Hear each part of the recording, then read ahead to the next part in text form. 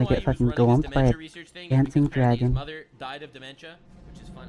No, not funny, obviously, that's tragic, but I don't think people die of they get dementia. Well, they have people die of. But anyway, the reason why I wanted to mention this is because he changed the story about his mother's death like 10 times. They caught him in these different interviews where he kept changing the stories of his mother's death. Domain expansion, diabetes, over here, thinks that people are just gonna fucking forgive him. Move on, making content.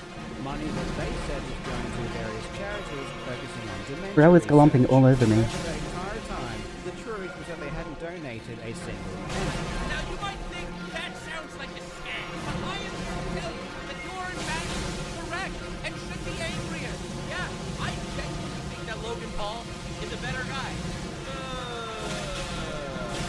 On the tier list, you know, the fucking YouTuber degenerate tier list, you know, Logan Paul. Ich bin. I'm just saying. Logan Paul never made believers for charity. He admitted he's a groovy fuck. It was only after Nidahar and myself made our videos about the situation that the Open Hand Foundation finally donated some of the money. Donating $600,000 to the AFC.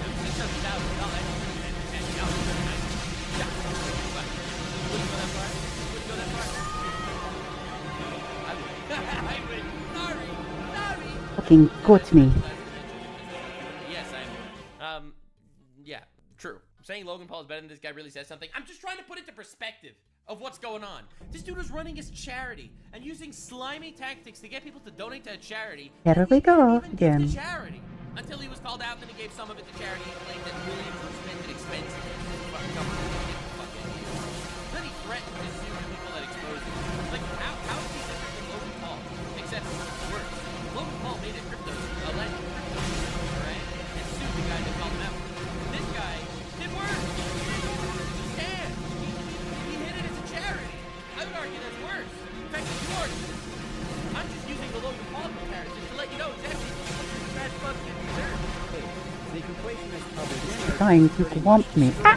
Crazy thing is, love this guy. Pretty sip sip. He added all of it. Community, good charity, friends, legacy, everything. All thrown original. He already completed his career. Now he's going to the DLC. Okay, so it's 3 backwards. Ooh, a mini spin. He had been lying for years, and after he was exposed, he took no accountability whatsoever. Fuck me. Ow!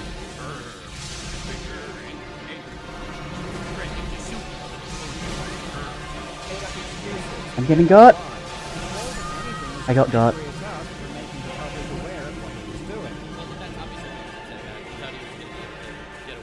And it didn't take long for the completionist to return to YouTube and continue making content. He tried. After his terrible response video, he just moved on and acted as if this entire charity scandal never happened. The like-dislike ratio on his videos, they do not lie.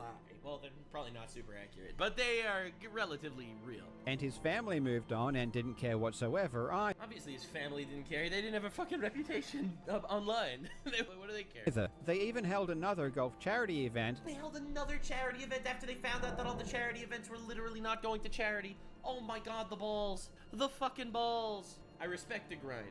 Alright. Several months later. This was immediately after it was already proven that for years the golf charity money had never even made it to the Open Hand Foundation. It's like the funny thing is, the whole family was in on this. The whole family was in on this. It's like the family golf tournament for charity. Get over here, motherfucker.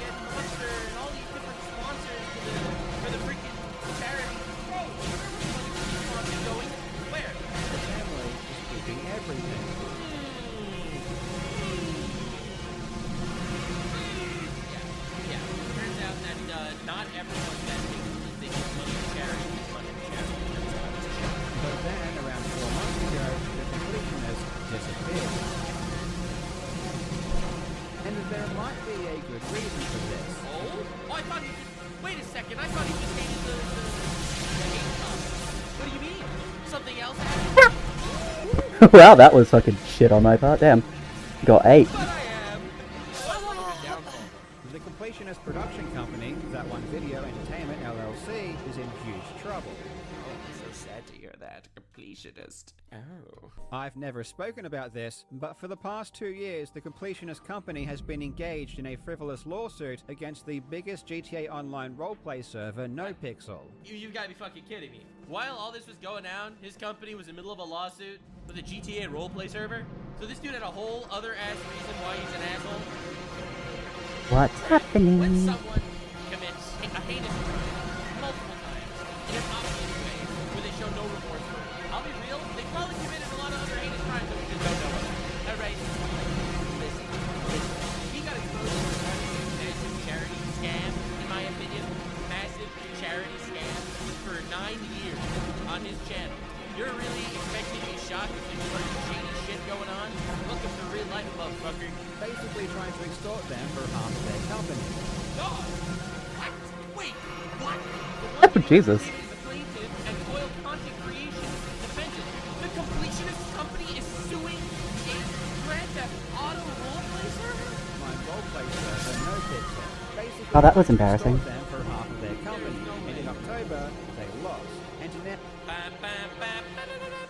now Gerard's company may have to pay back hundreds of thousands of dollars in attorney's fees. Yeah, what a lot of you don't know about, all right? Because you're not Jewish, so you don't have lawyer genes in your blood. I got you, don't worry. I have 1,000 Jewish lawyers literally in my family. My brethren, we call them. We call them the brethren. So basically, the way it works is, if you sue somebody and your lawsuit is not only deemed as false, but also deemed as frivolous, then you get countersued because the defendant had to pay a ton of money to their lawyers to defend themselves for basically no reason. So now you can sue the original plaintiff for incurring your losses, and your losses are the legal fees. So if they paid $100,000 Well, to yeah. defend themselves from a frivolous lawsuit, and they prove that it's a frivolous lawsuit, then they could sue them for incurring $100,000 in damage. And the cherry on top of all of this is that it appears as though the Open Hand Foundation might now The cherry. An entire cherry reminds him too much of a salad. be under investigation Pretty by good. the IRS. A lot is happening, and in today's video, we will take a quick look. I really hope you enjoy. Now let's do a huge shout out to today's sponsor. This sponsor, Watcher of the Realm. Oh god, it's so good. Oh shit, it keeps going, damn. Oh, and he keeps going. Before we start today's video, I want to recognize that I know that I have lost a lot of trust in you. Alright, did you do anything wrong? Is the question. Do you recognize that Tippity. you fucked up? Tippity toilet, am I right, chat? As it will take to rebuild and earn your trust. Well, that didn't happen. He left the internet 4 months ago. It's going to take time. I'm going to keep it commitment, and I hope you can do this. This is what the And he completely ignored everything. He deleted the blank, kept going for a month, 4 months ago. He deleted his video. Gerard said back in January when he returned to YouTube less than 2 months after his charity scam was exposed. I have no idea what he meant when he said he wanted to re-earn his trust. He just said generic YouTuber. After this statement, he continued to pretend that nothing ever happened. He never spoke to him again. For the next 8 months, Gerard will continue to post videos to his They play, that I rip. All of the videos on his channel are like, just click, just the beginning of the live. You know that the reason why you clicked on all of these videos were just to look at the dislike ratio. God damn! The quality, however, is now greatly diminished because most of his employees either quit or he let them go. Damn. Oh, bro. And then in August, he released a video about alien isolation. That red Got him, motherfucker. And hasn't been seen since. But while Gerard was pretending that everything was hunky-dory on the He's clapped. service, behind the scenes, shit was hitting the fan. So sorry to hear that. No, I'm sorry. I should not be gleeful at the demise and downfall of this Easy clap. man. This man of whom Easy clap, easy gravity clap. operates on a different wavelength than it does on the rest of us. For the past year, many people, including myself, have been waiting for the Open Hand Foundation to file their 2023 IRS tax form. Bro is literally spawn camping the tax returns. Personally, I wanted to see if anything changed after they got exposed. Were they suddenly going to start properly declaring their income now that so many eyeballs were focused on their Oh, charity? act weird. I think that they're like, well, we are already the villains. Let's just keep the money? Well, what's interesting is that the Open Hand Foundation hasn't filed their 2023 IRS tax form, That's really fucking weird. Wait, what?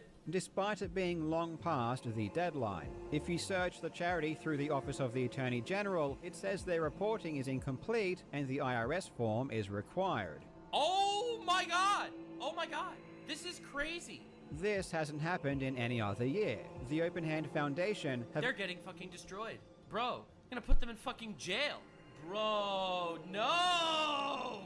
Gerard, listen, you're not gonna... They won't treat you well in prison, alright? Listen, flee the country, bro. The bro's completionist. He's completing his fucking American rights. have always filed their This is canceled. This is so much worse. forms on time. So it's a very They're gonna Al Capone this motherfucker. Holy Ooh. shit. peculiar You that at had, a time cool. where it's more important than ever to be transparent, they aren't reporting. Of course, there are multiple possible reasons why they aren't submitting their Nice. forms. The most obvious that would be rolling? they haven't No, yet done cool. their 2023 accounting, but it could also mean they are currently being audited by the IRS. Sorry, this is like a real YouTuber downfall. This is like a real YouTuber downfall. Holy shit, chat. You guys are monsters. You guys are actual fucking evil creatures, alright? Bro, I'm gonna show one chat message, alright? But I don't condone. I don't condone, I just want to show it to you is what I'm saying. Alright? I'm just a simple man. We're forward. Wants to show you a single message in chat. Listen, I don't condone this kind of talk. Even though I really don't like Gerard, I think the fucking prison system and the way people are treated there is fucking awful. However, this is a very funny comment. I cannot negate the comedy whilst wholeheartedly disavowing this kind of rhetoric. I'm glad we all came here today. Personally, I think it's the latter, given how many people reported the charity after these scandals broke. Another piece of evidence to support the fact they are being audited is that it does appear they have already done their 2023 accounting. So there doesn't seem to be any other legitimate reason not to I follow. like this We know they've giant done their dumbass here. 2023 This is great. accounting because as part of their 2024 annual charity registration to the Office of the Attorney General, they needed to state their revenue and expenses for the previous year, Big stare. Oh god. Alright. Spooky. which they did. And this is Nice. where things Nice. get So- very interesting. Wait, what? Wonder Total what's revenue in the big-ass 155K. castle. Total expenses 600,000. What the fuck? $600,000 of expenses? What? What the fuck are they spending their money on? This form doesn't give us any breakdown like the IRS tax forms would, but it does give us a few basic figures. It says that in 2023, the Open Hand Foundation raised $155,000. This is significant because it's by far the most revenue the organization has ever reported in a single year. That's Spooky insane, tea. bro. That's crazy. Yeah, because they always report a lot less. Because suspiciously, and this is just suspicious, but they always report a lot less because they keep it, probably. The previous highest total was back in 2021, when they raised $136,000. But that was under very different circumstances, so let's compare. In 2021, Gerard's fundraiser Indieland received $113,000 in donations just through Tiltify alone. The charity Interesting. also received a $25,000 grant from Jamie Lee Curtis's charity, Syzygy. Alright. Just these two income sources alone already amount to more than the $136,000 God! He just literally exposed them on tax fraud in 2021.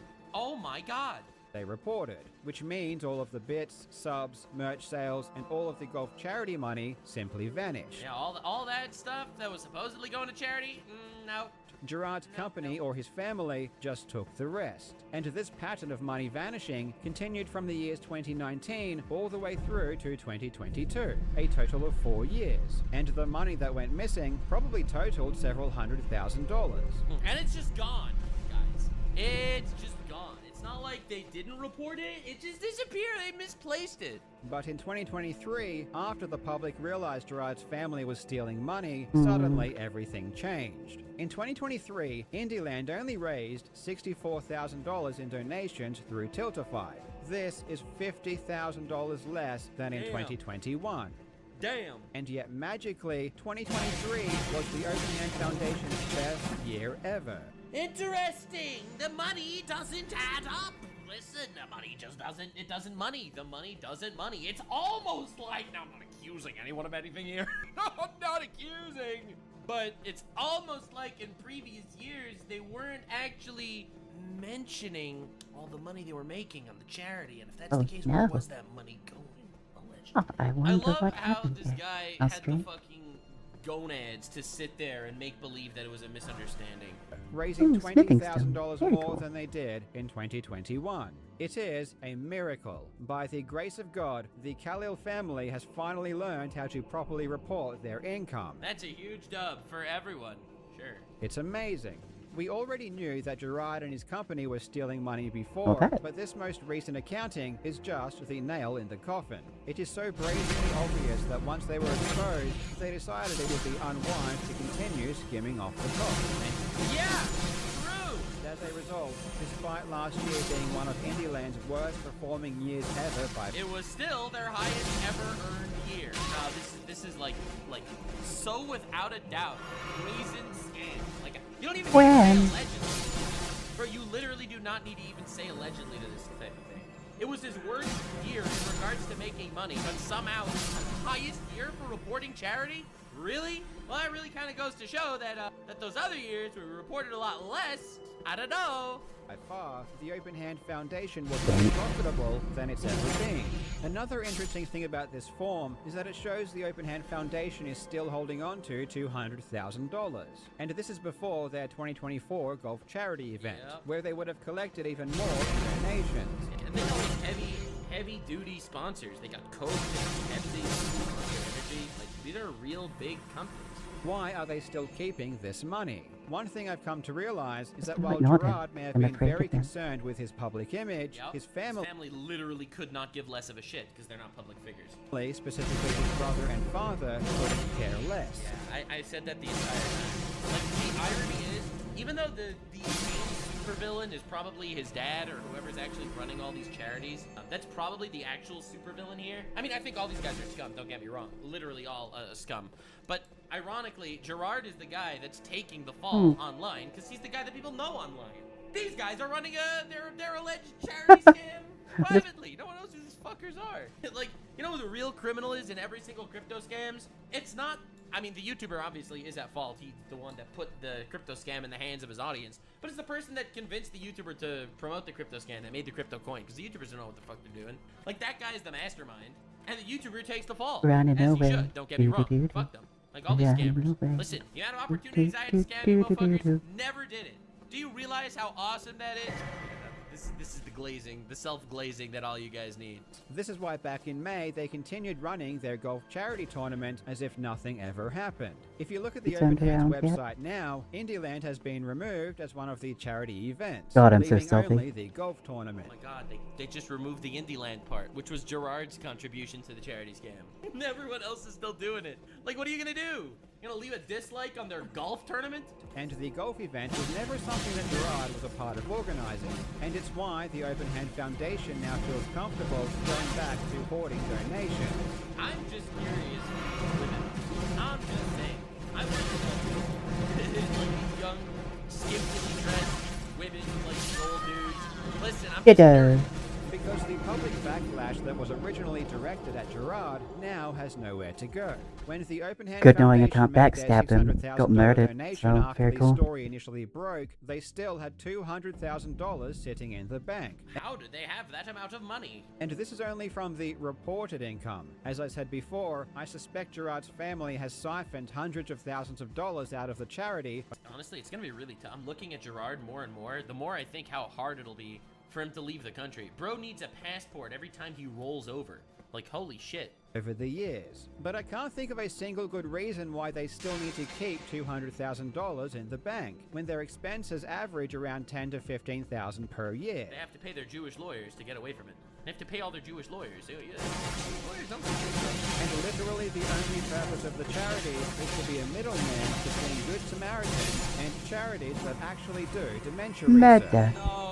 No. You think that getting people to donate to charities for like for the people, for the money that you're raising for charity? No. Don't you know anything? Charity is just the name of Gerard's stripper. As I said before, the lack of filing to the IRS is a pretty good indication the charity is now under investigation.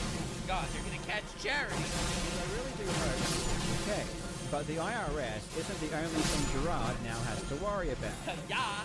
The lawsuit, the scam, the thing. Bro literally is guilty of the 7 deadly chins. I mean sins. Like, it's insane. Because Gerard's company, That One Video Entertainment, has just lost a huge lawsuit. Flip, bro. He is actually getting fucking stoked over the coals. Oh my god. That One Video Entertainment LLC is the company that Gerard created in 2012 that all of his business activities fall under, including all his YouTube channels and his charity event, Indieland. I will be calling it TOVE for short. On Gerard's LinkedIn page, he states he is the owner, president, and CEO of TOVE. And in April of 2023, TOVE sued GTA Online's most well-known role-playing server, Bro. NoPixel. Wait, NoPixel. Is that the server that like XQC was part of and like all the big streamers? NoPixel. GTA. Yeah, NoPixel's huge. Goddamn. Bro, there's hundreds of thousands of people that are like, there have been 570,000 edits to this article. Yeah, I'm not even shitting you. NoPixel has 570,000 edits. God damn. Yeah, anyway, it's huge. It's almost as big as Gerard. Sorry. NoPixel is owned by Coil Content Creation Proprietary Limited, which was started by a fellow Aussie, Mitchell Clout, otherwise known online as Coil. If you follow The Completionist, but don't follow GTA Online role-playing, you've probably never heard of this lawsuit. And even if you have... I didn't. I never heard of this lawsuit. I can't believe Gerard actually tried to sue people. Why would he? Probably have the wrong idea about who is suing who. And that's because the reporting on this lawsuit has been abysmal and full of misinformation. It all started in May 2023, when a user posted the lawsuit to Reddit, claiming that DW was suing NoPixel. DW was a developer that worked for NoPixel for several years, but he and NoPixel's owner Coil had a falling out in December of 2022, and Black streamers, am I right? Backstabbing each other? Bro, ain't no way. Streamers backstabbing each other? I've never seen that before. W ended his relationship with the server.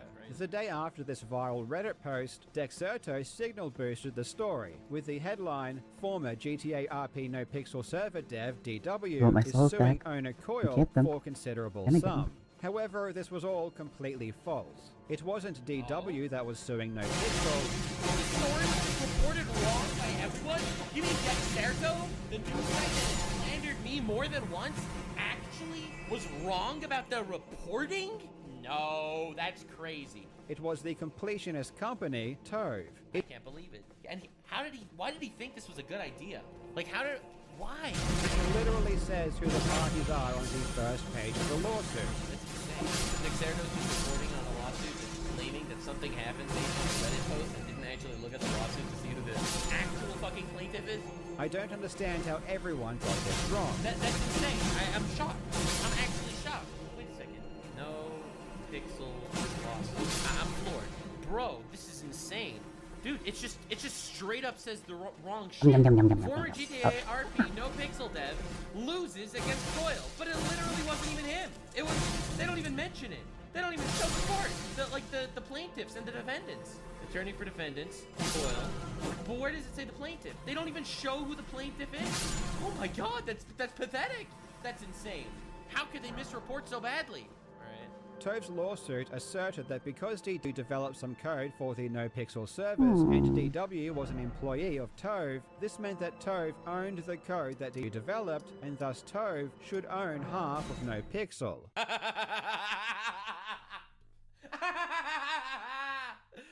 Oh, I'm so glad they lost this lawsuit. Bro, one of the people that was hired by the NoPixel people was also an employee of the Completionists company. So he claimed he owned half the server? Half of this massive roleplay server? Oh my god! That's not just frivolous, that's demonic! Oh my god! Oh, wow. But this entire lawsuit Bro called dibs on literally everything that guy ever did. Oh, does my editor also edit for another channel? I'll take half the revenue of that other channel now. Was a shakedown and an extortion attempt from day one. It was all bullshit. We are talking Billy Mitchell. This guy is like such an unbelievably greedy fuck to sue them for something like this. Does he really feel like he has the rights to this shit? Of course not. He just thought he had a chance of extorting people for money, and he tried. That's despicable. Levels of frivolous. Everything about this lawsuit was a lie, and it's going to take a separate and quite lengthy video to cover everything in Nice detail. try, But if you thought Nat. that charity was the only scam that Gerard and his company were pulling, you couldn't be more wrong. That's what I told you, man. If he's a scammer that's willing on Follow multiple the yellow occasions to show that he has zero bird. remorse Follow for the just yellow scamming bird. people, he's probably What's guilty of a happening ton down of here? other Couple more underhanded, kissing. despicable shit that you don't even know about. Like, dude, Logan Paul, we criticize him for the stuff that he does online, alright? Literally, the stuff he does online is what we criticize him for. The fuck is But happening he's down here? absolutely guilty of more shit that he Blacky does offline boys? that we don't even know about. Oh my god. Needless to say, this lawsuit never made it to trial. In October, Looks like a the very ju- platy old place. Bro, And you what's think going you own on that over here? company because they employed someone that works for you too? Like, what the fuck logic is that? judge ruled in favor of NoPixel, and now NoPixel is seeking attorney's fees Oh, of good $233,000. Oh yeah! And they are probably going to get it. Ooh, a Yeah, it's a case. frivolous lawsuit. See? They had to Great. spend $200K on this shit. Unlike most other lawsuits in I'm very America, grateful when for you this. sue Ba-dum, specifically for ba-dum, bum, copyright bum. infringement, it's actually built right into the statute that you can get attorney's fees if you win. And because Tove's lawsuit was so frivolous, and the judge didn't even see a need to go to trial before ruling in NoPixel's favor, Tove is probably going to have to pay Neat. up big time. As soon as the judge makes a ruling Wow, this guy sucks. Wow, this guy sucks, bro. on the motion for attorney's fees, I will do a full breakdown of this lawsuit, because it really proves that Gerard's shady behavior surrounding his charity was not an isolated Stone event. cold, damn. I'm glad that the fucking fake nice guys get exposed. Ah, for a while. big It's so slam. nice. Like, dude, everyone thought this guy was literally just the nicest, wholesomest, buffiest guy ever. He was beloved by everyone. He laughed at everyone. Everyone thought he was just so wholesome and sweet. He's like a Wow. Boogie 2988. You know, I'm cringe, everyone Chad. thought they were both nice. They both ended up being scam shitbags, and they're both incredibly fat people. Not that that's relevant. I just thought I'd say it also. Now, with all that said, this is wild. Until then, thank you so much for watching, you legends. I hope you're having a fantastic day. I am. I do like the downfall of some people that deserve downfalls. Subscribe for more downfalls. And I will see you in the next video. Hell yeah. Check out Carl Jobs. Dude makes good shit. Dude makes good shit. This was fire. I like this a lot. I cannot believe how disgusting it is that he sued them for something like that. A frivolous lawsuit to basically extort money out of them. Did I make a video on this guy? Yeah. Boogie is better. I don't think Boogie is better. I think Boogie is a much less successful scammer. I think this guy is a much more successful scammer than Boogie, which is why it seems like he did worse. I just think Boogie's a fucking idiot. Boogie's a moron. Boogie's a dumb fuck. Bro can't tie his shoes, and not because he literally cannot reach his feet, but I don't think he has the mental capacity to tie a bow. This guy, I think, is a greedy, slimy, manipulative douchebag that scam people. Anyway, thank you all so much for being here. Hope you enjoyed. This is great. Yeah, give me some more of these downfalls, please. I'm here for some more downfalls. I can't believe you sued them. I can't believe Ah, you can pull him sideways. Well, anywho, I guess I keep winning. I guess I keep accidentally winning. I do nothing and I just keep winning. Hell yeah. Fake nice people keep exposing themselves. Fuck them. Bye. Like, subscribe, and this video was streamed live on kick.com/Nuxanor. See you there. Stay weird, man.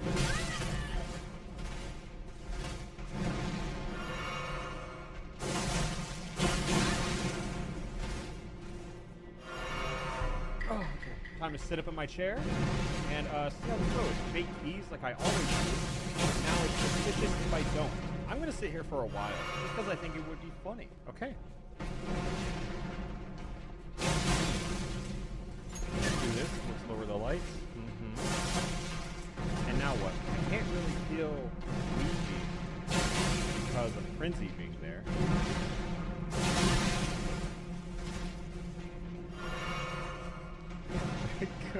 Alright, I'll leave.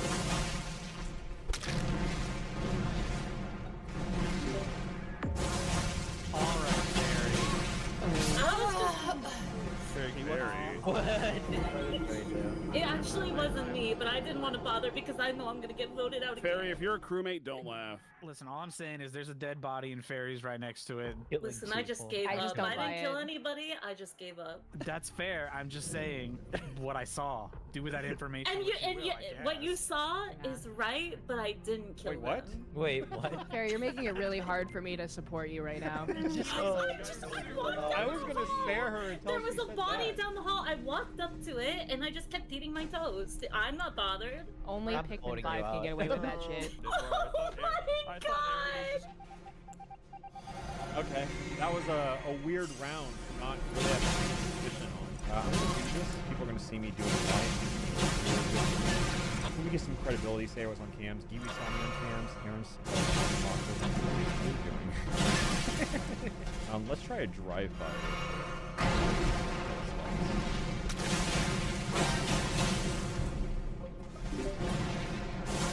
I don't know what to say. All I can say is I saw Jacob walking away.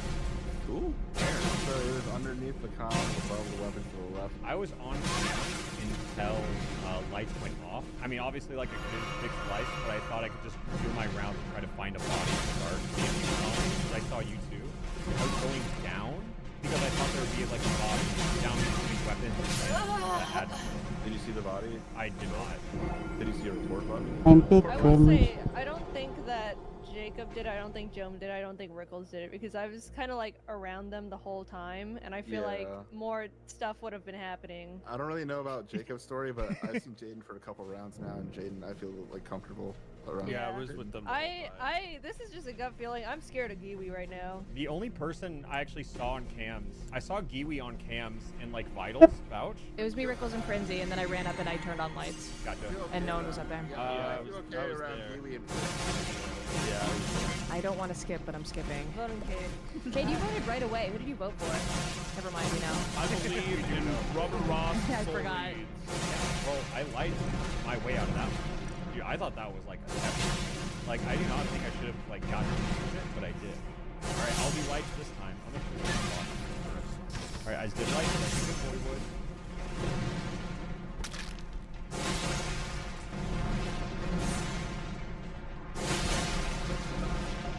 Alright, that one I can't ignore, dude. What? Jacob running away from his body up to the dropship. I was with Joan. Yeah. I think it was Joe too. What? Okay, I got a bad feeling about Jacob and Joe in that case. What? No, I was just with Joan. We were in medbay. We were walking into medbay. Rickles is walking out, and then I see the body reported, and I'm being called in dropship. You're walking off the No. I'm calling the hard self-report on Dude, I don't know. There was Listen. You were around two bodies, but at the same time, Joan was following me. Is the shapeshifter a thing? Yeah, there's a chance for it. Yeah. Yeah. So I feel like more suspicious about Joan, but Jacob wasn't. I think it could be both. Look, I was with you in the top right. I walked past Jacob and Joe. They were over by electrical, and I was walking towards them. I was with you. I didn't see you. I literally did the lights. I did the lights and walked to medbay. This is fact. Yeah, I saw them. I can confirm. Then that's good. I have 3 people vouching for me. I think it's freaking Cade. I don't think it's Cade. I'm not sure it's Cade. I don't like how Jacob said what. I believe Joe this shit. immediately chimed in with what? I didn't know who was the third person. Well, because we were both just walking. Yeah, no, Wait, Joan do we knew need I to was with vote? him the whole time. So when he goes, what? I don't He goes like, think we why need am to I vote. being That was accused of doing Joan. nothing? Vote for Joan. I did Jacob Okay. again. Why? I voted You started Rickles. the No, round this is saying a hard it's Jacob. self-report from Rickles. You saw it. No, You said it was This is Jacob. Bad play. You're This is a changing bad the play. story He's like changing. 3 No, times. it's both of them. I'm not No, changing alright, the story. rewind, guys. Why is Joan is trying to gaslight me? Pay attention to win, that. we It is Did we not just me. lose? Yeah, pay attention. Okay. And that is how you lie in Among Us. This is where you want to die. Good night.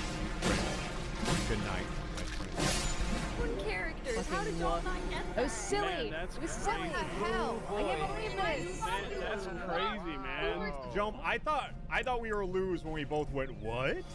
Yeah. Yeah, Me too, but I guess No, not. why? Okay, the crazy of it was 4 of us walking to the right, Jacob out of nowhere said you did that, and I was like, okay, multiple people were there. I think only an imposter would chime in like that. I only said 2 names. I said you were following me, and I said Jacob was my 2 bodies. No, I think you were right to do that, but it's wrong. It was scary when we already had suspicion on us. The least suspicious to start, like. Aaron, no, you were the MVP there. You just sounded like a vouch. I cannot believe I lied out of that one. I'll be real. Yeah. All right, guys.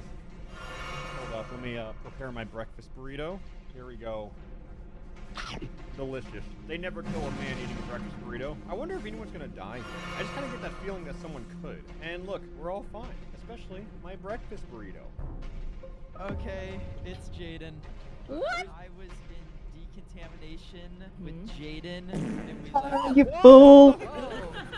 And then I went into lower God, I'm decontamination, and lights went off, and I went back in to see where Jaden went, and lights went back on, and Anna's body was just there. Well, I know that looks bad, but I was like, oh, I missed the cycle, so I might as well just go up and see if anyone's up in lab. Yeah, but how did you not see Anna's body?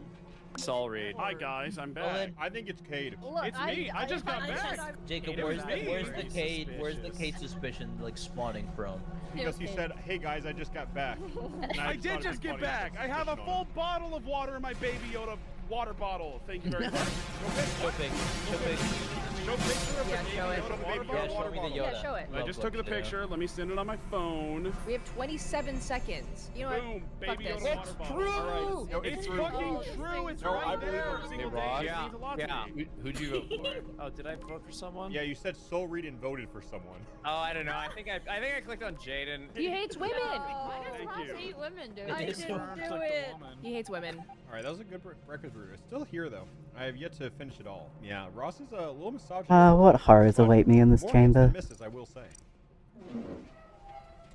How will this area darken my soul? Yep, somebody's dying here. Oh, bullshit. Jacob's body in the water wheel room.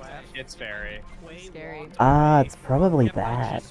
I know, but it's very. No, I I am vote with calm Ross. and collected, and I'm I genuinely stand with honest that it Ross. wasn't me. It's Why is Ross very. blaming It another? has not been me this entire night. I'm not sure if Booyah! Dang Fuck, that Cade scared me. would That vote was for also a anyone. delayed No, you all reactions. hate Fuck. This women. kill has a woman's touch. Kiwi, if I could, I would drag you down here with me. Whoa, Like whoa. Undertale. Was it you? No, I didn't think was it that was. dropship. Yeah, I'm so bad. I'm so bad at imposter, dude. I always get the worst luck. You get the worst luck. You had a sexist against you. A guardian Oh. angel Oh, protected guardian someone angel. recently. I saw Quay by Ross's. True? True! She killed me while I was eating my burrito! Yeah, okay. I would never try to kill Ross. Yeah, I think it's Quay. Yeah, whatever. Alright, well, I expect all of you to vote Kiwi off next since you hate women. Easy game. Easy game. Even if I died, it's still an easy game. I checked vitals. Della was with me, and we checked vitals. And Ross was AFK from the beginning, and Gee I'm was here. dead at the button next to him. Oh, why were you standing there? Trust me, you'll understand soon.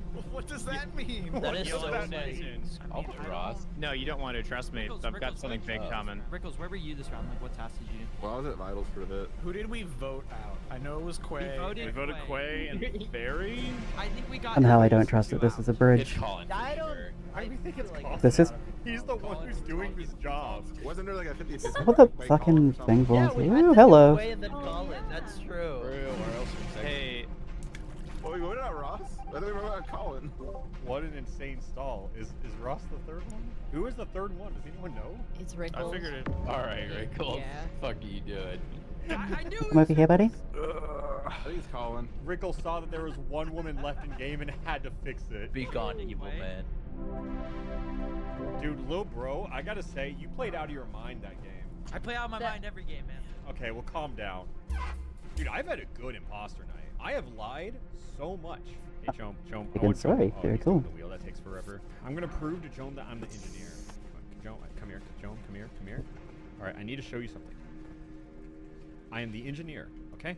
Okay, we understand? All right, that was a good thing. I am the engineer, and that's why I did that. I need someone to have my vouch.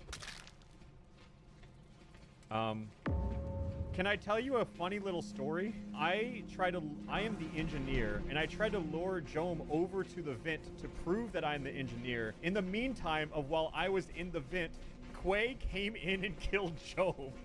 Wait, what? Cat, I'm literally but- outside of electrical right now. I believe it, and here's my evidence. She is level 7 and someone hacked Cobbs. I just I'm didn't never wanna playing say it. Among Us with you guys again. What the hell did you vote Thanks for me for voting off an innocent fucking person again. You voted. Jome, I avenge you. No, Jome knows she was not innocent. That was for you, man. That was for you. I can't believe she just came in while I was doing that. I thought Jome killed her at first. And I was like, damn, that's crazy. All right, well, everyone knows I'm the engineer now. I guess I didn't really have to help. You can't do it forever. Hey, Aaron, come here. I want to show you something. Pigman 5, look at this. Look at this. Oh. Yeah. Yeah, am I right? Hi, Rickles. I think it's Rickles, actually. Sure. Hi, fairy. I don't like this fairy. I'm leaving. Okay. I don't think it was quite that. Rickles, where were No, you? it was 100%. Oh, so it was either her or a shapeshifter. But I saw Quay straight up kill. Was anyone watching Ooh. Vitals? Gray died 15 seconds ago. Guys, I have something I to checked- admit. I was I on checked Vitals vitals pretty like often. early. Yeah. Yeah, so like Della's been dead for a while, and then Aaron recently died, and Jaden was with Aaron a lot of the round. No, I feel good about Quay because I think also sabotaging comms and me seeing her makes me think it was her or just a genius play. Pigman 5, you saw me in the vent, right? Yeah, no, that was chill as fuck. Vouch. But I did see Jaden and Aaron together a lot. Jaden, when did you see that? I see Aaron. I'll be honest, I don't think I was paying attention enough. I saw him here and there, but I more off saw Colin. I saw Della last in lab, so I don't know where her body is, but that was kind of early on. If it's Quay, then we have one. Yeah, no, I think we skipped it. Yeah, we're fine. That's I finished all my tasks, is what I'm going to say, if anyone sees me here. So I clearly have not. And we just spectate. We just play Five Nights at Freddy's until we see someone get murdered, and I get a little scared. Oh, Giwi, doing her tasks. I believe it. Oh, that took a while. Oh, that's a long... Noted. No, I want to explore. I don't want to do tasks. I want to play detective. Usually I play detective and I just die a miserable and quick death. So, you know, what does it hurt? Oh, hi, fairy. Is this the end of the dungeon? What the fuck are you doing? What is there to do down here? I'm just confused on that one. 3 people in common. Oh, I have huge insight on Pigman 5. Rickles, where do you find this body? Dead body is on where you upload the thing where you reboot the Wi-Fi. Guys, Kate has been dead for a long time. I've been looking for him since Which is before it got dark. why the solo imposter was able to get 2 kills. I did pass Jaden in that area before running through office and checking vitals back then. I saw Fairy. Okay, Fairy, what the Jaden. hell were you doing down there? I was at the books because I was scared. That's how you get killed and no one finds your body. I just went to the library. Library. I don't think it's Jacob. I Great. believe he's engineer. I think it could be Giwi. Because I think Giwi it's- was the only one I saw pass by computer area. Jaden passed me there as well, and then I went How long checked ago? like before lights went out, and then I checked vitals. So, fuck, dude, I don't know what's going on. What? Is Jacob's gonna come in here frantic. All right, I think I know who it is. I'm confused. Just I'm a still soul voting for read you. I have. No, it's not a soul read. Jacob, we gotta vote Jacob out. We gotta vote Jacob. Could be anyone. You gotta do it. Concerned now. Just a lucky guess. What can I say?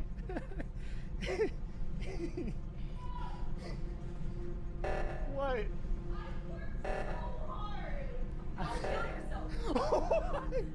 Go, stand up to Colin. Oh, okay, wait. Are you a shapeshifter? Yes. Oh, I'm so I worked so hard. I'm so I had sorry. the best skill of my life. You did. I'm so sorry. I'm sorry. I thought you were the last one. Why'd you come into my room? Because I thought it'd be funny. It's not. Well, you had the greatest kill in your life. I believe you. Yeah, I did get you pretty good. Colin, where was? Because you were walking down from where the body was, which was in the admin. I gotta start locking my door for Among Us. No, I'll never do it again. I promise. It's okay. I saw Fairy and No, Giwi in it's the you. middle, It's you. and You're that's just why I trying to pin it on me like everybody Okay, has fuck this you, entire Colin. night. I'm done with you. You did not see me anywhere. I was on. good. I I was saw you doing in the an middle. emergency. What do you mean? No. We won, guys. You know what? I'm gonna protect Jaden. I feel like I owe her that much. I will be her I'm not doing a single task, okay? I think she's faking both of these tasks. I think she might be the imposter, but I will vouch for her anyways. Oh, yeah? All right. I will, got it. I have to right my wrongs, it seems. I'm gonna be playing third imposter today. I'll finish this later. I saw nothing. I didn't see a goddamn thing. Where's the body? In the doorway into weapons, I think. No, it wasn't there. Oh, Okay. I came out of weapons when reactor went off. Okay. So that's What pretty was that? recent. I Like a don't little think bit it's before Jom reactor. because I was doing the gas canisters and I went from gas canisters with Jom to do reactor. I saw Della with us, but Della didn't come to reactor. Where Aaron? Where were you before reactor? God, I don't know. I looked at cams. I sat on cams for a good minute. Still dying. Unfortunately, guys, I didn't see anything. Okay, Rickles, I see that you're in chat. I understand why you're angry.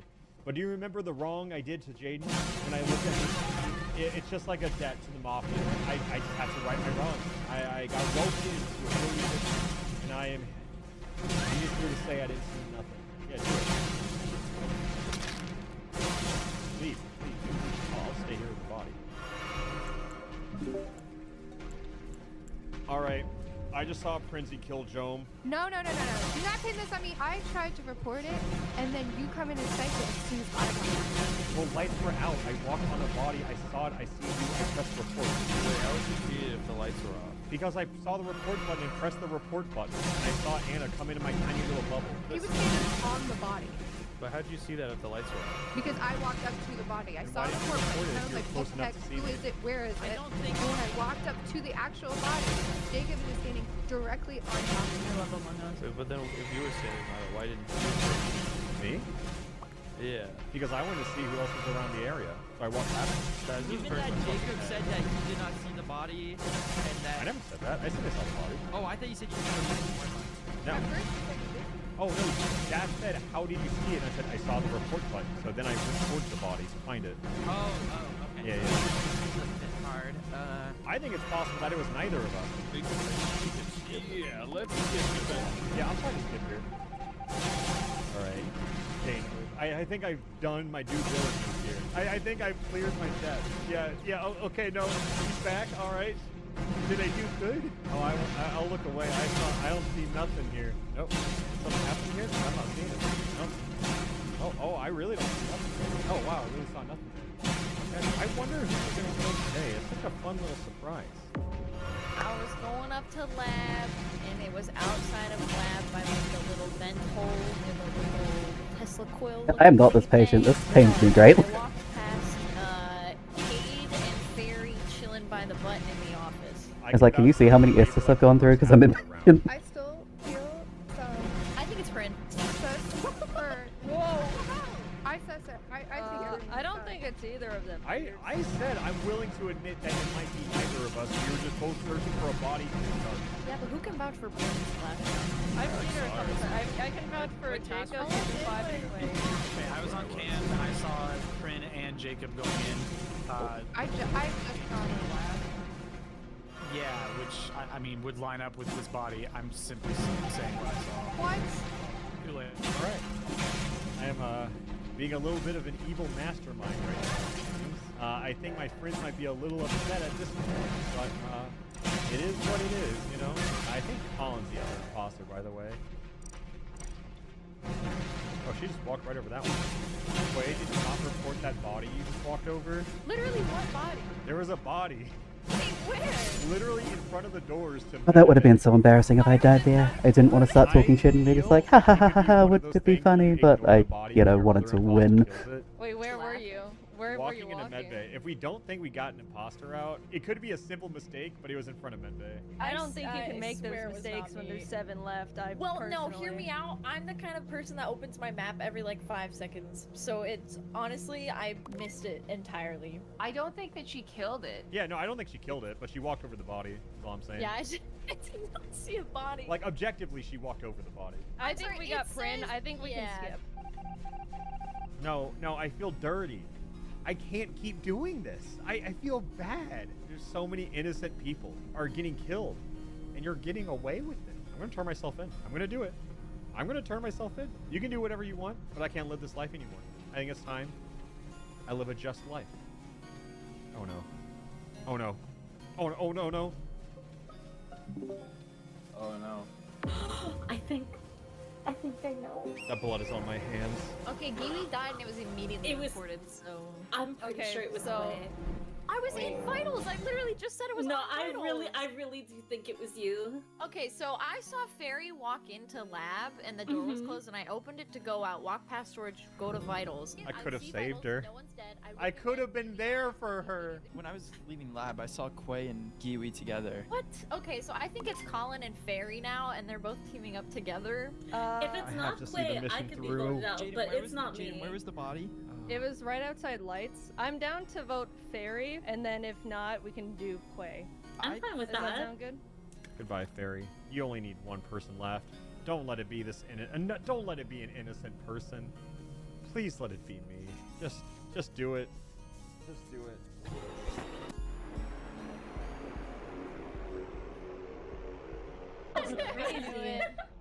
That's what I'm asking. How? Let it be known, I have no debts to pay anymore. So I got no loyalty to anyone right now. My only goal is to play detective the best I can. Saw Ouija walk in. That's fine. So here's a funny story about the kill that just happened is I watched Jaden do it and then self-report. I'm gonna say I have no more debts to pay. Oh, I did my task. Damn, I think the solo imposter is just kind of struggling. Anyone dead? Wow. Alright.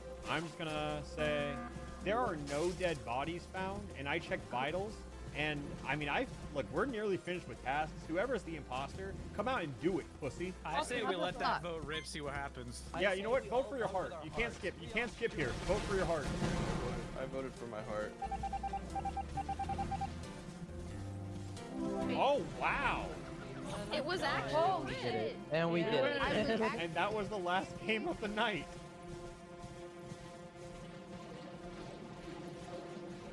These are plants. Awesome. This was a bad task to do first, because you spawn right next to it, you know? Did someone die? Whoa. Damn, that sucks. Ooh, that Hurts. sucks too. It's really bad. Oh, It was on cams. That was me. That was me. Did you see the body on cams? Because it was either on cams or just out of the cams reach. I did not see the body. You must have seen me. You must have seen me run into the cams and then double back when I saw the report button. I did. I did see you. So I was on vitals the whole time. By the time I made it to vitals, which was a pretty straight beeline, Quay was already dead, and I want to say Rick died maybe like 3, 4, 5 seconds ago. I voted. Yeah, I skipped. Yeah, I skipped. I'm gonna skip. Okay, I skipped. Well, that's some hateful energy from Aaron. What did I do? What do you do? You know what you did. I got my eye on it. I know what you are. He hasn't changed. I haven't sussed a single person out. Oh, I'm the engineer. Hey, watch this. Puppy. Oops. I didn't know I had engineer turned on. And would you look at that? Funny enough, I didn't even mean to report a body. I was What gonna is this? go This is bullshit. press the button because I saw Jacob vent. Damn, you're a snitch. Bro, I'm trying to show to innocent people that I'm the engineer to use. Oh, okay. That's fine. But now everyone knows, and now I can't pull that out later. Anyways, I voted Jacob. What? Why? Why? Yeah. No, I believe Engineers Jake's turned engineer. on. I think I can No, believe it. I believe he's engineer. Even if I am the imposter, I willingly showed Jaden and Bobby that I could vent. It wasn't like oh, they caught me. It was like Oh, I damn. did it in front of them. And even if I am the imposter, I haven't done anything yet. That was But super on the dumb. other hand, Actually. you could just show us to gain, you know. Whee! It could be a play, but I think I believe. And no one in this server has Fucking told me to play what? yet, and I do plan on doing it one day, but today is not that day. Okay, so we're 9. We have 3, so this is kind of dangerous. Oh, this is bad. Yeah, good time to vote me out, huh? Everyone's scattered. Yeah, I agree. Everyone's scattered. you out. Huh, who voted for Jacob? That's interesting. Oh, that is interesting, actually. I'm gonna go do the sabotage that I know they're going to call. Yep, I think Aaron's gonna kill me. Does someone do the right side? Someone do right side? Hit the button. What the hell, man? Yeah, you feel. Yeah, how do you feel now, huh, man? Huh? Yeah. You already won? That round, all we knew was That's 3 brutal. kills. That's Yeah. interesting. That's really interesting. That's kind of interesting. Sorry about that. All right. So, what What are we gonna do? Be crewmate. Be nice and wholesome. Who do we think it is? Just someone guess. I will accuse the first person I see in chat. People say Jaden. I think you guys just like Jaden. I don't think Jaden has done anything. Unless she just murdered Rickles. I hate the water wheel, man. I can't believe they've just never fixed this task. It's been okay, high key though, it's been 3 years and they never even added a 4th map. Airship doesn't count. Oh my god. Bro, Pixie is dead! That's an El Bozo right there. That's an El Bozo moment right there. I love Hayden. I'm starting to think it's Della. I love you too, Smith. No! Bella did make it to round 2. Leave me alone! I also saw 2 bodies on vitals, like, not too long ago, but they've been there. Okay, well that was great. I'm gonna skip. Yeah, I'm hitting that big old skip button. Wait, so Yeah, was we it should Della? skip. Yeah. Who covered the body and where? Kate was really quick to say we should skip, so I'm voting Kate. Kate. Smith said it first. I'm skipping. I'm skipping too. Yo, I got the YouTube title for us. Among Us, but it's all hate crimes. No. Unless it's Kate. No, we don't No. like that? Okay, definitely, okay. Wait, no. Get. Alright, maybe not all ideas need to be vocalized. My intrusive thoughts won again, it seems. No one's dead? Oh, Smith is dead. Damn, that's a hate crime.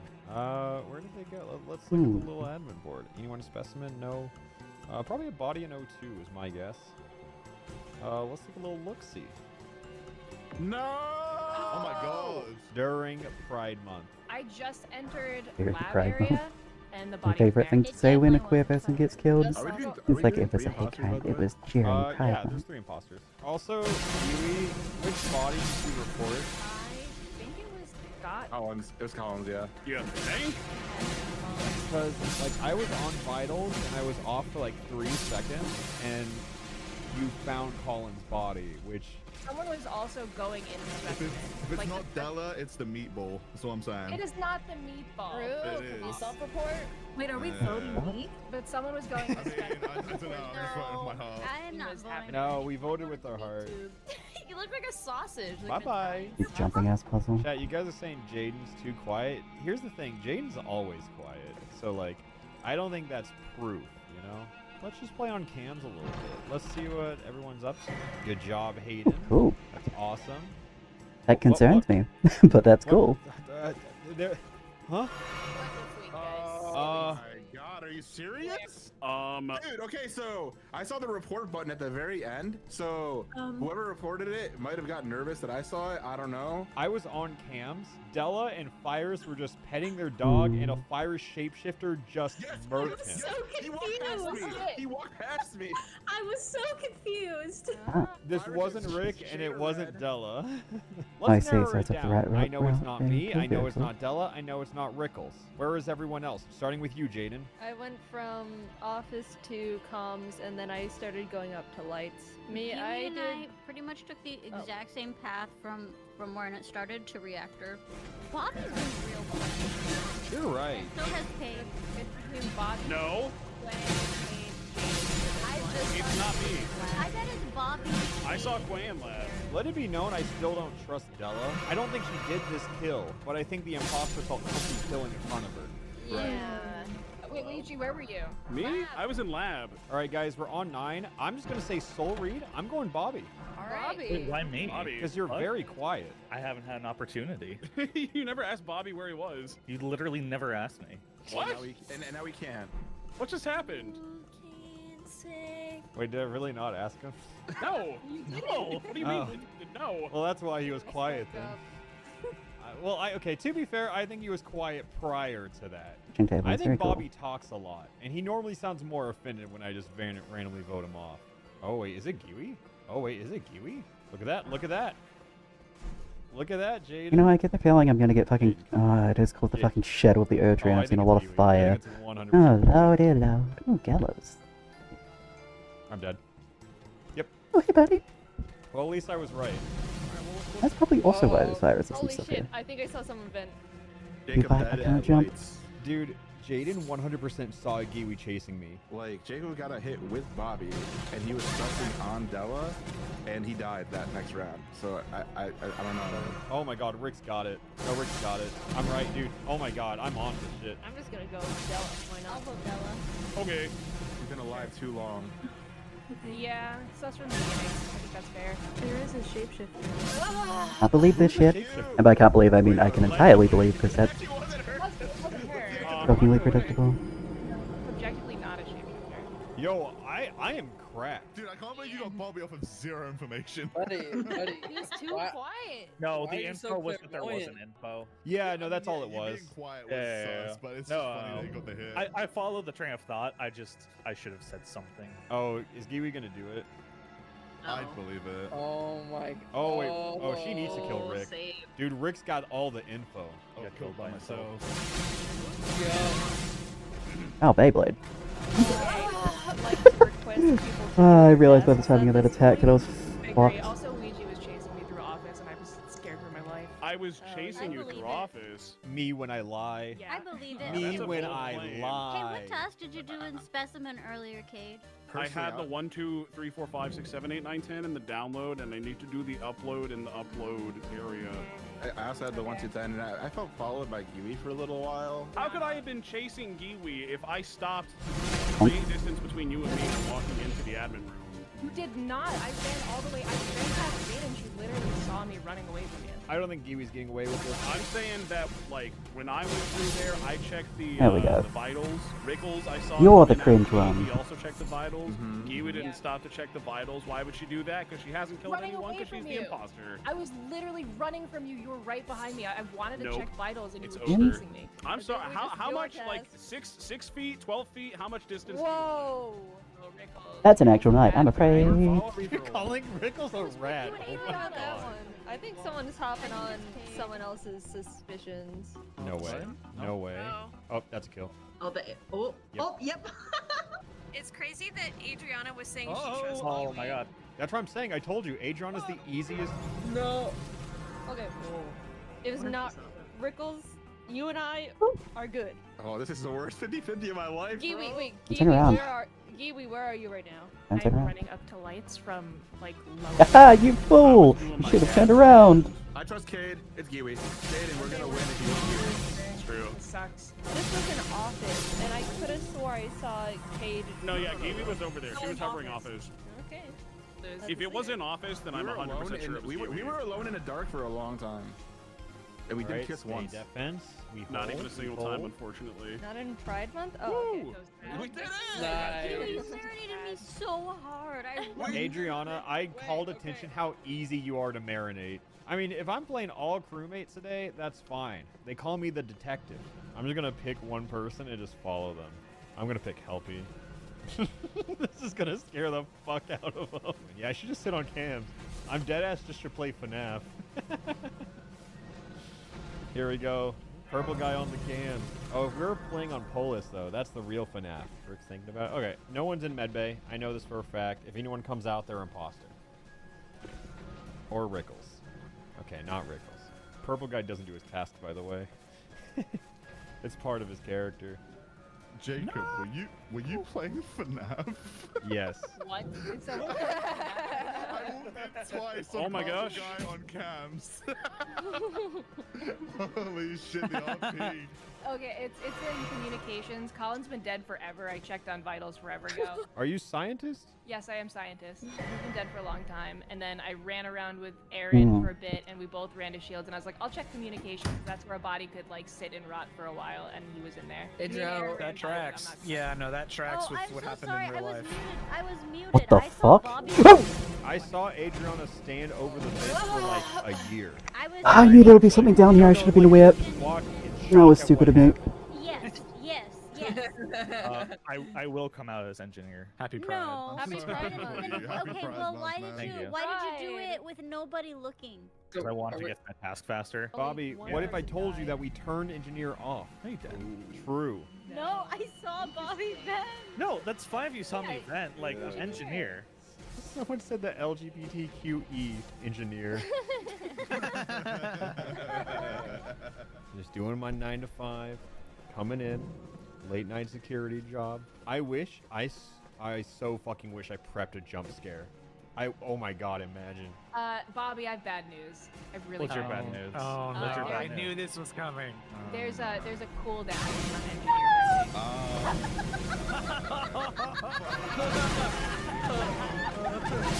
Wow, bro is violent. Jesus. I thought she was about to say she pissed herself. I'll be real. Well, you learn something new every day, I guess. He would have gotten away with it if he hadn't just mashed it there. I fully believed he was engineer. I was so confident. I saw the light leave Jaden Fazbear's eyes. Oh. Wait, so who, do we know who did it? Yes, it was Rickles. Oh, okay. It's a good argument. He's so mad. Look at those eyebrows. Bro, Jacob, what the fuck did I just enter your stream to? Why are you stream sniping? What the fuck? Whoa. He's dead. He's dead. I'm trying to put jump scares in my stream. Mind your own business. At least Rickles gets to go look I'm so jealous. I'm so jealous of Rickles getting to lurk. You're so lucky, It's Rickles. not fair. Oh. Now it can be me. Okay, so we're innocent for now. Okay, let's go to the cams. Okay, we see Freddy Fazbear on one of the cameras, which is about as expected.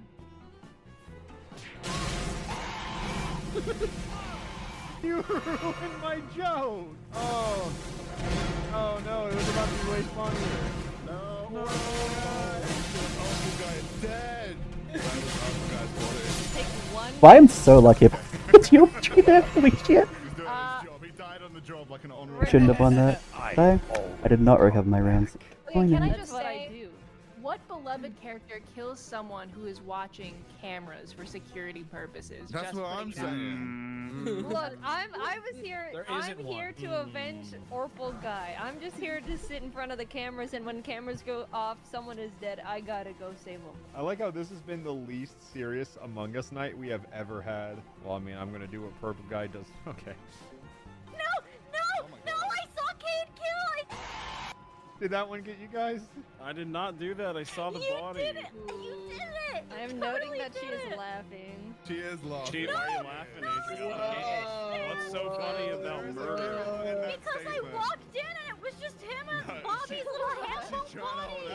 Okay. Adriana is Guichi the God. He did it. No, I walked in and I saw the body. It was like it was so fresh. It was so fresh. It was like. How do you know? Okay, who'd you vote for? I voted for Adriana because she's giggling too much and accusing me. It's because he was just like he just kind of stood there for a second. Well, because yeah, he I was knew it dumbfounded. I just walked in on the corpse. Cade. I don't care. Go to Cade first. Yeah, vote for He didn't bad me up on engineer, even though he saw me be engineer. Oh, I didn't hear you. And also, He responded to me when I asked for you to back me up. and also, did you hear the first thing he said in this defense? He was smiling. That was smiling. You were laughing. How the hell did she see me? That doesn't make sense. I was behind a wall. Oh, did you kill? Yeah. I died. What? I was behind a wall, and so was she. Like, from my literally cone of went vision, up. she couldn't see me, and I couldn't see her. So I don't And know. you also have better vision than her. Yeah, I don't get that one. Well, damn. That was a quick one. This one's just a nav. I know y'all are all working really hard, but I just keep standing beside Adriana with our like 2 faces and then putting on just the 2 of us featuring Bill Withers. They were both at button and they have not moved, so they are clear for this kill. They're both Yes. clear. Okay. Kiwi is also pretty clear. So Not really like, supposed to vote on 7 anyway. alright, Yeah. I trust y'all. Y'all are saying things, and I'm hearing Colin, it. And you're trusting so it. quiet. Colin's quiet. I'm just putting it out there. Colin, we're gonna vote for you Colin next said- if you're not I already loud. said what I need to say. Colin said he thinks it's me, then voted for Giwi. Curious. What? Curious. I'm deafened. Deafen. Oh, it's Hayden. It's Helpy. Oh yeah, I think he killed me. I just forgot. I thought it was Adriana because like he has a pink outfit on. Like if I got interrogated for who murdered me, I would have been wrong. Oh no. It's Aaron. It's Aaron. It's Aaron. It's Aaron. We both saw that. We both There- saw that. Hayden, that would work if there wasn't a second person in the room with us. Wait, fuck, I didn't see you in there. Oh, that's rest in unfortunate. peace. That was a good It was run. you? Everyone Yeah, it was vote me. Helpy. Oh, He was, Helpy. he was being the Oh, opposite of nice. helping. That was a good run. Dude. Yeah, I don't know how Adriana saw me. I was behind a wall. Like, I didn't see her, so Dude, how, Kate, how I did was she trying see my me? best. I was trying my Technically, I best. saw you with a very fresh corpse and not the actual kill, but you were just kind of standing there, not doing anything. Dude, I wanted to People self-report. do that all the time. I wanted to self-report blame on You were Aaron. just by yourself and She electrical just with a didn't. corpse. You just failed the vibe check. It sounds like, Cade. I guess so. Yeah. Dude, what's I'm so sorry. funny is If Colin my didn't chat is see me- terrified of a jump scare now. There's imposter, guys. I'm angry. Fuck. I did not get imposter. Well, let's just see what I can do. In position. Guys, did you see that? Anyone else see that animatronic? Oh, at least it's not moving.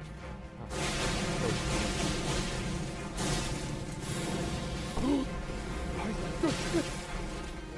Oh, and I just thought, I didn't see that. You know Wait, no, god damn it! No! No! Oh, the scene that didn't work. It's never worked. It's never worked once. I knew he was dead.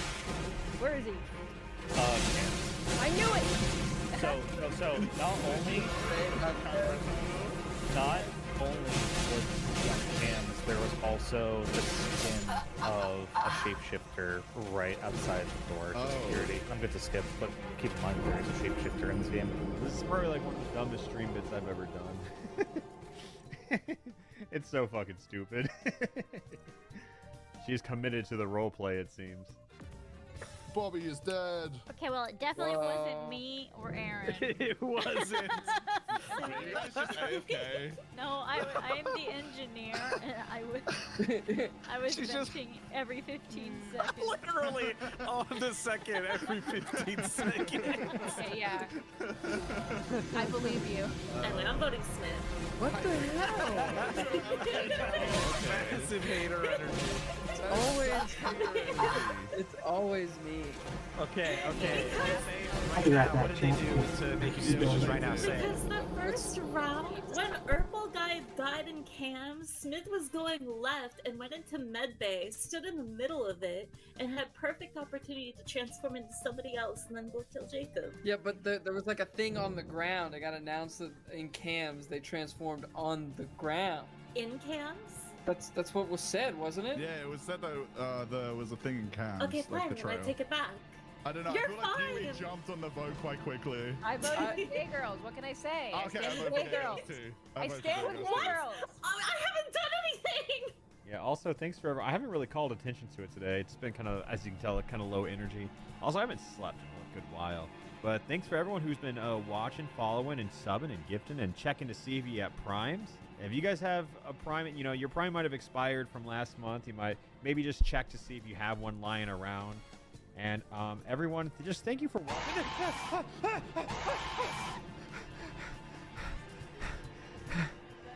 I gotta be real. This is a Smith and Hayden sweep. If they double kill, Oh, that's a double kill right here. Yeah, please. They literally double kill and they win. Yeah, I think Hayden could just wait long enough, trust that Smith got a kill, and then just pull the trigger. No, I think. Of course, mate pulls up directly as I start the fight. Yeah. Didn't have time to just tell him to wait, so sorry about that stream. Let's go, Smith!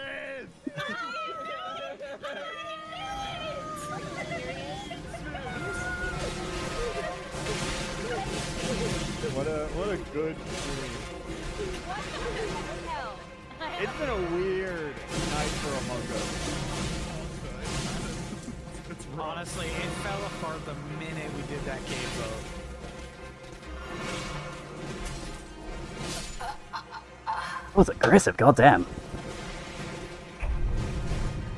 I've never used this, by the way. Oh my god, there's like 8,000 movies there. This is so awesome and cool.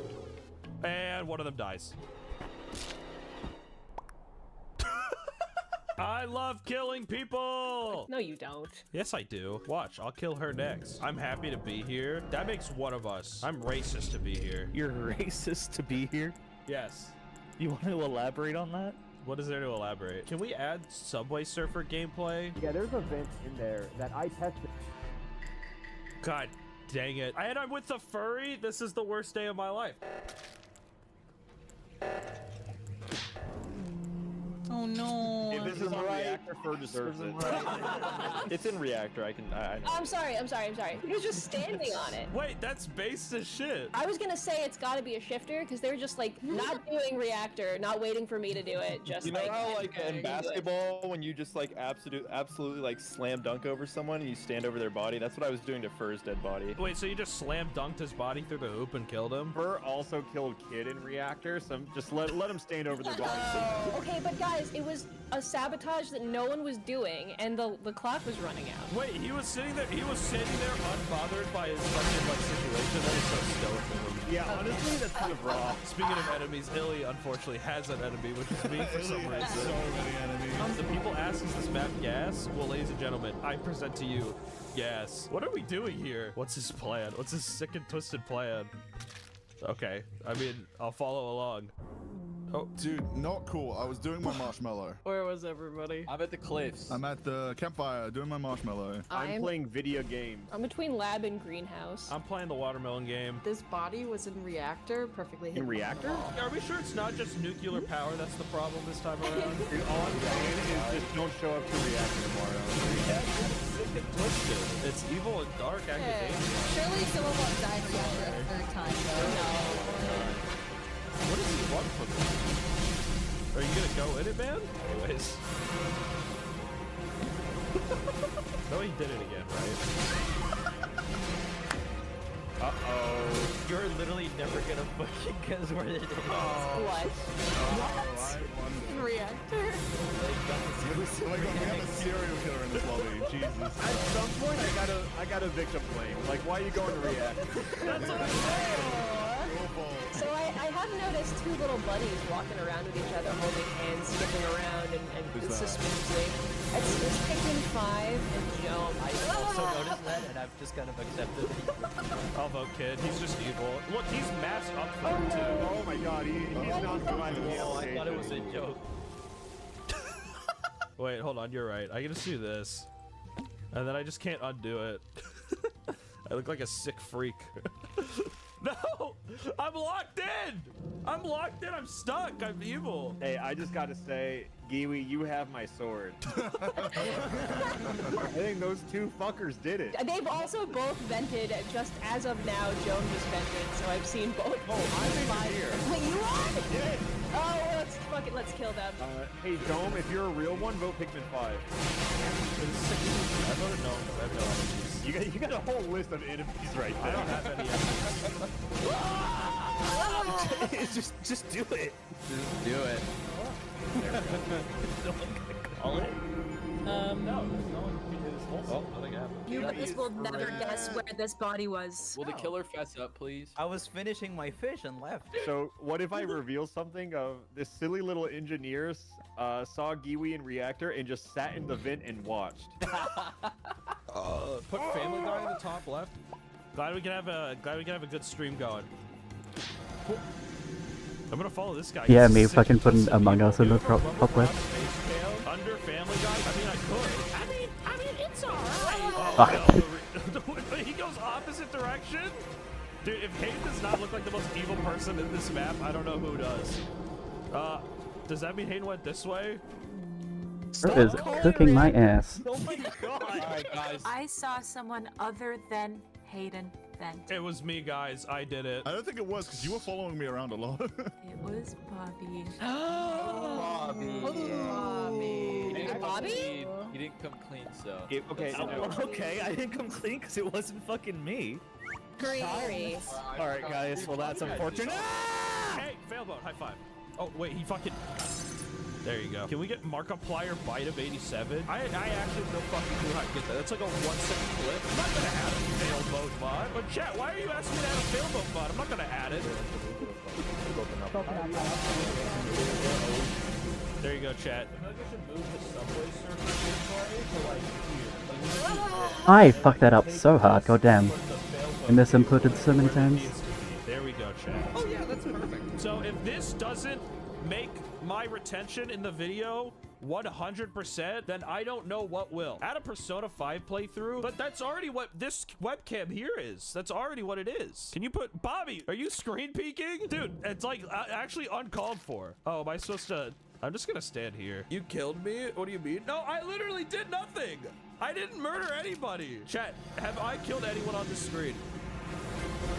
Freddy Fazbear will explain exactly what fucking happened. You're supposed to be Freddy? I just hopped up my binoculars. I just so happened to decide to look at what was going on in the storage. So her and TJ died to the hands of Kid and Chicken 5. Chat, hold on. Someone said, I'm bored. Can we get an alt-right face cam on top of the alt-right face cam? Yeah, I can. Hold on. At what point does this crash my computer, right? Okay. Can you feel the sunshine? Does it brighten up your day? I found this in lab. Have engineer roles, so I vented from storage into the Oh, lab. I did see someone Looks vent. like, Yes, looks that like checks Robbie out. to me. Got it. It's a self-report. We can go on to the next round. It was Bobby. Okay. Wait, what? Was it Bobby? How do you know? I skipped. Yeah, there we go. Jacob's coming to your stream. Hi, Jacob. Add Jacob's webcam. Oh, we could add Jacob's. I can't add Jacob's stream chat. That would be cheating. Chat, type one if the mini Ultra webcam needs a mini Ultra webcam. Okay, we're making a mini webcam for my webcam. All right, sweet chat. I think it's got to be Bobby. All right, got it. Self-report. I'm ready to go to the next round. Self-report again. Self-report on the emergency meeting. You're right. You're right. What is going on? See what the deal there. Yeah. Why right? Should we add a raid effect? Okay, I'll add a raid effect. I can literally feel my computer fucking like chugging. I mean, it's probably a self-report, right? Yeah, it's a self-report. Yeah. No, that's a joke. We don't joke here. You know, death and murder is not a What is fucking. wrong with you? There we go. Okay, we now have. It's now rating. My computer's actually lagging like crazy, chat. I just like to share. Nobody died. I was waiting to have the emergency meeting. I think it's going to be fine. No. Maybe. I'm voting Elliot. He's self-report. I don't think it's Elliot. Okay, now what's up with this guys? Can you put today's Bob in the top middle? Here, I can do that.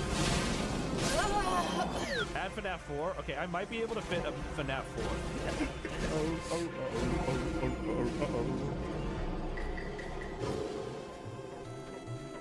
What?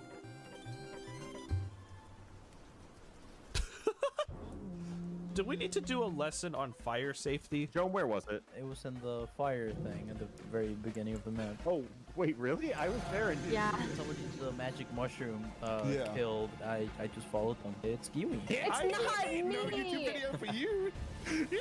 Alex, go back. Sick and twisted evil. It's Dark Academia. Dark Academia. It's how people dress. There's someone in here. That was cringe on me. This reactor ripper.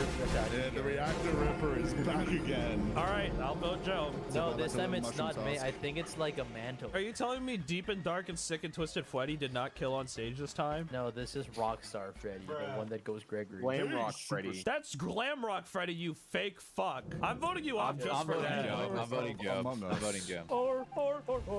Check out Lean Code Wholesome. What's going on in here? Oh, that's crazy.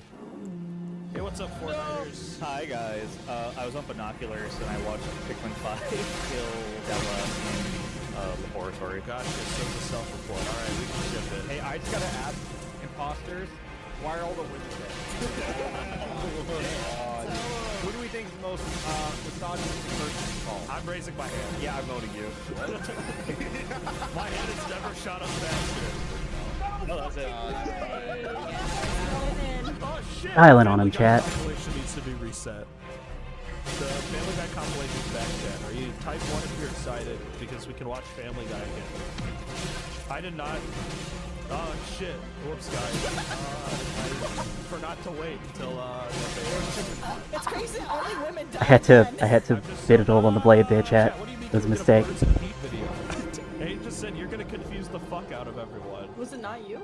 No, in fact, it's 2 women. That's pretty girl This boss, is why then. you can't trust them. Mark, you gotta be paying attention. He's playing FNAF 4. He's giving you as much attention as possible. Kiwi, what happened? Why'd you go and, like, do that?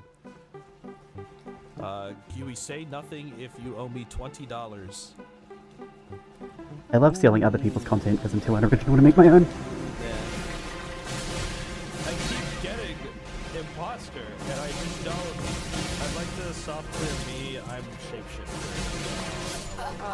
I wonder just how, like, absolutely hard I can just go into this thing. Hey, What do you want me to do?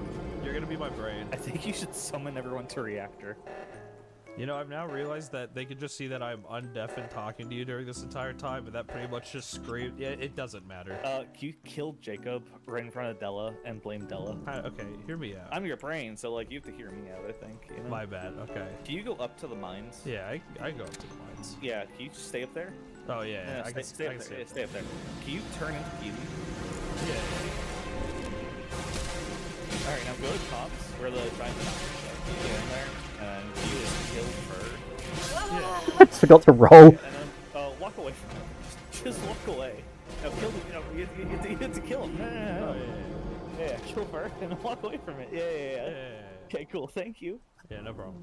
Do you think we have a shapeshifter? Yes or no? Yeah. Giwi popped in and then popped out, and then I was like, oh, I don't think it's Giwi then, because she's one of the few who's bold enough to do it. And then she double backed and killed. And Yeah. then Wait, what? The craziest play of all time. Yeah, we did vent in front of him. Let me fucking talk, alright? Okay. I ended outside of dropship where I saw Rickles, and Rickles can confirm we passed each other as soon as we left dropship. I didn't see it, Josh. Maybe it's your imposter vision. Hey guys. There's no fucking way. It's Rickles. Hey guys, time for a roll. I'm actually an engineer. I'm an engineer! No, you're not! I think you're getting pretty bad for being a imposter. I think you need a timeout. That sounds so bad! I'm Only way pissed! it's not Giwi is if there's a shapeshifter. Which is why I was asking. Yeah, that's a shapeshifter. It Okay, I get it. Okay, I thought he was just gonna fucking... Bobby, There hey, you good go. job, man. That was a good play. Tequila. We scatter. What? Chat, you're saying to go kill a doc. You are aware that, like, somebody is here 24/7, see? They do not leave. Wait, what if I do, like, what if I do this? What a funny, like, sick and twisted roll this is. I'm so glad he's dead. Fuck you, Rickles. I think we let what happened last round go a little too quickly. You're a liar! Giwi right in front of me. She might be engineer. Is there only one engineer for sure? Because if not, Joan is lying. Okay, then it's me or Joan, right? So It has. passionate. I'm gonna go. Damn. I'm passionate. I'm a passionate woman. I think you should calm down. I think I put you in timeout. I voted Yui. Get Joan next. He's lying. He's not the engineer. Okay. I bet he doesn't even know the engineer cooldown. What is the cooldown? I don't know. It's like 47 seconds. It is Joan. The whole game looking for Joan. Joan is one of them. I know you guys Confirmed. trust me. It's fine. It worked! That was the funniest thing Bobby could have possibly have done. That walk out to shoot. If I find him, and it's just us two. Where did Ross go? He's been gone for so long. Yo, Bobby, you're on stream. Hey, I got away with that. Do you know where Jacob is? Yeah. I can hear Giwi faintly yelling, and I don't know what's happening.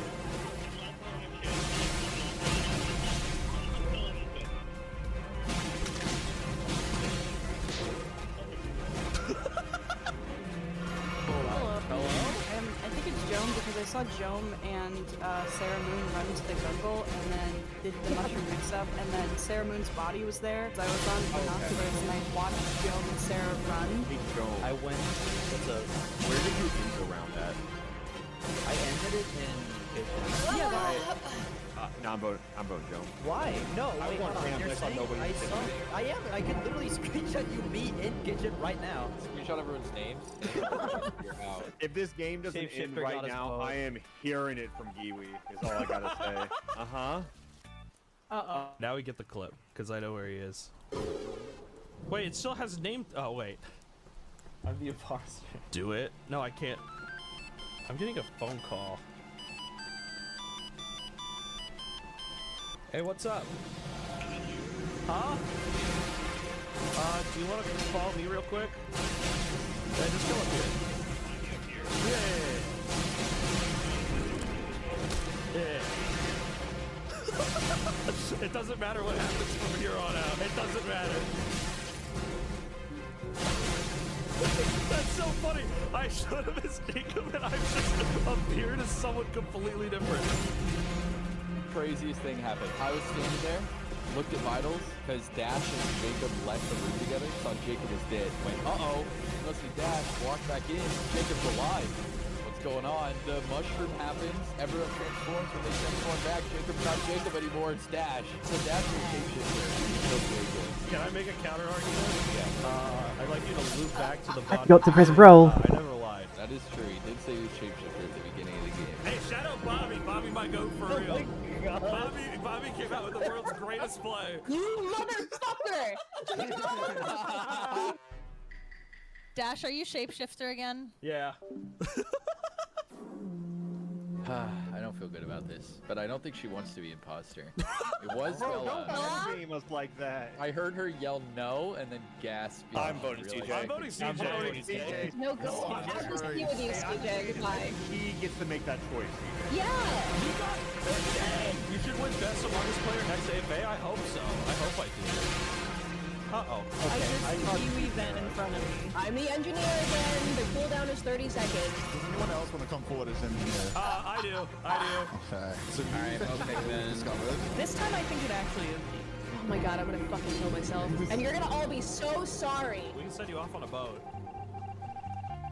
Think you need another screen? I mean this when I literally cannot. Failboat has been watching this one frame of Mario Wonder for like half an hour. And did Markiplier just freeze? No.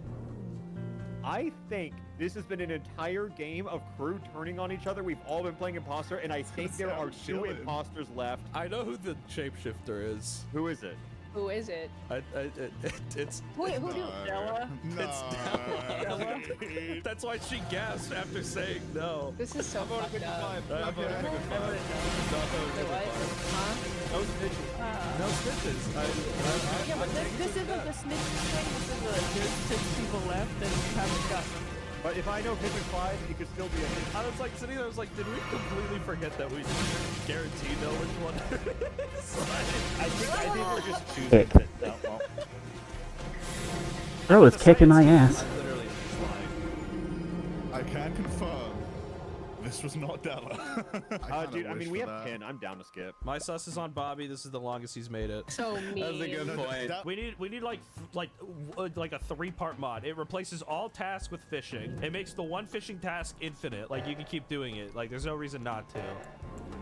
Hope I wasn't interrupting anything for CJ. Wait, is it CJ? Do you have something to say, CJ? Hey, Della, how about you run into CJ's room real quick and tell us what you see? Okay. I'm gonna be honest, Burr got really unlucky with the timing. I'm gonna be honest, CJ got really unlucky with the timing. Wait, so between the two of you, who did get killed? Do you want to say it, CJ? Burr definitely killed Joe, and I was walking by. I was like half paying attention. CJ definitely. What? Della, remember what you saw and make sure everyone knows, okay? Yeah. Please. I have photosynthesis now. Chilling out. By the dock. Fucking hell. Yeah. Bobby, you reported the body. Where was it? It was in kitchen. Who did you vote for? Oh, Dash, that's crazy. We were in kitchen. Oh, yeah. Oh my god, that's actually even crazier because So I walked insane. out of fishing and saw the body. Same time as me. No, I didn't see you there, Bobby. Ludicrous. Wait, was I right? How was I right? Damn. Bobby was alive past round 1? Well, it was a worthy effort, but I guess not. No fishing task. No point. Can we kill Subway Surfers and kill Mini and get a mini all tribe? Okay. If that causes the cloud,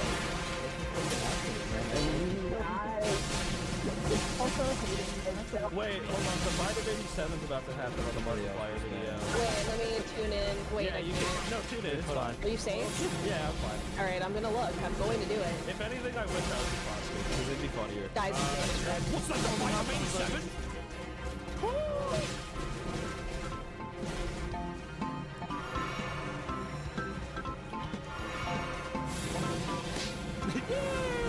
No way he killed me, right? We love each other. Love wins.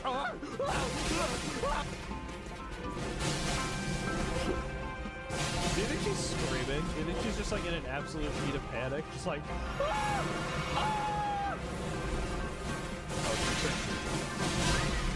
Oh my god, she juked me. She double juked me.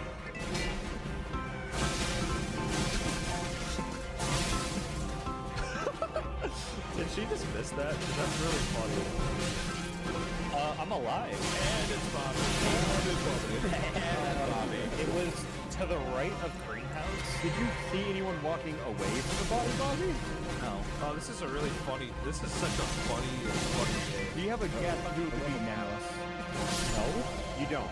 Is it Jaden? I saw Jaden by the leak file. Is it obvious? I'm just not guessing. I think you should vote I think everyone should just vote with their heart. No. Spell it out, Jacob. What is happening right now? I'm freaking out right now. What is happening? Oh my god. Dude. How did that happen? I'm sorry, Bobby. It wasn't meant to be you. And I'm gonna go back to my job.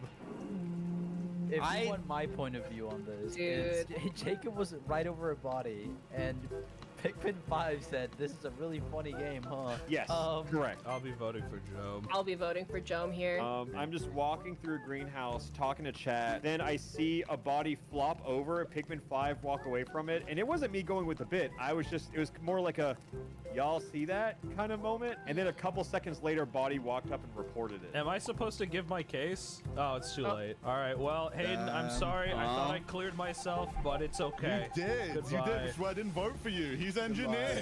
I'm glad Hayden said that he knew I was engineer that didn't say anything. Speak up until it was oh, and Hayden died for it. Gui, did you not see the full pixie body? No. Oh, no, I did. I just left because Okay. I already knew it wasn't you. You left me to rot. Yeah, because I made a joke about looking at Dash's stream and then I realized I still had it up. Yippee! So I saw his name.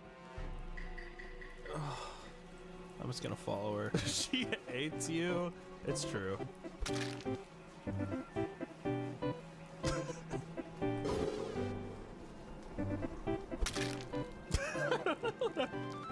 I'm getting a phone call. Hey, what's up, Bobby? You're live.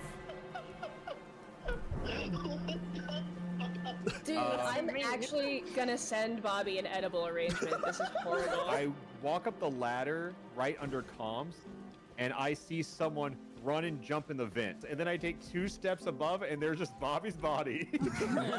So I am engineer. So what about I did the engineer walk over the dead body? Yes or no?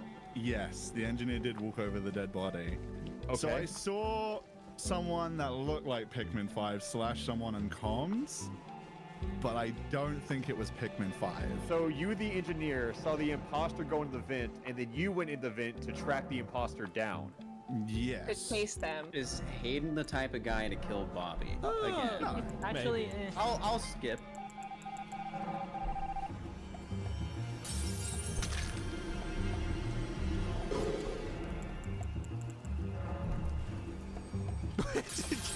No! That was my cover! I climbed Is my the mic on mute? ladder Oh my gosh, comms I've been and I talking to saw the myself. animation Oh, of the fuck vent. I'm yeah. I literally just came stupid. down Sorry, zipline with someone who was trailing chat. behind me. As soon as I got on zipline, I saw the slice go through the body, and lo and behold, Pikmin 5 comes sliding down the zipline behind me, just having Ow. killed Hayden. I don't know why Not enough. Volpixie is Can't throwing believe so it. much shade. I would be voting for I first. am Where so the fucking fuck? shocked that it is not firing. Here we go. Put the map like on there. I run straight past You it. put me in such a rough spot, Dash. Dash, be honest. Be honest. What? You put me in such Was a your rough kill spot, on me Dash. personal, or was it just incidental? I saw Bobby and I said, ooh, it'd be funny if he died round 1. Hey, Bobby, you're on air. How's Five Nights at Freddy's for? He might get bite of 87 again. Again? Yeah, I mean, he's kind of good at getting it. I'm giving myself an umbrella right now. I gotta let you know, like, I forgive you for killing me this early. I have some numbers in no particular order. I'm just gonna, like, read out loud. Yeah, read it. Go ahead. I'll start with 4. Okay. We'll go 1. Okay. We'll go 5. Is this my IP address? What's going on here? Hey Dash, should I continue those numbers from earlier? I just want to know how you got my IP address. I don't understand what's going on here. Did you come to my house and then just like fucking Google it? You got an IP grabber? I mean, think about how many times I've been over to your place. Well, luckily I have his IP. 197. It's crazy that you're Hello, just reading John. your own IP right now.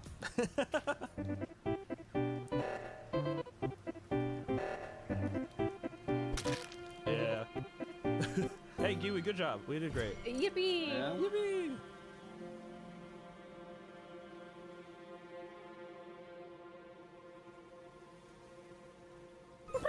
I killed Haruka and vented, so I don't know who did it. What's your game here, huh? It's Among Us. It's Among Us. Yes. Yeah. If you found him standing next to a body, it wouldn't mean anything. What does he do when he is the when he is the imposter? It's just the same shit. The same thing. Trust me, Yeah. I've tried it. It doesn't work. We've done it. Trust me, we've been playing with him since 2020. It somehow just comes back. So we could turn you into glue. You could do that, but you could also kill in front of me. It'll be funny. Yeah, something. Oh, hey. I love hay. I just saw one horse standing over a dead horse. This is freaking wild. I'm a horse. What the hell? Fuck off. That's it. I'm turning him into a IKEA meatball. He's going. No, don't kill going him. out. What the hell? It's time for him to I'm a go. whole ass horse. And I'm taking my back. Oh, the misery. You're just jealous I'm an attractive horse. Oh my god, the noise. What? All right, Yaki, kill him. 3, 2, 1, kill. And they die. And I stare at you. Pow. Pow. Kill him, and then we vent. Okay. Kill Yaki, and then we vent. Die. I'm trying to horse with them. So he's horsing around. I love Bonjack Horseman.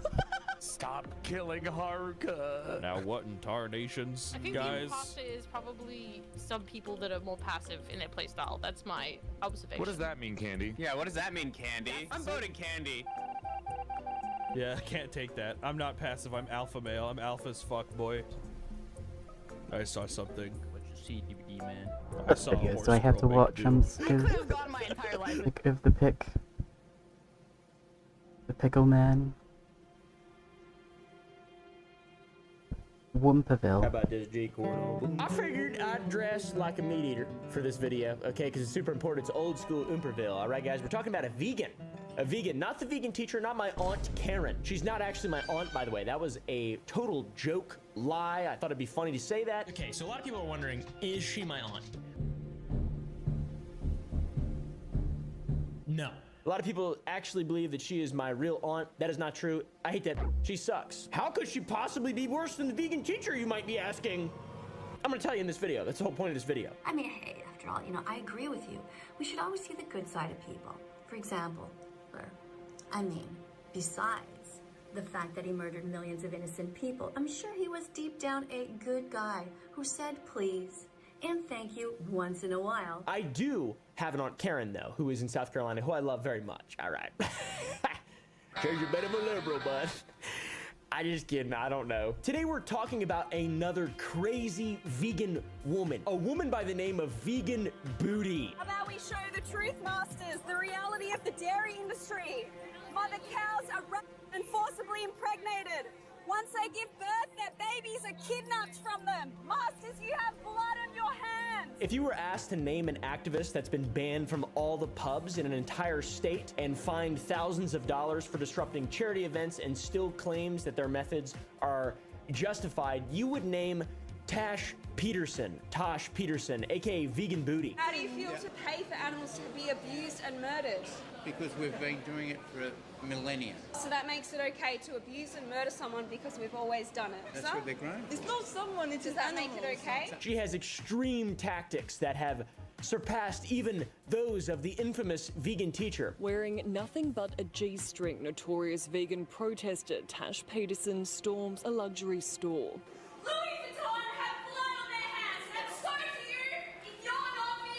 By the way, I like vegans. I really like the idea of being healthy and living a disciplined lifestyle. I like the idea of deciding to do things for some kind of greater good. Sorry, I really chat, do. but the stream's a little bit reason why I different. shower Been live for is almost 2 whenever hours. my Just hair me. looks bad on stream. Like, that is the main reason. Like, it's not because I feel guilty about my appearance. It's not because of anything. My hair looks bad on stream, and I figure, like, okay, it's getting pretty greasy. I look bad. It's time to take a shower. But this stuff is stupid. There was like 7 words that I wanted to say all at once, and instead I said stupid. I could say badong. Bad and wrong. Tosh Peterson's journey into vegan activism began way back in 2017, when a lot of people began their journeys into vegan activism. It became very popular. If you look at this Google Trends graph, it kind of peaked. It honestly kind of peaked then and has just been a solid downhill since then. It's a trend, unfortunately, for a lot of people. People like this. The people who these people appeal to, those are the people it's a trend for. You know what happens to cows on dairy farms who use to drink their breast milk? They're forcibly impregnated by our artificial insemination. After 9 months of pregnancy, when she gives birth, her babies are almost immediately taken away from her. It's already 3 p.m. Damn. Tash described the choice to become an adamant vegan as the best and most important choice she has ever made, which is crazy, and that marked the beginning of her transformation into a controversial figure in the animal rights movement. And honestly, kind of a bitch. The chicken in an egg farm who's enslaved, abused, and murdered because you choose to eat eggs. How do you feel about that? Eggs are a source of protein. You know, you can get plant-based protein, so you don't have to abuse and murder animals. There's people that have, like, died because they've gone vegan. Where's your scientific evidence for that? But not at first. Her initial forays into activism were relatively conventional. Things like this and things like this. You know, like loving and taking care of animals and saying, hey, maybe eat less meat instead of having Chick-fil-A every single day except Sunday because it's closed. Have Chick-fil-A every other day. Or whatever, I don't know. Lay off on the consumerism a little bit and realize that animals have, well, they don't really have rights, but they should be treated well. Shut up, liberal. By the way, this video is brought to you by Sour Boys, my candy company. It is not vegan certified, but there are no animal products in my candy. It has no animal products. I don't know why there are animal products in candy anyways. It's sugar and flour. I mean, there's bugs, for sure, in the flour. I think that there's like a certain allowed amount of bug in the flour. Also ash, potash and stuff. Maybe not potash, I'm not sure. I probably shouldn't have said any of that. Go to sour.gg and buy some candy. We release a new flavor every single week. And Bill's an interesting next week or the businessman. week after, I think, Wish I our could be as shipping cool a prices are going to be businessman as substantially Bill. lower. And very soon we will have shipping to other countries. So join the email list and you will get updated. If you don't want to buy candy today or if you don't like the flavors, doesn't matter. We've got a lot in stock right now. Go buy something. We make it ourselves in Texas with care and actual passion for the creation of a product to give to the audience that supports my channel. Really appreciate you guys. Go to sour.gg and buy some candy today. This is our new flavor, by the way. It's f***ing insane. Professor Zalk, lemon, blue raspberry. Oh my God, they're so dangerous, dude. I've limited myself to a bag a week. So, you know, cutting back. Not really. I love it too much. You guys don't have any rights. You don't have any rights. If there was an amendment to give you rights, I would ask for it to be repealed.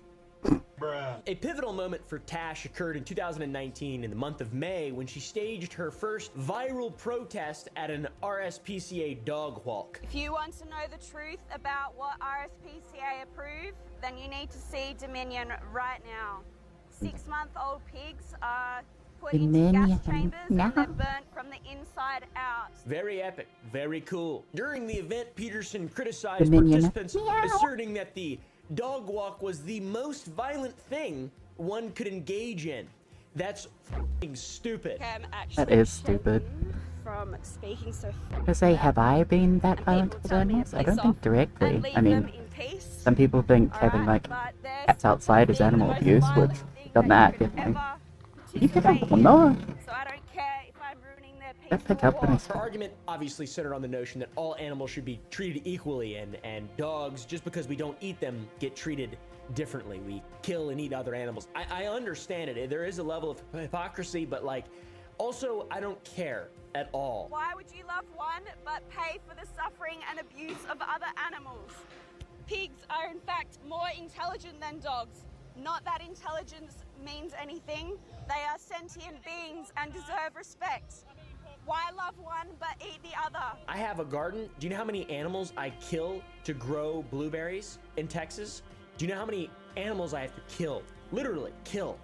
Take their heads off. You know how easy some animals' heads come off their bodies? I'm just kidding. That's really weird to say. I haven't had to kill any. It's on like a cool raised bed. A lot of bugs, but I love animals. I really do. I'm doing a bit kind of because I'm a cowboy or whatever I do. We have like 9 cattle. I love them so much. One of them's about to have a baby, dude. It's awesome. I love animals. Get some animals and take really good care of them and occasionally eat one of them. It's great. So that was kind of the beginning, a very pivotal moment. But as time progressed, Peterson's tactics escalated in both frequency and intensity. Here are all these flesh products. People are celebrating Christmas by putting violence on their plates, and we are so disconnected from the process of what actually happens to these animals. She cranked it to 11. Instead of just traditionally protesting and doing what people have respect for, you know, protests are awesome, it's part of being an American, she moved to being a piece of shit and being more disruptive, interrupting public events and interrupting and egging on businesses negatively. You know what happens to cows on dairy farms who use to drink their breast milk?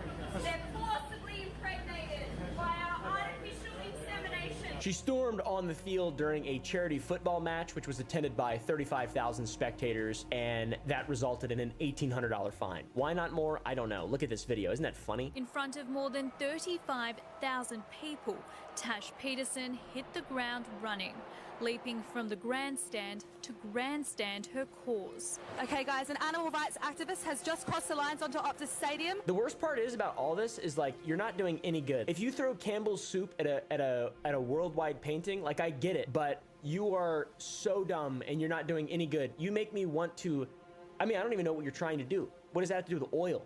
I don't fucking care at all, dude. I love my family, bro. I'm a fucking what is it called? Misanthrope. But also vegans are too, misanthropic. Because they don't like, well maybe, I don't know. Vegan teacher's a misanthrope. And that other guy, the crazy guy who wants to smash babies. Things like the throwing Campbell's soup with the just stop protesters or whatever they are. It doesn't work at all. It literally doesn't work. To the average person, it does not work. Ask any human being you meet on the street, anybody, and say, hey, does this make you think?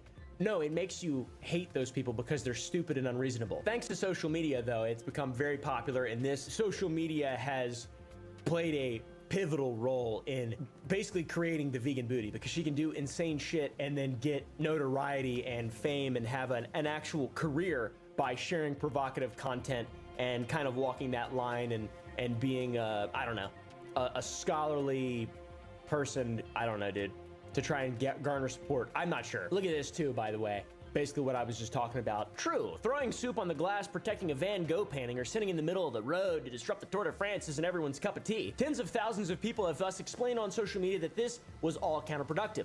Amazingly, researchers specializing on activism, there are activism researchers who have studied these actions for decades, don't even know themselves if they're efficient or hindering. That is so funny to me. That's actually funny, yeah. They can't even Researchers be like, just oh, there's like a measurable impact. From Peterson's disruptions and her confrontational style, she's received some consequences. She's faced numerous legal repercussions for her insane actions. A very significant repercussion for the average Australian is being banned from all pubs in Western Australia. The system is still trying to silence me and enforce irrelevant laws upon me in attempt to silence me. So for example, just recently, the other day, they were knocking on my door and I've received a barring notice, which means that I'm banned from any venue in Western Australia that has a liquor license. That was after a disruptive protest that was a threat to public safety, according to local officials. By the way, I'm not sure if Australians know much about local, they see very small things as disruptive, all right? We get to shoot each other in America, all right? Y'all don't get to do shit out there. You can't disruptively protest. The lady didn't run fast as a man, so I shot her in the back twice. She's dead, and they told her off, but he got away. She says, don't shoot me, I'm pregnant with a baby, and I shot her anyway. You can't even burn down small business out there. What the without getting kicked out the pub or whatever. All right, this hat's squeezing my head. I got good hat hair right now.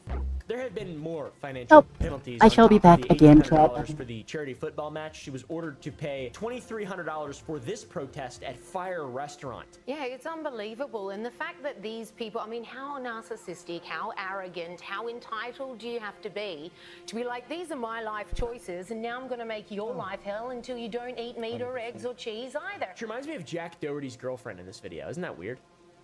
Isn't that weird? In fines, mate. Good day there. Basically, I'm in big shit if I commit another criminal offense. Oh, the animal holocaust. That's so funny. Imagine comparing an animal holocaust to any real human event. What the fuck, dude? Who cares? A lot of people, and I do have respect for it.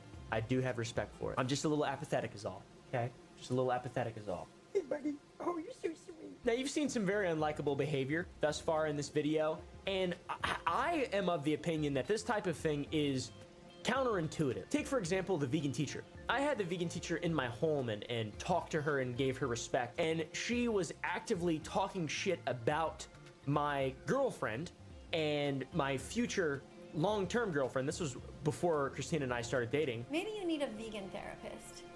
I think that's what you need. She said horrible things about her. Millions and millions of baby cows are being kidnapped from their mothers, and their milk is being fed to people like Call Me Chris, who go and eat Nanaimo bars and all kinds of pastries and tell their audiences, this tastes so good, instead of telling them, don't buy these products because they are not vegan. You know, she's insane. I don't give a fuck about what she's saying. I just wanted to be as respectful as I possibly could and learn about her and ask her questions to try to pick her brain as to why she's doing these things. I offered an olive branch, right? To try to understand, because I have respect for these types of activist movements. But when you just keep on doing the exact same thing and refuse to show respect to anyone outside of your little small irrational circle, you're gonna fall off. Nobody's gonna like you. When you put the N-word in the title of all your videos and talk about Hitler and stuff all the time, and you try to walk the line of being a fucking weird 70-year-old edgelord, nobody's gonna like you. Nobody's gonna buy into your thing. And Vegan Booty is just a young version of this, with more fines and criminal offenses. It's nothing but consequences. There's nothing but consequences. There's no support that comes out of this type of behavior. For example, John Mountain, the owner of the Fire restaurant where she got another fine at, he banned vegans from dining at his establishment, citing mental health concerns from his employees. By the way, veganism is very popular in Australia. It's more popular in Australia than it is in anywhere else in the world, especially America, the most evolved country, just in front of India. Now, you'd think a business would hurt if you ban an entire group of people. A minority, sure. Is that even legal? I don't know. For this it should be. You'd think that'd be bad, but no, it led to according to them, a threefold increase in the restaurant's popularity, with this quote coming from it. Oh, I'm now in here where it's having to matter more animals because of their actions, mate. Ah! Vegans! Don't kill animals! Ah! If I say smash like, you're not going to. Why the f would I think you'd ever fucking care about animals if you don't already? Like, you gotta watch a horrible video and see them die and then get Does sad that count for as 15 content minutes, like, rebooting since I was gone for like 5 or so minutes? and then get hungry after a Like, week. was tired for like And then 20 just minutes or reverse. so? Like, I don't really care, dude. I don't really care. We've got society. It's gonna crumble inevitably. It's literally inevitable. So who cares about any of these Oh, that's things? cool. These things don't exist. So cool. Society. We'll all be burning and screaming when the aliens come and start hitting us with lasers. They're not gonna come down. It's a shame I'll just fucking disrespect you. This is vegan. You're spared. They're gonna be like, you are all gonna die. I think aliens are coming. I'm just kidding now. But yeah, the point is, this shit doesn't fucking work. All right, it doesn't fucking work. It has the exact opposite. I couldn't think of the word there. Did you see that? I just had a stroke fucking right there. If anything, working on lab-grown meat, that's a W. Lab-grown meat, I'm not going to personally eat it, but if you can get the fucking 60% of people who eat meat, who thinks that meat comes from a grocery store, to eat lab-grown meat because they'll never know the difference, that would be awesome. Right? That would minimize suffering a lot, and it'd be like a sort of a easy sort of way to fit it in the system. Just sell more stuff. But no, hostility. You gotta be viral. You gotta make a career out of being a horrible bitch. This accomplishes absolutely the sound of my food arriving as well. nothing, though, for real. People just don't like it, and it's like you have a little cult, and everyone's like, y'all are crazy, and then your god is just being Sorry, it's the sound of my contrarian food and being feeling dropped better off. than other people. And there's not like a singular leader of the movement, although there are quite a few leaders in the movement. Yeah. Them people crazy as shit. Take this video, for example. It doesn't even work to be like, I love saving animals and that's your thumbnail. No, you have to make a video of confrontation. You have to be as inflammatory as possible. You have to be a literal provocateur. You have to be a fucking ditto. You have to be nothing to be able to do this. What this person and vegan teacher do, you have to be Nothing. There's no substance, no principle, nothing at all, just lies. I've been to slaughterhouses and I've seen them crying and terrified for their lives. I've heard pigs screaming inside gas chambers. Just here outside of Perth. How about free range? That's a con. It's a marketing lie. It's a lie. If someone's living a happy life and then you murder them, does that justify it? Does that make it okay? Just because they're free range? You're not a vegan. You're a popular influencer and activist, especially when you look at this thumbnail. This isn't, hey, look, let's save animals, and it gets 1.1 million views. It's, hey, look at this teen who's eating chicken in front of me. Everyone is going to like the teen. Literally everyone. And then there's this part in the video where she's just talking, she's naked talking to a child. This little boy here in a suit. If about coming to hit his side, Just go uniform. so would you call them something or someone? Yeah, it depends. Is that not Do you agree they have a unique personality? Yes, kind of. Do you agree that they want to live?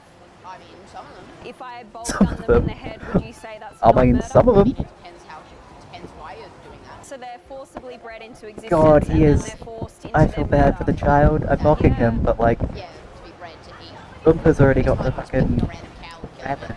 Like, But does that, just because that's their purpose that we've put upon them, that we've forced upon them, does that justify murder? anyways, I'm gonna go grab my food. Have fun listening to this vegan.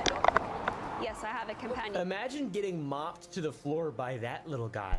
I don't know if he's attending Hogwarts. I don't know what goes on in Australia, but that is so impressive. They are intellectual equals, if not him having an advantage. I don't know what his advantage is, but he's literally toying with her, and he's a child. And she's an adult naked woman dressed as a cow outside of a McDonald's. Wow, that is so funny. So yeah, money, fines, just genuine across-the-board embarrassment and a lack of an actual positive effect coming from the activism, the vegan activism. Also a 6-month community order, whatever the fuck that is, I don't know how stuff works in Australia. That included 30 hours of community service. What an L. She's also a felon, which is pretty cool. Watch this child call her out for being a felon.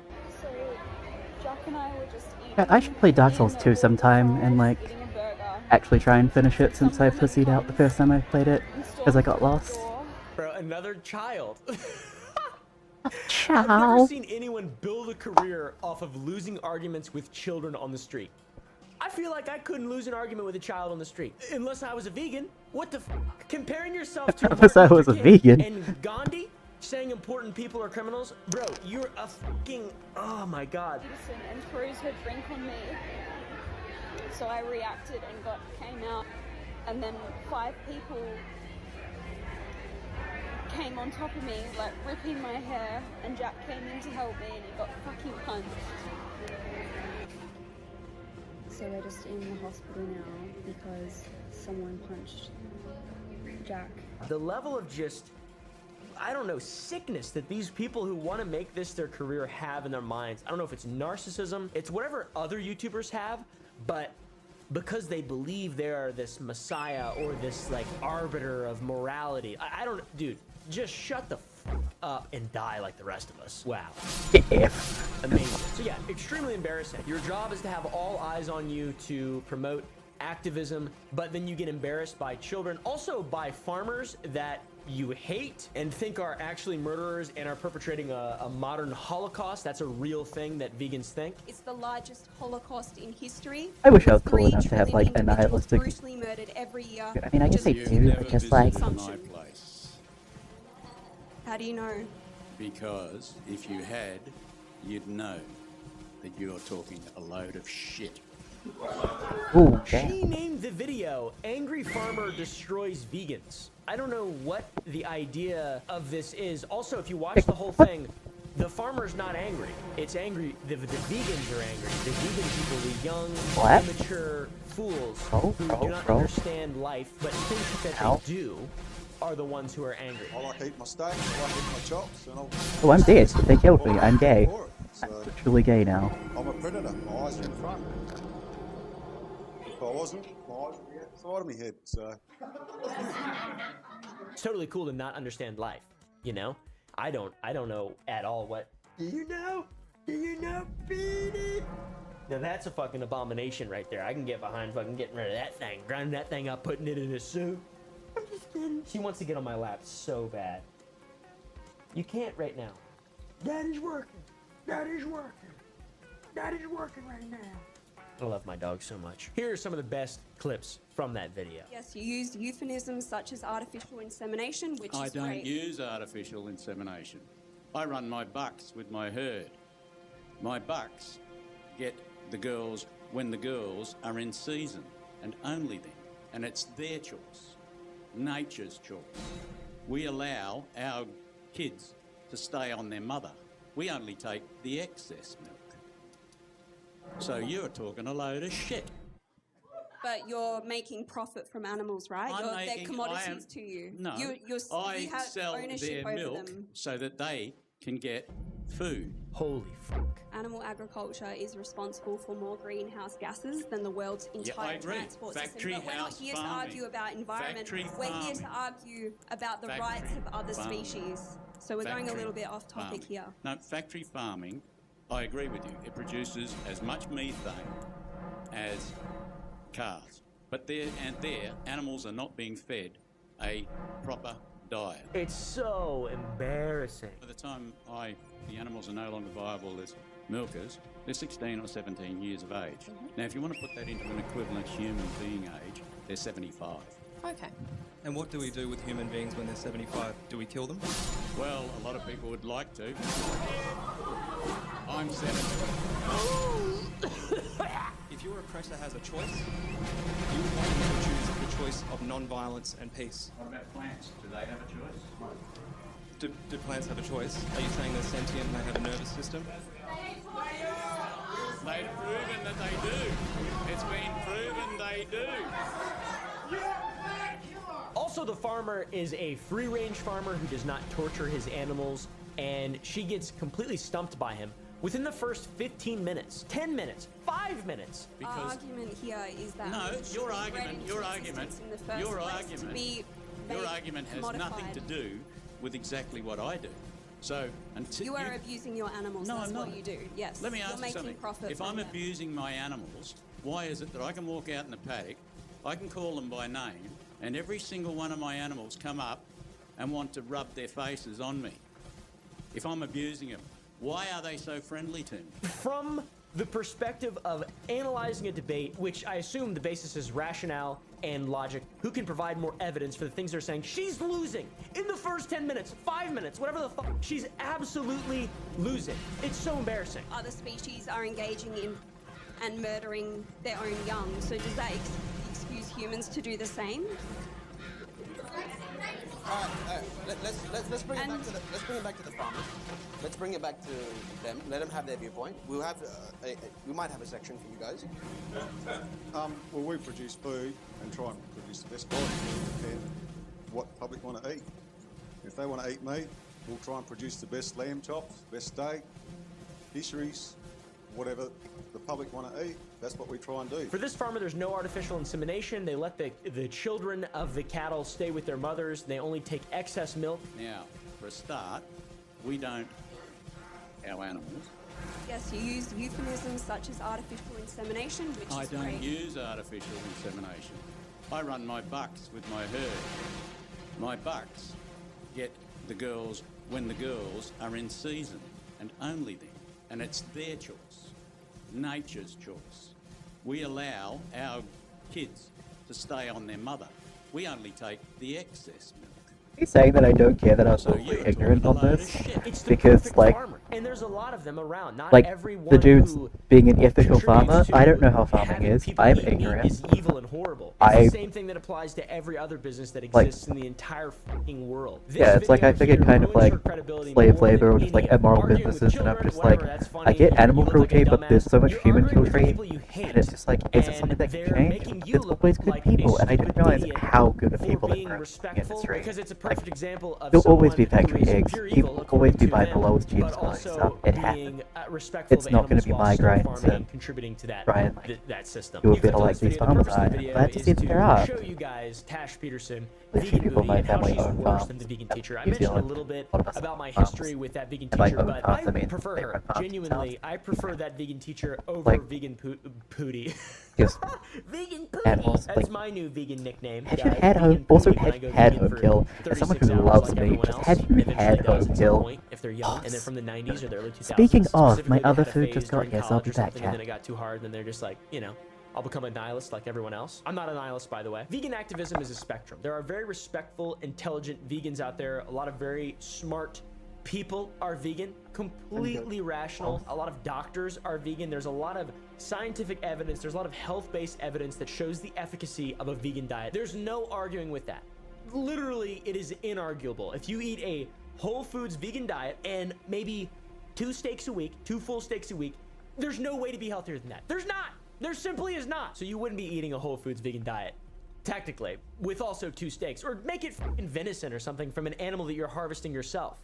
That would be perfect. But yeah, the vegan teacher is controversial for many of the same reasons that Trash is, aside from selling her. Well, she's kind of been like naked in a few videos, I think. I'm not sure. They share a lot of the same ideology and the fact that being loud and obnoxious is their form of veganism, and also that becoming an influencer, a viral internet influencer and provocateur is their method, their medium for getting the word out. But below that surface, they share the same ideology around animal independence and rights, etc. Vegan Booty is more famous for being less palatable. She's more famous for being naked and getting in a lot of trouble in Australia and being a fucking felon. Sure, it's a penal colony and that's normal, but, you know, she's terrible. Whereas the vegan teacher I sat down and swung my leg and hit my chair that has my fan on it because my room is a shambles.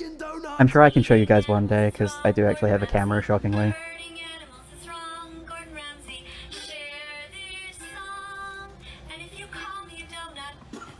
Vegan donut. It's more palatable. I mentioned that in the very Vegan beginning. donut. More like Wagyu as opposed to corn-fed beef. Alright. Both of them are totally inflammatory, and the internet still hates both of them. They both have a lot of ops. Something about this just isn't nearly as good, man. Something about this just isn't nearly as palatable. I'd rather get made fun of in a song with some talent and, you know, not the greatest singing voice, but vegan teacher is like a teacher. She's got teacher vibes, not deranged OnlyFans model fucking vegan activist. By the way, I have no problems with any of those types of people. I don't care at all about what anybody does, genuinely. I just really like people, and I like it when people get along. Really, that's what it boils down to. Just getting naked in front of children too, it's kind of weird, man. They're very similar, but also very different. Vegan Booty is, in my opinion, far worse. Just ass out in lingerie, walking down a busy public street. There's just children around. Here's an image of a child shielding his eyes. I can't show the video. It's a couple of vegans going topless out there. Look at this guy. If you're not vegan, you're an animal abuser. All right. Get eye there, mate. The real question is, does this approach actually change more minds? We've talked about this a little bit in the very beginning. In my opinion, absolutely fucking not at all. But let's analyze it a little bit. That vegan teacher, also known as Katie Karen Dickmeyer, she represents the disruption of social media. And Trash Peterson represents the disruption of public spaces. That's Vegan Booty. Katie tries to educate her audience about veganism through social media content with songs and skits and, you know, kind of shouting out Hitler, etc. Oh, and also attacking creators randomly for no reason aside from them apparently doing horrible things. There's just Sorry, chat. I didn't think you wanted to hear very soon me open my munch sinuses up with a crunching here. I muted my mic, but I was speaking. I was just thinking. Very toxic narrative around veganism. I was thinking about what I could play well. I eat that's easier to play than confrontation and targets small businesses and public events to draw Elder attention Scrolls? to This is an the Elder Scrolls? exploitation of animals. Literally a public menace. Literally a felon. She Pat, pushes what a was lot he of very called? strange, uncomfortable boundaries by approaching children Am I pretty gay? much naked. Chat. And her partner Jack also does the same kind of confrontational content, but he's got clothes on. And I don't think he has an OnlyFans. What if I killed you in your sleep and you didn't know I did it? What the fuck? Why would you ask a child that? What if I was hungry? Why would you eat a child? What's the difference? No, but animals have been used for food for like years now, yeah? But humans don't. Is that justified? For like years now, years. Jack Doherty, but Australian and vegan. I knew she looked like Jack Doherty. his wife or whatever. G'day, mate. And when asked about activism in general, or this type of activism, controversial, confrontational activism, they're like, we can't tell, man. We can't tell. We literally can't tell. All that being said, it definitely works as a career. Social media, you get a lot of followers. Vegan Teacher had 1.7 million followers on TikTok. That account got banned, shit, what obviously, the fuck? for like fucking, I don't know, spelling out the N-word or something like that. She has a new account with 1.1 million followers. Her YouTube account has 260,000 subscribers. And in contrast, Vegan Booty Actually, let's see. Can you hear has a this? more modest following with about 90,000 on Facebook and 120K Oh, you on can't. YouTube. And I'm not sure Cool. she has a TikTok. There's a lot of people that post her content, but yeah. It's not that popular. Now, what does the vegan community think about this? Some view Katie, the Vegan Teacher's educational approach is more constructive for like long-term change and teaching kids and stuff, but there are still controversial statements and a lot of poisoning of the apples, to be honest. And Trash Peterson's tactics are more divisive. Yeah, look, I'm Some on praise Ascension 20. dedication, I'm cool. They're insane, I guess, and some people just say that it just harms the vegan movement's public image, which it absolutely does. There's no doubt about that in my mind. One thing that's very Two of my different about them flatmates, is that well, the two of my Vegan really Teacher good has friends, no money are and absolute makes fucking no card money game and can't make nerds. money and probably will never have a real And job I ever also like again. card games a little And bit. the Vegan Booty girl has an OnlyFans, and it's interesting to me because it's like you're an activist. I kind of get it.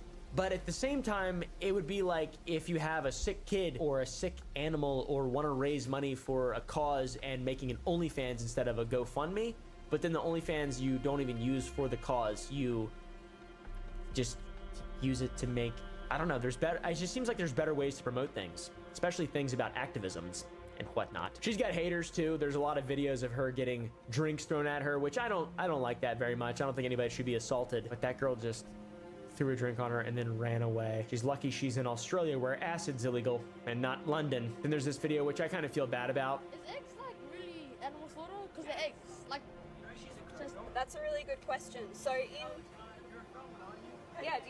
you have an issue with that?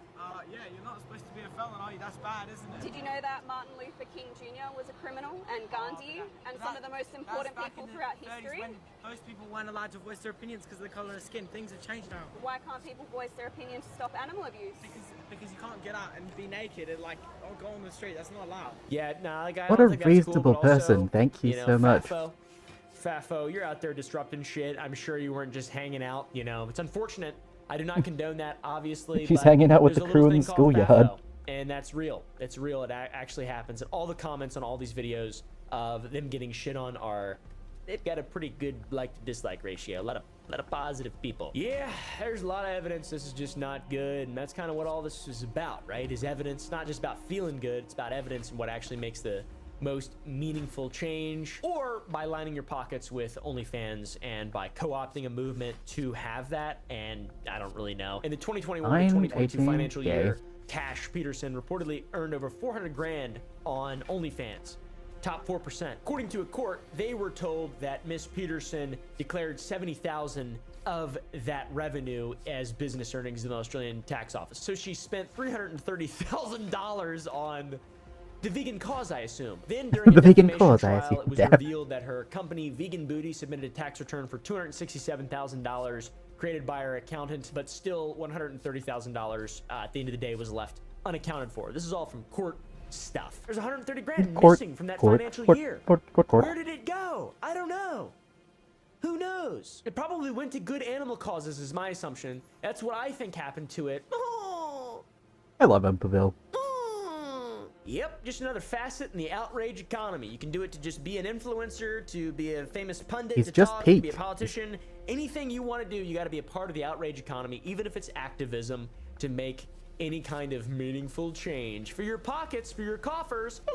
Oh, and then that Google trend of veganism in general. Wow, very sad. Anyways, I'll see you all in the next video. I really want to hit it really hard in the face. YouTubers love releasing products that have nothing to do with them in any way. I wouldn't know anything about that. Once people get famous, they start making products. Generally, it is because they've got a money person in their ear saying, well, you need to diversify your sources of income, your portfolio. It's all about vertical integration. You need to seize the means of production, return it to the working class. They don't ever say that, actually, but they do make shitty products that they have nothing to do with, and that's what today's video is about. I know a lot about that. I have 2 shitty products that I have had nothing to do with. I make candy, which it's not shitty, it's actually awesome, and also a game development company, which is awesome as well. So I don't have any shitty products, actually. I'm extremely proud of mine, but a lot of them, not all of them are shitty. Feels such a goat. He fucking made a video game. I haven't played it, but like that's still so cool. There are some on this list that are unbelievably shitty and others that are great, okay, to be honest. When you look at your walls, what do you see? I see nothing! It's time for an upgrade. Let me introduce you to today's sponsor, Displate, the ultimate way to make your space truly your own. With Displate's stunning and highly detailed metal posters that remain vibrant over time, you can forget about boring paper ones with their stupid creases. There are over 2 million Displates to choose from, including licensed designs from your favorite movies, shows, games like Star Wars, Marvel, Warhammer, many more Halo for me, all right, guys?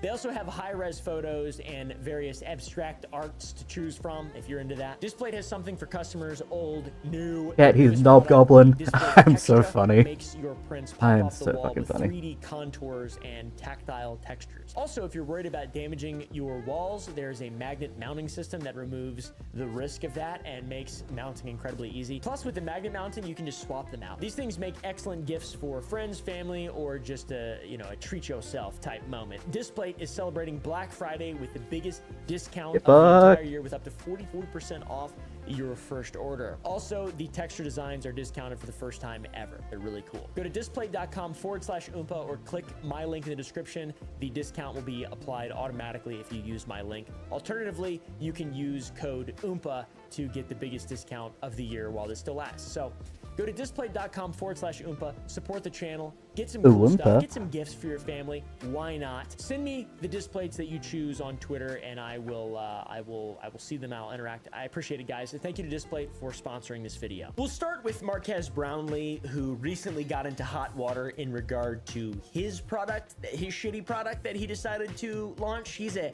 gadget YouTuber. He created a product called Panels that got him a bit of heat. That's Panels me when is I just make a shitty essentially like product. the apps that you used to download back in 2008 on your iPod Touch to get cool wallpapers, or for your iPhone, whatever. But Panels is not like those apps in that it's not a free app to get cool wallpapers. It's a subscription-based service app for $12 a month. That's not illegal or bad or evil in any way inherently, but the idea of paying a subscription fee for HD wallpapers is absurd, and it seemed absurd to a lot of people, and the free version was horribly optimized, and the wallpapers that came free were only available in low quality. On top of that, the privacy policy of the app got Marquez into a bit of hot water as well. Look at this. Data used to track you. The following data may be used to track you across apps and websites owned by other companies. No! Not you, Marquez! Hey! Stop it. We're talking about mouthpieces for the Chinese Communist government right now. The idea of it, the $12, 50% of it was supposed to go to the artist. Is that a chuckle moment? I don't actually know. Was supposed to go to, I guess, directly to Marquez Brownlee's pocket, or to pay for development, probably. People quickly realized that this app was poorly made, though. Hackers were able to bypass the paywall and download all the HD wallpapers instantly. So it was a privacy nightmare, and it didn't have any security, so people could just log in. And the UI was terrible as well. It was just a really dumb idea for a product, to be honest. It's unfortunate because I do like Marquez Brownlee and I think he means well, but man, this plus the driving really fast and filming a crime in a 35-mile-per-hour, that's kind of dumb. Those are kind of dumb things. So this is a poop on this one. All right, this is me when I commit dumb. Me every other day. What makes the poop rating even worse for Marquez is that people were quoting him for a tweet that he made back in 2016 that was golden rule number 1 of the internet.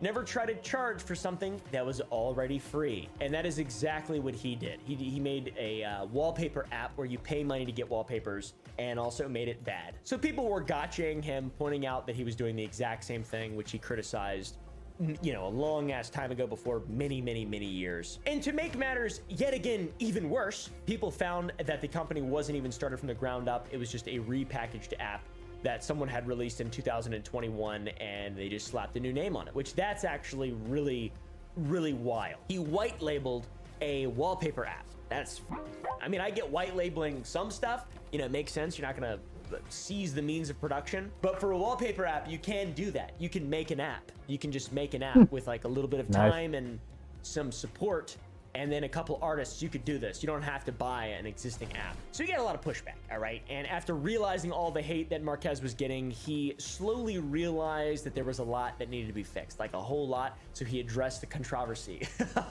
the controversies around the app. Good job. Pot of building in public is getting mass feedback immediately, which is pretty dope. Almost exactly like publishing a YouTube video. Basically, he acknowledged a lot of the wrongdoing. They're gonna fix the excessive data disclosures, etc. As far as pricing. Bro, it's a wallpaper app. Relax. I feel like he did take the criticism like a champ. He does seem like a pretty intelligent, well-adjusted guy. From all that I can see. And he made an entire video about it after massively getting shit on. In the video, he states that there will be no more third-party ads and that the non-collections of wallpapers are now in 1080p with no ads as well. And if you want a full resolution version, sometimes 4K to 8K, you can get the full resolution after one ad. So it offsets the costs of the app and then still pays the artists. It's cool that criticism actually works sometimes when you're criticizing someone like Marquez Brownlee. Not everyone on this list gets criticized and then changes. Not everyone on this list does that. Not everyone on this list even acknowledges criticism at any point ever. Some of the people on this list aren't even people, and I can prove it. I've got all the documents, all the white papers. I got a list. So yeah, Marquez Brownlee, definitely a respectful business owner and a valid part of the YouTube community, in my opinion. I like Marquez Brownlee a lot. D'Amelio popcorn snacks. These are called Be Happy snacks, and it's just popcorn. They have 3 flavors on their website: white cheddar, Himalayan pink salt, and cotton candy. Popcorn? Oh, that's 2 poops for me. Little justice. I'm kind of with it until they said cotton candy. That seems disgusting for a flavor of popcorn. Could be wrong though. Let me know down below. Is cotton candy popcorn any good, guys? The prices aren't the worst. It's not like movie theater price of popcorn, which is like $0.01 per kernel. It's $5 for 5 ounces, which I feel like is fairly reasonable for this cool packaging and stuff. It's $4 in a store. I don't know. I don't really know a lot about popcorn. It's not an awful price. The bags are pretty big. It seems cool, and it's got this happy family of extremely talented, famous people just plastered all over it. I love it when someone's kid gets famous and then they make their whole family famous. That's really cool, especially when parents are like really desperate for the spotlight. I love that, dude. I wish my parents actually cared about me. No, they do. They just don't give a fuck about anything that I do, which is good. I love that about them. So yeah, 5 ounces of popcorn for $5. I would rather just get a Doritos Nachos Cheese Tortilla Snack Chip Party Size 14.5 ounce bag for the same price and 3 times the weight with the same type of food. It's still corn. They're corn chips versus whatever the popped corn. What a scam popcorn is. I was really giving them the benefit of the doubt, by the way, in the beginning, because there are multiple other types of popcorn for sale, like Boom Chicka Pop. They sell a bag of 7-ounce popcorn for $3, and there's also this Valley popcorn. It's a pound of popcorn for $4, dude. That's a feed sack of popcorn. And this is Charli D'Amelio. I'm not sure if she even was the one behind it, but she has 155 million followers on TikTok and gets like sometimes a lot of views. I'm not really sure exactly what's going on TikTok. I don't really know a lot about it. I can't imagine Be Happy Snacks is selling that well. Her channels aren't exactly doing very well, and they did a publicity stunt to try and promote the popcorn. She thought it'd be a great idea if she pretended to work at Walmart, you know, like poor people do. You know, guys, like poor people do. You know, like she doesn't, because she has 155 million followers. What a great idea for promoting your product. Let's LARP as normal people. Ah, yes! Let's LARP as normal people with real jobs who actually contribute meaningfully to society. Hey, buddy. Hey, buddy. Hey, buddy. Hey, buddy. Hey, buddy. Hey, buddy. Hey, buddy. Hey, buddy. Hey, buddy. So on top of the backlash from that, there's also some pretty bad reviews, which it's not really that big of a deal. You can just change your recipe, I guess. Some people said that the cotton candy tastes like shitty chemicals. I have no proof of this. I just can imagine that cotton candy Popcorn probably tastes like shit, but I could just be a jealous hater, by the way. How about Ninja's Nutcase? Ever heard of that, guys? Ever wanted to drink Nutcase? That's a terrible name for a product. I'm just gonna say it. It's a type of milk or something. It's a substitute for your favorite milky treat. You don't want chocolate therapy Ben & Jerry's or a McFucking Flurry or a fucking red thing from Starbucks? Drink Nutcase. I'm sure it tastes exactly the same and or better, especially since it was masterminded by Tyler Ninja Blevins. It's got no dairy, no caffeine, no oils. It's just cashew milk, and by God, it's delicious. Co-founder Tyler Blevins said, "Right away, I love the look and the idea. Can I As soon kill as I him? tried Turn it, I one. was hooked. I have a massive sweet tooth, and Nutcase satisfies my sweet fix in seconds. Super pumped to be a co-founder." No. Wait, you're telling me he's not making it? You're telling me he's not beating the shit out of cashews to get this juice? He actually does really like this stuff a lot. I think there's more videos of him drinking nut milk than there are of me eating sour boys, unfortunately. It doesn't seem that bad. He doesn't seem super involved. He's a marketing partner, I guess, a co-founder of Nutcase. I've never heard of it. I don't know what the fuck it is. It's $39 for a 12-pack, which is $3 a can, so it's even, I mean, it's not horribly expensive, Okay, I so guess. you can hear I me would rather drinking drink water. Dr. Good to Pepper, know. To be honest, to satisfy my sweet tooth. I don't want to drink nut. So now we're on to one that's a little bit more interesting, and that sounds delicious, and I've never tried it. It is Arak's so good at it. Pizza-Fi sauce. If you don't know who Arak is, he is Oh, sort I of could- like Mr. Beast, but with way less controversy. Wait, do they have to make Still some contact for my controversy, spikes to but trigger? less. Arak came out with Pizza-Fi, which is a Ah, sauce that hit through, but whatever. they claim it will turn anything into pizza. It's $12 a bottle. It doesn't have that many ingredients. It looks great. The packaging is awesome. They have this really interesting Pizza-Fi snack box, which has other snacks in it with the sauce, which I think the sauce in this image is just Photoshop. I think all this stuff's just Photoshopped. Yep, that's all Photoshopped in there. That's pretty cool. There's a mystery item? I've got a purchase! They've also got Pizza-Fi dippables. I'm not sure. This thing seemed like it was really popular, and I just don't know. This seemed like a pretty interesting product, but I just don't think it worked out. It seems to have died already. They haven't posted since February of 2023, and that's kind of not good. Turn every party Or he's into a fucking pizza OP. party. Is this No. gonna be the run chat? Am I gonna do it this time finally? 11. All right, I didn't just win a baseball game. In fact, I never won any baseball games. I was terrible. So yeah, it seems all right. However, as of researching this doc, all of the Pizza-Fi products except for the clothing are out of stock. So they say that more is coming soon. I don't know. It doesn't seem like it though. It seems like that's it. It seems like it's over for Pizza-Fi. This next one isn't even a product. It's just an entire line of products. The toy lines from Ryan's Toy Review are so incredible.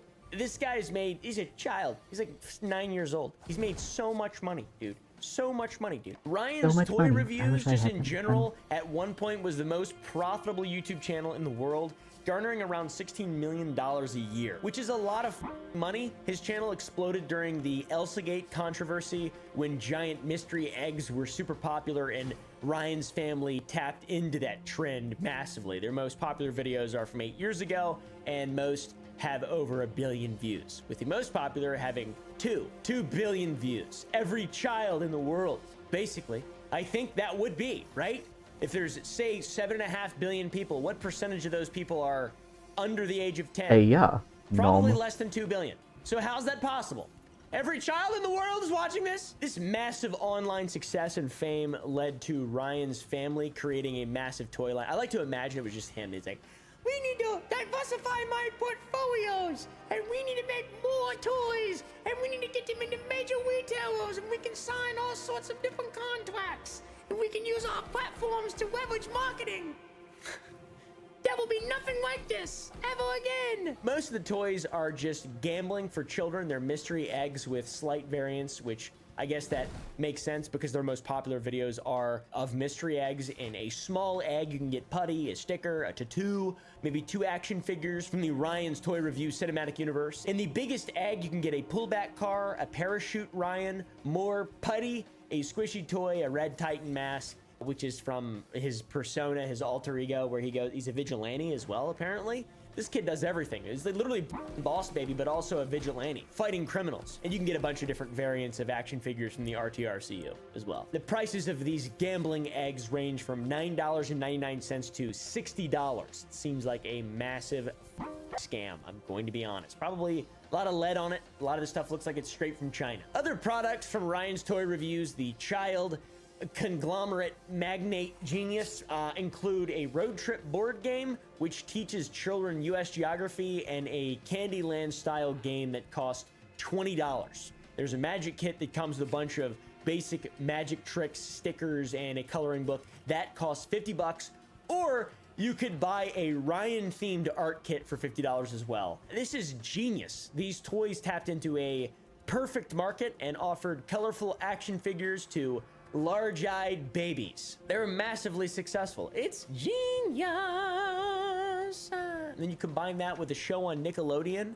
These bitches are selling extremely fast. Hell, I got some. Just kidding, I don't. It'd be funny though. If I just had a bunch of toys made by a child behind me, that'd be so weird. So yeah, genius. What a great way to sell toys, I guess. Today, most of Ryan's channels are fairly dead because he's no longer a child and he made out like a bandit. You gotta wonder what it's like to be him. Like, jokes aside, your parents start this YouTube channel and they're just like, all right, now you're famous. And now you're the most famous person in the world, baby, buddy, and you're just a little child. You're just a little baby. And now he's 13 years old. God, that has to be weird. He must have a crazy ego. He's like, I'm Ryan's Toy Review, don't you? And he's wearing like a little pinstripe suit, and and the pinstripes are just the word. I just thought it'd be funny to have like a really mature businessman toy reviewer. I don't know. It's a funny thought. Aging in general for Ryan has to have completely altered how he is perceived by his peers. He was a magnate, a legend in the world of toy reviews. Next up is Mina Snacks, a personal favorite of the channel. Pokimane, a massive Twitch streamer, YouTuber, whatever. I'm not sure exactly what Pokimane's been up to. She made these snacks. Well, actually, she was approached by some kind of exec from a food company, and they're like, hey, I've got this idea. These creator products are all the rage right now. It's the creator economy. Let's push your face. Let's get you to promote this, and we'll just take something that already exists and we'll just repackage it. We'll add a frog hair's worth of vitamin D, and then, any publicity is good publicity. They're just cookies. It's pretty cool. I don't know. I've tried them. I bought them. They were all right. Not only do they have chocolate cookie flavors now, they have a pizza flavor. A little collab with Eric, I think. Just kidding. His shit failed. This is interesting. Lemon yuzu, Rice Krispie Crunch, Blueberry Bliss, and then Midnight Minis. Batch 2 bag. Is this marketing they're trying to do? Is this like tester bags they're trying to market as if it's a full... They're just trying to make excuses for not having full runs of things? This is very interesting from a production perspective. Wait, this is a bad idea. Small batch. It's kind of...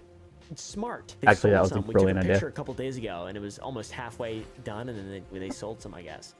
We make feel-good snacks with nothing fake, just real ingredients that taste great. Oh, I love them so much. Oh, wow. I love how they're a good source of vitamin D. That's my favorite part. Let's see. Good source of vitamin D. 3 micrograms of vitamin D in 7 cookies. And it says good source of vitamin D on the front. Hey, guys, I'm going to go out on a limb and say that that's not a good source of vitamin D. That shouldn't be on the packaging. That's just stupid. Why would you do that? You're trying to mislead people. Everything else, though, it's good. It's just they're just little simple cookies. But yeah, Mina cookies still around. I think that's awesome. That's pretty cool. I'm glad that they're still cooking. I enjoyed them when I tasted them. I just don't like it when people lie on their packaging or they try to mislead. I'm about to take a lot of damage. But it is misleading. It's objectively misleading, right? You're saying it's a good source of vitamin D and it has 3 micrograms. Good source in relative to what? Relative to what? What? Relative to what? Anything that has vitamin D in it, like dirt, relative to going out in the sun for 5 minutes? No, it's not good relative to actually exposing yourself to the sun. So, don't. It's just weird. Now, this one you've definitely heard of. It's called Lunchly. It was released by Mr. Beast, KSI, and Logan Paul, my 3 favorite YouTubers of all time.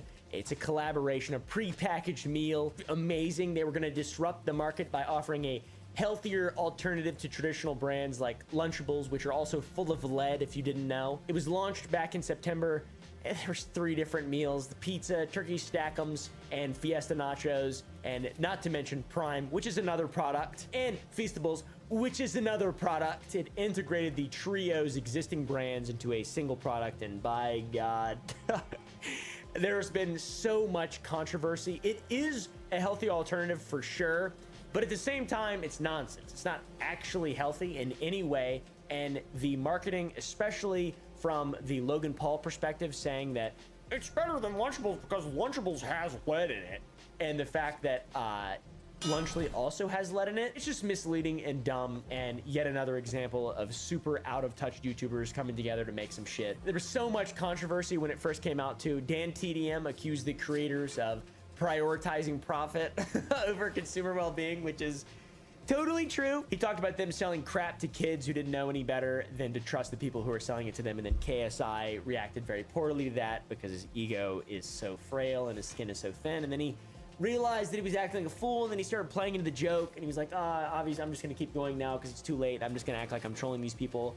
I don't know, dude. Then came the mold backlash. YouTuber Rosanna Pansino shared her experience of discovering moldy cheese in a Lunchly pizza kit in spite of it being well within the expiration date, and then the FDA had to review multiple complaints in regard to the product safety. But there was a bunch of headlines that there was a recall. There was not a recall. Things can get mold on them. I mean, that just happens. Things need to be recalled occasionally. The manufacturing process is not perfect, and it never will be. But in order for retailers to buy anything and have anything in stores, there are a lot of stringent hoops that have to be jumped through. So Lunchly is definitely not going to kill anybody any more than a Lunchables would. It has nothing to do also with Mr. Beast or Logan Paul or KSI. But the marketing from Logan Paul saying that Lunchables has lead and Lunchly doesn't is stupid as f***, and I stand by that, absolutely. With all the criticism, Mr. Beast addressed some stuff, and Logan Paul and KSI largely defended the product and attributed negative reception to personal biases against them, which is classic, dude. It's just haters. It's just haters. Now possibly the weirdest one on this whole list. Jeffree Star's Yak Ranch. Jeffree Star is a very popular YouTuber who sells yak meat. And if you somehow don't know who Jeffree Star is, he's a very controversial character and apparently a very bad person. I'm not exactly sure. But if you read this novel of text on Reddit talking about all of his controversies and horrible things he's done, you might also think that he's a horrible person. This person right here, this Californian mansion dweller, is in the yak meat business. From an outside perspective, that seems crazy. I'm not trying to judge. All right, anybody can be in the yak meat business, apparently. Seems like it. Seems like it's... I mean, it's a unique business idea, okay? I wouldn't expect someone like Jeffree Star, who lives in a house like this, to be dominating the yak meat market. I didn't even know the yak meat market was a damn thing! I didn't even know yak were real! Just kidding, I did know yak were real. Anyways, Jeffree Star owns a shitload of land and a ton of yaks. Apparently this started with him owning his 70 acres in Casper, Wyoming, but eventually that grew to 600 acres, and he has a bunch of yaks on that bitch now. And he's raising them, fattening them up, and then butchering them and selling all sorts of different yak products. He's got a $20 million mansion in California as well, so the guy has a lot of money. He's pretty much set. The makeup industry is big, and second to that is the yak industry, it seems. Doesn't seem like there's a ton of competition in the online available yak meat market, but he's selling yak meat with a decent amount of flavors at 4 ounces for $20 a bag. That seems pretty steep for just jerky, but if you compare that to other prices of yak meat, it's affordable. This guy's dominating the yak market, non-ironically. A lot of the flavors are sold out. It's a pretty competitive brand. I have some respect for this. It's very unique and cool, I guess.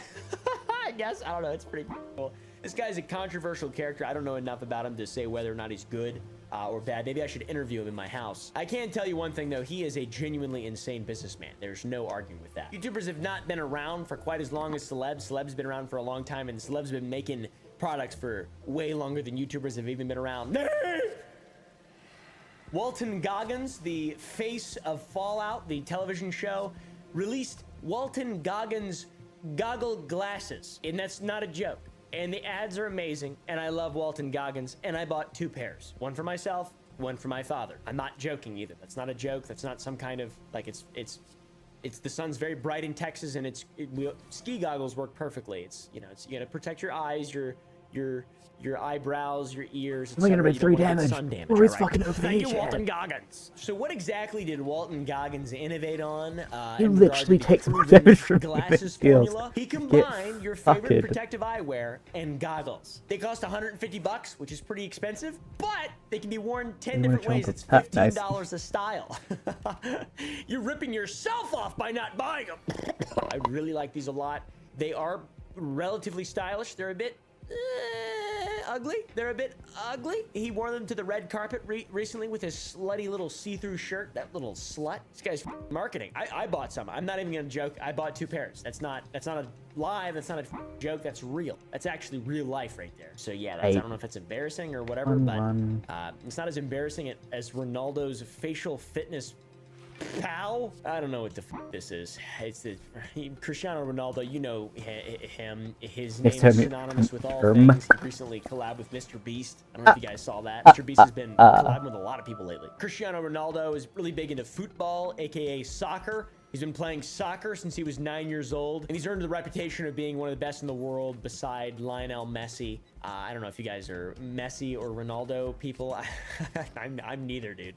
I'm Ted Lasso. Ronaldo is the symbol of success in football and business. He's got countless records, awards, and immense global fame, and that is why he went ahead and created this thing called POW.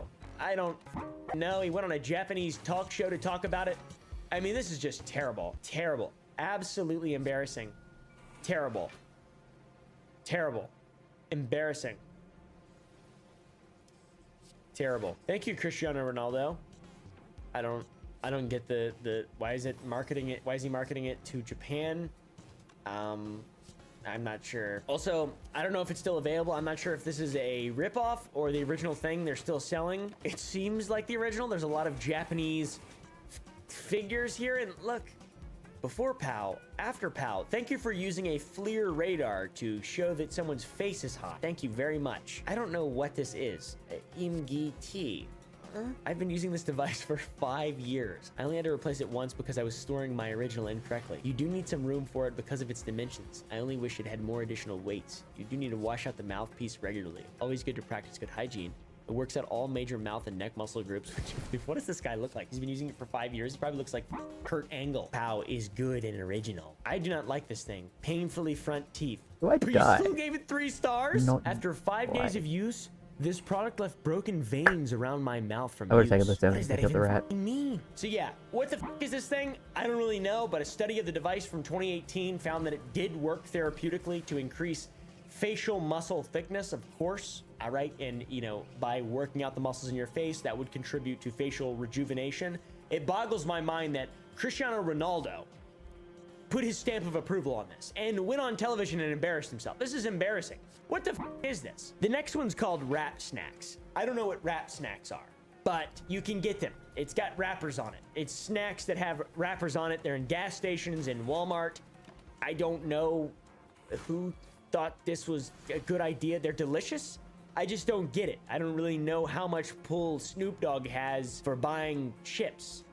I kind of like it, to be honest, but I don't know if is it a good idea? I'm not sure. They got instant noodle cups now and also lemonades, which is pretty cool. Wrap Snacks OwO lemonade with Lil Baby on it? I hope they fire. Lil Baby decent. I hope these decent too. We got OwO fruit punch lemonade, OwO pineapple mango lemonade, and OwO strawberry watermelon lemonade. That sounds like it's gonna be fire. Fruit punch. No, I gotta smell it first. Smell like it's gonna be alright. Got that little bite. It's decent. You get a sell. Decent. I love this guy's accent. I don't know where he's from, but it's got to be in the deep south. Lil Baby Decent. Is that Dawson? Is that Dogpack 404? What the f? I don't know much about the Wrap Snacks story, and it's kind of difficult to find information about it, but the CEO of Wrap Snacks, James Lindsay, has been in the snack game for decades. According to his About Me section on the Wrap Snacks website, he started Wrap Snacks in 1994. That's crazy. I just started seeing them recently. I didn't know these things have been around since before I was born. This guy graduated from Cheney University with a bachelor degree of science in being decent. Yeah, they sell snacks with rappers, like musicians' faces on them. It's cool, I guess. This next product, Socks the Cat Rocks the Hill, is a bit more controversial than our previous products we've talked about. In researching this video, we found one celebrity product that not big dick in the champ. The champ I don't know if it's a prank or if it's a red herring or if it's just not real. Bill and Hillary Clinton had a celebrity product loosely associated with them in 1993. The product was never released, but it did have a lot of troubles. It was not Hillary or Bill that the product was related to, but the Clinton family cat Socks. This cat, Socks, had a product made in regard to him. It was a video game for the Super Nintendo called Socks the Cat Rocks the Hill. It was during the Clinton administration, before the blue dress, before all the blowjobs and everything. Socks was essentially Perry the Platypus from Phineas and Ferb, and he would deal with spies, politicians, the news media, and more to warn the Clintons, primarily Bill, who was president until 2021, about stolen nuclear codes. Apparently, the political satire aspect of the product was great back then. I don't know a lot about the political environment in the early 90s because I was not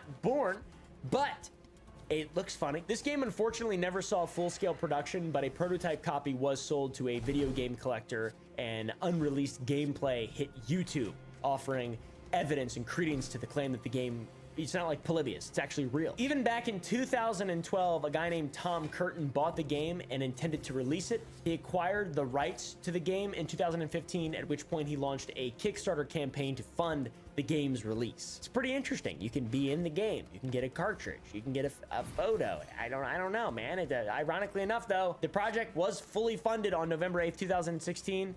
Election day, Hillary Clinton lost on that day, by the way, to Donald Trump. And even though Hillary Clinton lost, Socks won. Now, that being said, it hasn't come out yet, to my knowledge. I don't know if it's ever been publicly released. I think just people who funded the Kickstarter got copies. You can play a version of it in the Wayback Machine, but it's weird. The next three products I'm going to clump together because they're very similar. One is called Goop, the other's called Blood, and the third is called... It's like the three horses of the apocalypse, all right? For a pale horse rode forth, and on it, a rider. Gwyneth Paltrow. Look at this eBay listing. Read this. This smells like my... What? Gross. I do not want to smell that. Gwyneth Paltrow has had a company called Goop since 2008, and it started as a weekly, weird, insane newsletter from her kitchen, sought to foster hard conversations and explore taboo topics that are hard to approach, I guess, just amongst like super rich middle-aged women. Since then, it has expanded into various forms of merchandising and has become a one-stop shop for brain rot. They got beauty, fashion, wellness products, etc. They even have adult products like restraint tape, desire gummies, and other creepy weirdo things. With the heavy emphasis on the taboo and sexual freedom, it was only a matter of time until something freaky as came out of the website, and at one point, Gwyneth Paltrow made a jade egg, which is meant to be inserted inside of your pussy. It was released for $66. You stick it in there, and then you like flex. You like, I don't know. I assume it hurts. I don't know. I don't have a vagina, so I don't know. This thing was also marketed to harness the power of energy work and crystal healing, and it's nonsense. Yeah, I think I just died yet. Nonsense. She was even fined $145,000 in California for unsubstantiated claims regarding the egg, which is awesome. Totally deserved. Wish it was more. Wish it was more. I sure do, chat. Dude. Rubber face it. You shouldn't lie to people like that. It's dumb. Eventually, though, after recovering from the massive L that is the stupid egg thing, Gwyneth would sell a candle unlike any other. Goop released a candle named This Smells Like My Dirty... It sounds completely insane. It's sold out, obviously, because it is insane. Even Critical bought one. Moist Critical, there's footage of him lighting it, smelling it. Oh, now we're cooking. It smells like if you went to like a buffet, but all the food had stayed out for way too long. I'm pretty sure most of the people who bought this were just YouTubers looking to review the scent for a video for clicks. I mean, there's a lot of reviews online. It's genius! And then other people just bought it so they could resell it on eBay, I guess, because it's a celebrity product. She also released a subsequent candle called This Smells Like My... which seems like more unsubstantiated claims. I don't know how that's even possible to smell that. It's kind of weird, but, you know, these all sold out, and they were a successful product. They're still being sold on eBay. It's crazy. Now, we're talking about Lady Gaga right after this. The last candle is a perfect segue into our Lady Gaga product. In 2011, Lady Gaga released a fragrance of her own design. She was the Fame monster back then, and her fragrance line would be called Fame. The scent we're talking about today is Black Fluid. Black Fluid became known as the blood and perfume because a rumor began circulating about the perfume's ingredients, and Lady Gaga described the perfume by stating the following: I wanted to extract sort of the feeling and the sense of blood and semen from a molecular structure. So that's where that came from. Oh, you that can just doesn't get that feeling after sex from the semen, and the blood is sort of primal, and it was taken out of my own blood sample. So it's a sense of Why is he eating it like this, chat? 6 million bottles Oh, of this shit were sold thanks to that Transylvanian marketing rumor. accent. Some people thought her blood was in it. It was just How not the though. fuck They sold do I 6 million though in a sound? single week. Just That's do a crazy. sound? It's the I fastest don't selling even perfume know. ever of all time. Womp I'm gonna womp. make a candle called "This Smells Like My Peanuts." Peanuts. I didn't even mean to say that. I just misspoke. I have mumble mouth. It's been a really long day. I'm still recording. It's 9 o'clock. And I woke up at 8. Couple honorable mentions. Muhammad Ali had roach traps, and I gotta say that's probably one of the most out-of-pocket celebrity products I've ever heard of ever. It's a roach trap. I told you I don't want you living with roaches. Now I'm gonna show you how to kill roaches where you don't want to spray, like around food and dishes. Get yourself decon roach traps. No poisons and no spraying. Roaches get trapped inside and wham, they're dead. I get sad watching Muhammad Ali during his descent into Parkinson's and brain damage. They were available around the world, and Decon is still out there. Decon roach traps, they still sell bait and stuff. Back in 1980 though, it seems like celebrity endorsements were still new, so Muhammad Ali had quite a few commercials in regard to roach traps. Unfortunately though, he promoted a product called Foregone, which included D-trans elethrin and petroleum distillates, and there's a lot of health hazards in regard to all those, so not good. Very hazardous. It was the 80s though. I don't want you living with roaches. Wipe them out with Decon power. Decon, more power to you. Damn, that shit was super toxic and hurt a lot of people. Also, the Jeremy Renner app, which, dude, this guy's a legend. Jeremy Renner is just such a strange guy. He made an app about himself where you can connect with him, and it's just really weird. It's like what OnlyFans models do with those AIs of themselves, and they talk to people and they're just like super parasocial. This guy, Jeremy Renner, has to be the most parasocial of all celebrities. Happy Friends Day. What the f does that even mean, dude? What does that mean, Jeremy Renner? What did you mean by this post, Jeremy Renner? I am Jeremy Renner. Are there crack cocaine dealers in the Los Angeles metropolitan area? I'm Jeremy Renner. It's really funny. I love this app. Have a rockin' weekend, everyone. What's the plan?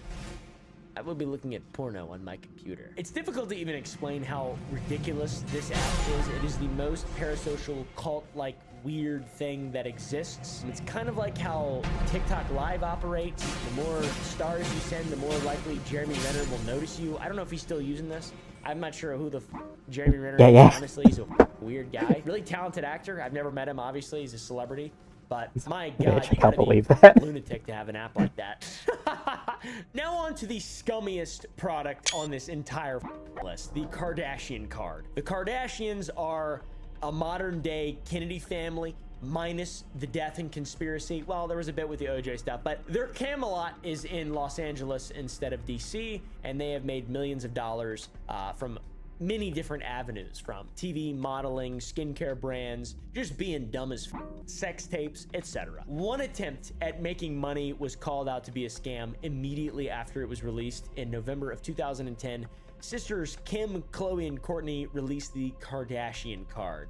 It was a prepaid debit card that targeted their young child dumbass audience. They claimed it was a good tool to help them with their finances, which, judging by this, I don't see that as a reality. Parents were thinking that they were getting their kids a good deal by getting them a card that was endorsed by their favorite stupid celebrities, but they are dead wrong. The rates and fees associated with this card were extremely high and predatory, and not in any way helpful for young adults learning how to use credit cards. Here are the fees and rates. A $10 activation fee, a $7.95 monthly fee, a $1.50 transaction fee per ATM withdrawal, and a customer service call fee for $1.50 a call. Then there were even more cardholder fees. That's pretty predatory, obviously a scam. Parents instantly viewed this as a predatory scam, which led to many of them dropping the card, and on top of those fees, the parents were paying crazy amounts of money out of pocket. The card required an initial fee of $59.95 for 6 months or $99.95 a year, with a subsequent monthly fee of $7.95. Over 2 years, users could incur costs exceeding $195, excluding additional fees, from just doing nothing. It was 2011. A lawsuit was filed against the three sisters, claiming that they broke their contract, and as a result, it ruined the card's potential success, and they faced $75 million in damages, but the case was dismissed, and they were paid $7,000 to cover the legal fees of the trial. Wow. Overall, what a massive failure, and by God, be wary of any famous person doing anything that doesn't have to do directly with what they're doing and how they got their money and how they started. Just be super wary of it, because they don't really care. It's just about money. It's just about money, which that's fine, I guess, if it's a good product. You know, if you want to support them, like Jeremy Renner, if you're a massive Renner fan. It's Wednesday! It's Wednesday! Yay! Nah. Shut up. Anyways, thanks for watching. Go to the Gun Club, go to sour.gg, buy some candy. I'll see you guys in the next video.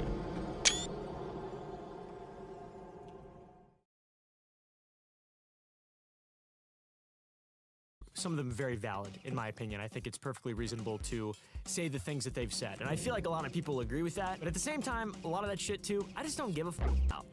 It's just like it's being drug on so long, and Mr. Beast doesn't seem to really care. So I'm like, oh, I thought this was gonna be a fight. I thought we were gonna witness a, you know, like an actual, you know, something's gonna get done. But no, it's a Logan Paul situation. It's just, we're just gonna have more and more pieces of shit, and it's just gonna be a bigger, more divide, and there's no unity. There's no unity, all right? There's no unity, or whatever the not that there needs to be honest.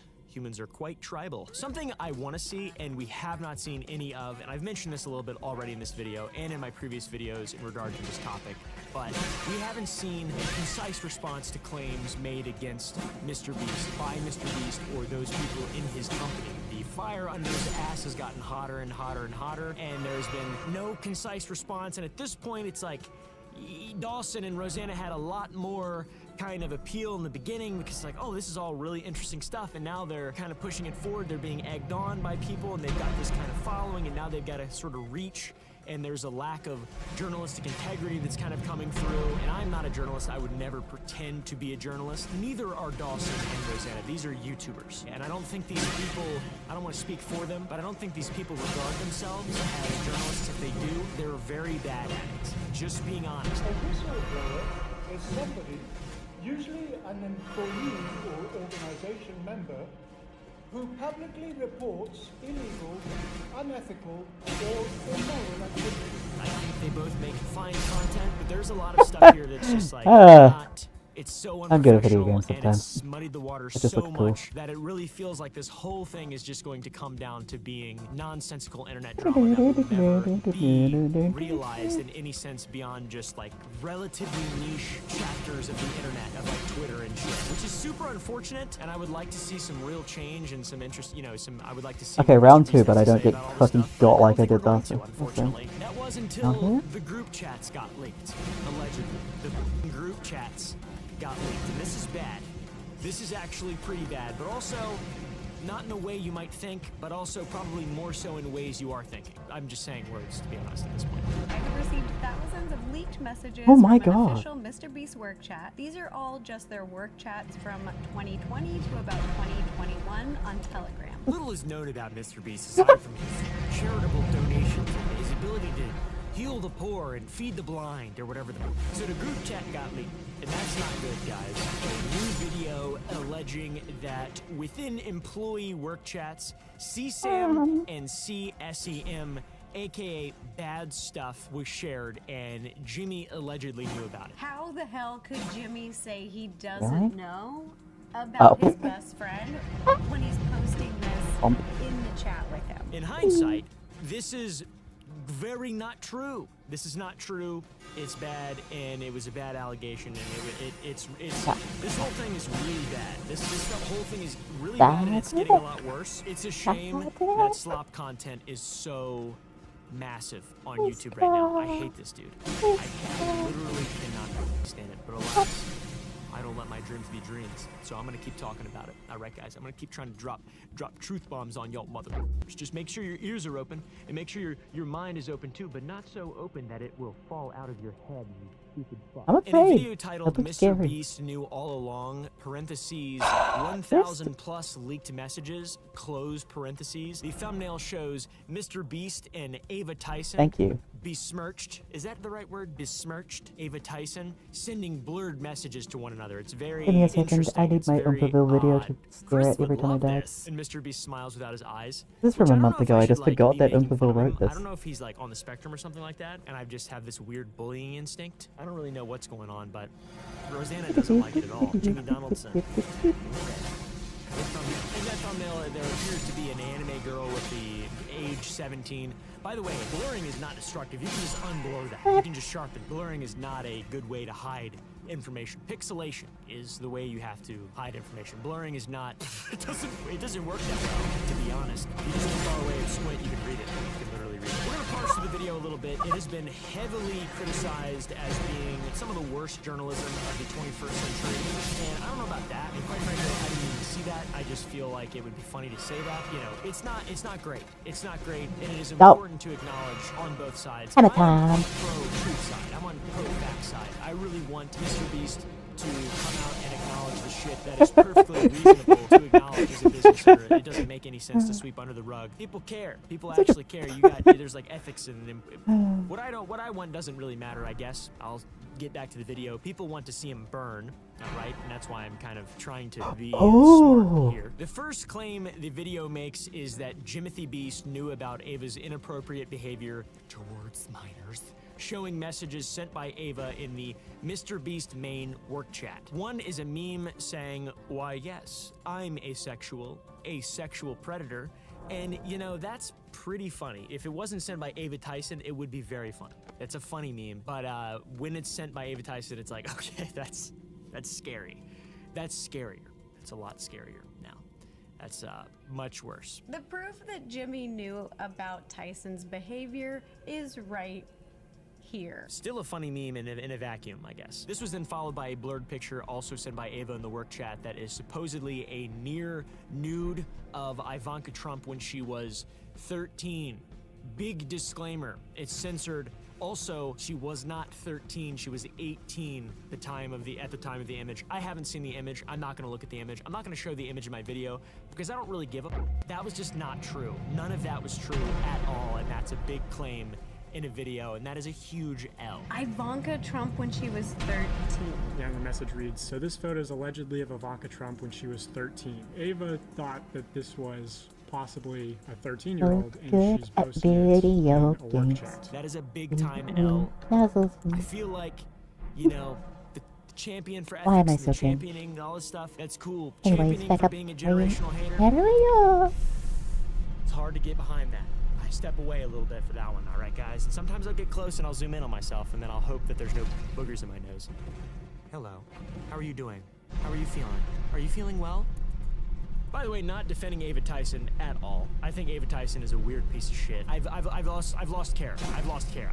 It's nonsense. To be fair, Rosanna in her video does say that this is alleged and not confirmed, which is good, but like at the same time, obviously you're gonna say that. It's like you're hoping that it was you're just reaching for everything really is what's going on here. The big claim, the overarching claim in the video is that Jimmy knew Ava was inclined towards inappropriate behavior and he didn't do anything. And there was this huge backlash in regard to Ava, and he only decided to acknowledge it when everyone else became aware, when all the allegations came out in July, as he claimed in his public statement. So they're trying I can't to believe what I'm undermine seeing. Mr. Beast even further, which in my opinion, you really don't need to. After the first Dawson video, that's pretty good, right? That's pretty good. Of course, yeah, you're right. Most of this is 95% of all of this is just so right, and it's amazing, and it's well done, and it's fun, and now it's just like, oh, it's like it's just, I don't know, it's just not. Oh, I didn't notice it's not that was as an good. important one. It's not That's as why I good. It's just doing that internet nonsense upgrade. that I see, I don't care as much see. about. because it just keeps on not being true. Rosanna was skeptical of the claim that Mr. Beast made that he had only just found out recently, given the fact that Mr. Beast had Shadman's art hanging up on the wall when he lived with Ava. I just saw a creature run off, I swear to God. Skinwalker, dude. What the That's crazy, dude. And Mr. Beast even had a Shadman poster hanging up in his house in the living room, like as a centerpiece, and it remained in his house after Ava moved out. You can see it in this video. I didn't even know what Shadman was until all this stuff, and quite frankly, I've grown very weary of the internet this year. I've grown very weary after learning about all this stuff. Jimothy Beast knew that Ava had NSFW channels in the Discord server for fans of the Mr. Beast channel. A user named Brooke the Mom saying, okay, I do think it's a bit inappropriate and should be limited to those who are actually of appropriate age because it's open to everyone, is it not? Like, there should be a restriction on it. She goes on to say, I don't have an issue with the channel, but I have an issue with minors that have access to said channel, referring to the Not Safe for Work channel. And then Chris responds, is there even a way to do that? And like, there was a lot of extremely inappropriate stuff that Rosanna is alleging that Mr. Beast knew about long in advance before he claimed to have known anything about it, to undermine his reputation and to presumably get his deal with Logan Paul with the Mavericks, with the Low Gang canceled. I was kind of hoping that I'd just be standing on a cliff and turn around to go, uh-oh, they're right behind me, aren't they? I'm gonna die. From the screen to the ring to the pen to the key. These people are so terrible. They just suck. You don't even need to go out on a limb. People just see it. You're not going to be able to destroy them. It's not how it works. Have you ever seen Idiocracy? Brondo's got what plants crave. It's got electrolytes. It has electrolytes. That's real life. That's Prime in real life. That is Logan Paul in real life. All this stuff is real life. But Brondo's got what plants crave. It's got electrolytes.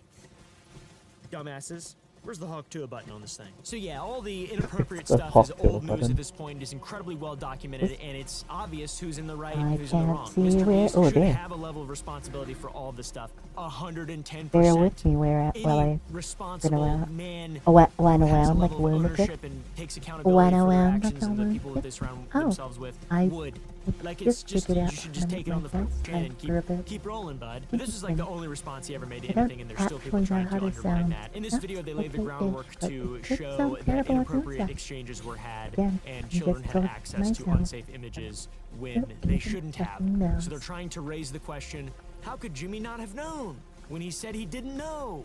How the hell could Jimmy say he doesn't know about his best friend when he's posting this in the chat with him? How could you not have known when it was so rampant? And the leak of the group chat, my man, is supposed to prove that he did know about Ava's very inappropriate behavior, or at the very least knew that Ava had an inappropriate sense of humor when you feel the before rumble? allegations came out. Which, dude, I've seen clips of Mr. Beast from podcasts I years and years am a ago that Jaegerist. were incredibly inappropriate. I dare you to say something controversial.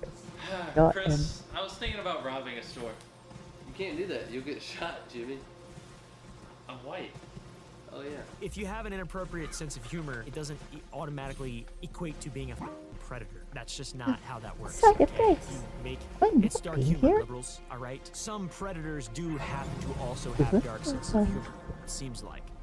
You know, I've tended to notice that. But the beauty is in the eye of the beholder, as they say. Then they go on to claim that the individual in the group chat named John Smith is Mr. Beast. John Smith in these chat logs is Mr. Beast. That is confirmed by multiple former employees. He changed his name on Telegram. Hello, big boy. Oh, you're just show some messages to show that John Smith is roar. Identifying several messages in which he refers to himself as Mr. Beast or Jimmy as evidence for this claim that John Smith is not a founding father or revolutionary, but instead Jimothy Beast, founding father and revolutionary. Here he's saying he got exposed after Team started calling him a simp on Twitter. Here he's tagged Jimmy by someone else. Of course I knew that. Every time I text Team about drama, I love it. Off, man. He's known for 23 hours. My There's some blood context of it. I don't know, there's tweets and flows stuff, in I'm not rivers, sure. or I make rivers John flow with Smith blood. linking Jimmy Donaldson's wiki feet and then saying, my feet are a 4.8 I out of 5. don't think Oh, that's embarrassing. Mine are 5 out of 5. Don't want to brag, but that's embarrassing. John Smith. I'm John Smith. going to 4.8 out bathe of 5. in your Am I on blood. there? Am I on WikiFeet? I don't think I'm on WikiFeet yet. WikiFeet. Oh. What would I do with all these cookbooks? This your girl doesn't know how to cook shit. Oh, I'm on there. How does That's a strong image too. Wow, that is quite an image. Caleb Phelps. Oh, here's lots. Oh man, he's what the fuck is that? Chad, I didn't smell what the rock was cooking. Oh my god, there's a picture of my penis.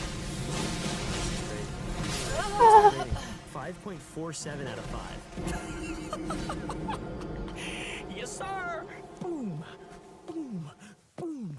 I can only share a few of the messages in the video, but Rosanna also shared the entire I love chat on Bunkerville. Twitter, scrolling through the messages so anyone can view Damn, what was sent. I really didn't and by smell what the rock was host. cooking, We've downloaded obviously. it just in case it gets deleted. It probably won't. It's really... It's not that big of a deal. It's kind of like the big thing is just not true, which is the Ivanka Trump thing, which I already said wasn't true. So Ava Tyson sends a photo of a young-looking girl in a sheer top. Ivanka Trump when she was 13. I should have been like, oh god, did they do it? And then revealed that at the end. But I don't give a So I just told you it was not true in the very beginning, and I kind of ruined my point of the video. So, and now I'm looking at Wikifeed, so that's super off topic. Anyways, the whole purpose of sharing these messages is once again to prove that Mr. Beast knew about Ava well before the public and well before his public acknowledgement claims he did. And these messages, the group chat messages, are all from 2020, 2021, so it's years ago, not months, as Jimmy. Oh lord. There are a ton of memes also sent Aha. inappropriate messages, some that Dawson and Rosanna didn't show, and these include very Get size inappropriate gifted depictions nerd. of Franklin the Turtle from the kid show thing. It's a really, there's some really weird shit. I'm obviously not going to show it in this video, and I don't suggest you guys look it up. There's really bizarre stuff in the group chat. But once again, I feel like, I mean, I've never seen anything like that in a group chat, to be fair. And like a lot of this stuff is really odd, and Ava clearly has a massive problem. But like, there's some f***ed up shit in some group chats. All right, I'm just gonna be real. I'm just gonna be real. All right, you know. Just kidding. I'm a really nice guy. You know, so I like to pretend to be cool and edgy, and then say, "Hold your horses, liberals." It's just not me, liberals. But it doesn't work. I'm cold, and I just want support from people. I don't really care. I don't want people to dislike me, and I don't want to dislike people. I just want to learn and move forward as a human being. It's really kind of what life's very short. 100 years hence, none of this will matter. 6 months hence, none of this will matter. So we don't even have to. Not what rock was cooking that time. Follow directly with me making light of all of that. There were memes sent specifically related to being a predator or sex offender, which is not that funny. These are not they're not very funny. The asexual one I thought was kind of okay. These are cringe and weird. Pretty much all sent by Ava too. Which is just unbelievable. What a freak. I'm scared. Ava also shared some incest stuff. Ava's a weirdo, bro. Ava is a fucking absolute weirdo, just troglodyte, internet dweller that followed me on Twitter. And was even a supporter of Sour Boys, which is really unfortunate. So beyond work chat posts that are not safe for work, which is inappropriate in and of itself, but also it wasn't actually a work chat that came out as well, you know, so that's, I keep calling it a group, it's a group chat, it's not a work chat. Part of the whole deal with the Rosanna thing is that it was a work chat. It also wasn't even a work chat, but there are exchanges in here, aside from just memes and posting NSFW stuff, in a work chat, group chat, whatever the there's exchanges that are far worse. Dawson and Rosanna showed a message in which Jimmy shared an anime that Ava would be interested in. June of 2021, he sends a message of an anime called Higihiro. It says, "I bet Chris would love this show." And it is an anime supposedly about a relationship between a 26-year-old and a 17-year-old. The 26-year-old is drunk and lets a high schooler he finds on the side of the road stay at his place overnight. And according to the show description, the story proceeds from there. What? Well known online as a controversial anime. And this anime is based on even more explicit novels that Not resin. details Not of my the resin. relationship between adult and an underage girl. I've personally never watched the show. Not a big anime guy. Not into weird shit. I'm a regular ass dude. Super normal in the dark though. Which is weird. You know, if being into weird shit is wearing $40,000 quad nods and shooting things in the middle of the night with my friends, then I'm weird as fuck. But if it has to do anything with like victimizing people and making anyone of any creed or shape feel uncomfortable for me to get a laugh or feel some kind of rise at their expense, I'm not into it. It goes with most things, so unfortunately I'm just trying to live, you know, better life here. But anyways. Once again, I've never watched the show, nor will I ever. So I will not be able to approach the show from an informed standpoint. I like Some that. posts suggest that the show is to raise Good social boy. awareness of teen runaways in Japan.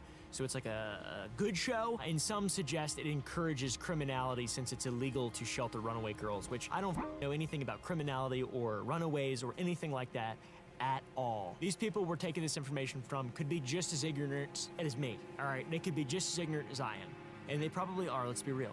People are really ignorant nowadays, all right? They're very, very, very ignorant. By far, the most disturbing thing shared in the group chat is when Ava shared a picture of Ivanka Trump in a very revealing top, stating that it is her at the age of 13. It is not. It is her at the age of 18. Oh, this isn't a work chat. So Ava Tyson sends a photo of a young-looking girl in a sheer top. Ivanka Trump when she was 13. And sharing that her manager was a Also, in the message, Ava shared that, which further implicates that the picture is likely someone who is underage who shouldn't have their image be shared. The exact text from Ava is, so this photo is allegedly of Ivanka Trump when she was 13. Her modeling age and young as well. At the very least, in this group chat, they're sharing an image of someone who they believe is 13 years old. For what reason, I have no idea, and they're reverse image searching it. And I don't know what it is about. I don't know if this is weird, but I just feel weird how much this has been used to, just in general, even by Rosanna and Dawson. Like, this just seems weird. It makes me really uncomfortable. This whole thing makes me really uncomfortable. Like what I mentioned in the very beginning, that the image is not of a 13-year-old This is person. so cool. It does make it not illegal at that point. I like The his behavior of popcorn. Ava Tyson I like is the disgusting, turtles. regardless. Luckily, this I person like has been turtles. eliminated off the internet, and I don't think that they will ever come back. At least I hope they don't. So yeah, very odd. I want to know what you guys think down below. It is very Hello. important that this is not an image of a 13-year-old person, in my opinion. And also, it is just as important that the person who posted it believed that it was. Very strange. Absolutely really weird and strange. So how could Mr. Beast claim that he didn't know about Ava when years ago in a group chat that they were both in, Ava was sending what she I was believed to afraid be he a wasn't scandalous full there. photo of a child, and Jimmy was recommending anime and really. The anime thing's nuts. It's a nothing burger in my opinion. A lot of anime is weird like that, which is why I don't like it, but a lot of normal people, I feel like relatively normal people, love shit that's weird, so I don't know. I don't know. I could be completely wrong and off base. I probably am. I'm in Appalachia right now. It's dark. It's dark, and there's a purple light beside me. And just running. I feel like the vibe. Now, this is where the second chapter of the controversy comes into play. By sharing this message image from Ava in the Mr. Beast group chat from back in 2021, Dawson and Rosanna have drawn Rivers of blood. controversy I towards will themselves pay and for your directed blood. it more Yet again. lessons directed towards Mr. Beatenheimer. Oh, it's inside the castle. Also, Oh, this can only go well for me, Rosanna concert pinned a chat. comment on her video saying Leave that a she had comment and tell me how reported well all of this is going to go for me, chat. the FBI, which caused even more controversy. So the main thing is just not true. It's not Ivanka Trump. You're wasting the FBI's time. But a lot of the headlines around this are like racist memes and shit. What is the FBI? Oh need shit, to do with cool. Ava? Why are you involving the FBI? What does that even mean? Look Why at are you? level This is design. YouTube drama. I love This is that not chat. FBI related. That's Now so on to perfectly cool. valid concerns in regard to Rosanna and Dawson. These are concerns that I also have. TBH. If they believe that this was CP and they actually were taking at face value what Ava Tyson was sharing, then why exactly would they do it in the video? Why would Rosanna use said image Me giving as the back props. thumbnail? And more than that, do A/B testing to ensure that the thumbnail that got the most views was the one that would appear, and that one happened to be the one with alleged terrible content. CSAM. All right, that's weird. That's really, really, really strange. Oh, he brought the hammer down. Priorities are mixed up. It seems like your priorities are mixed up, and you can recover from that. To be fair, you can get criticism and then change it, of course. But like at this point, how would you know? I fucked it up. With Ava thing all coming out, like this is stuff that this is a mistake you could make a couple years ago, Good. 2 years ago. But this is just really You're me along this whole time, eh, mate? everyone sucks. String these All nuts these on your A/B face. tests, guys. She said she was 12. She said she was 12. She's 13. She said she was 12. She said she was 12. That was a giant trend on YouTube for a long time, putting. She said she was 12. People love watching people get exposed for being. Also important to note, a lot of the backlash against Dawson and Rosanna Vine has come boom. from a group of ne'er-do-wells, as the internet would call them. Keemstar, Willie Mack, and Nicholas Diorio, friends of the show. These folks are critical for some quite valid reasons because of the use of the content for the content and potentially needing to save it to their devices to include it in their video, which is really weird. That is so weird. It's true. That's so strange. Like, how could you see that and then just be like, oh, this is going to be a huge bombshell we're going to drop. Let's go ahead and put it on the thumbnail, put it in the video. You don't do that. You shouldn't do that. If you know, you shouldn't do that, right? If you know. If you don't know, then it's a stupid mistake. But if you do know, then you're weird and you're kind of unethical. And that's where all this stuff stems from. Is like, who can be more unethical in trying to prove how unethical each other is? It's really ironic. It's an Ouroboros of stupidity. So yeah, really odd thought. Dawson has denied reacting to it or saving uncensored versions of anything. He said that on his Twitter, while also simultaneously denying that it was exploitative or illegal in any way, and it was conveyed as factual. It was more so a speculative thing. So that's the response to those criticisms. The goal of Rosanna and Dawson was to simply share that Ava had shared the uncensored image in a Mr. Beast work group chat while she had believed to be an explicit image of minors. Bro doesn't want him to die. Ava, which I think is perfectly reasonable, because at the end of the day, the person who's really in the wrong is Ava here, for sure. Either way, like having Ava Tyson saying, oh, Bigfoot is allegedly Ivanka Trump when she's 13, and it's clearly sexually explicit. You can, she's wearing a... What? Sip. Yeah, it's wildly inappropriate and just insane for a company chat. You got this dumbass game of ethics being played in YouTube drama nonsense. What do you expect? I mean, of course. God damn it. Like, of course this is happening right now. I love it. I want to run into that darkness back there really fast and then never return. My fiance girlfriend is in that RV behind me. There's an RV behind me. She's listening. I can see her watching me. She's watching me right now. She's my biggest fan. I'm her biggest fan as well. I don't want to do this anymore. I just want to go back in there and talk to her, to be honest. What was I saying again? I have a laptop right here, right under the camera. Oh, and it's greasy. It's covered in grease. Oh, I'm so dirty. On top of them further painting Ava as the true villain, they are undermining Mr. Beast's response. That's the whole goal, is that he knew when the group chat was active, or Jimmy Smith, or whatever his name was. After the video went live, it didn't take long to hunt down the original image, which is from a British GQ magazine, and Ivanka was 18 years old at the time. So there's try nothing this illegal at all one more about time. it. That, I fucked it up, I fucked it up, I fucked it up, I fucked it up, I fucked it up. Yet again, god fucking damn it. Dawson shared that update himself on Twitter. I gotta be honest, he's taking it like a man, in a sense. I really do appreciate this. It's good to see people being willing to acknowledge their mistakes. You have to be, because the failure of journalism here is big, gigantic, huge. In his response, he also says that he knows people will tell him he should have researched further before they went to the authorities, because they couldn't report that shit to the FBI. Post from GQ and just wasted federal time.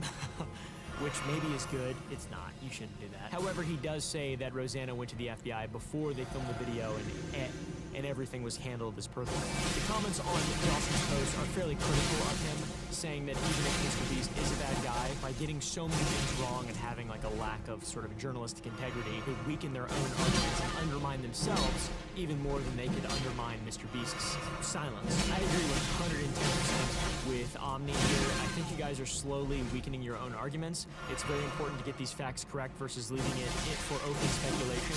When the result isn't leaning in your favor, it chips away at your credibility as a source, especially when others report on it. Technically it should be this theory, but you know how it goes. It just feels dumb. I want a sword though. Just feels Look cool. stupid now. It felt cool and like, oh, there might be some good that's come out. I got to talk to everyone involved. And it seemed like there was going to be a resolution, These but ravens look fucking neither sick. side actually is a real human being, it seems like, unfortunately, so. I don't feel It's strange just or me. intelligent. I'm the only one left. I'm the only real person. It feels like that right now. I feel like Will Smith from I Am Legend and or Fresh Prince in that scene where the house is empty and he's standing there. There's a couple scenes where he feels quite alone. iRobot as well. Willie Mack also had a good take saying, you should have found this out before making your video. You clearly don't give a shit about doing a good job. I get we were just making YouTube videos, but you need to have some level of integrity before going forward with the story. True. Absolutely true. None of that is fake. None of that is false. That's all. That's totally true. That's 110% true. You cannot argue against that in any way. You definitely should have.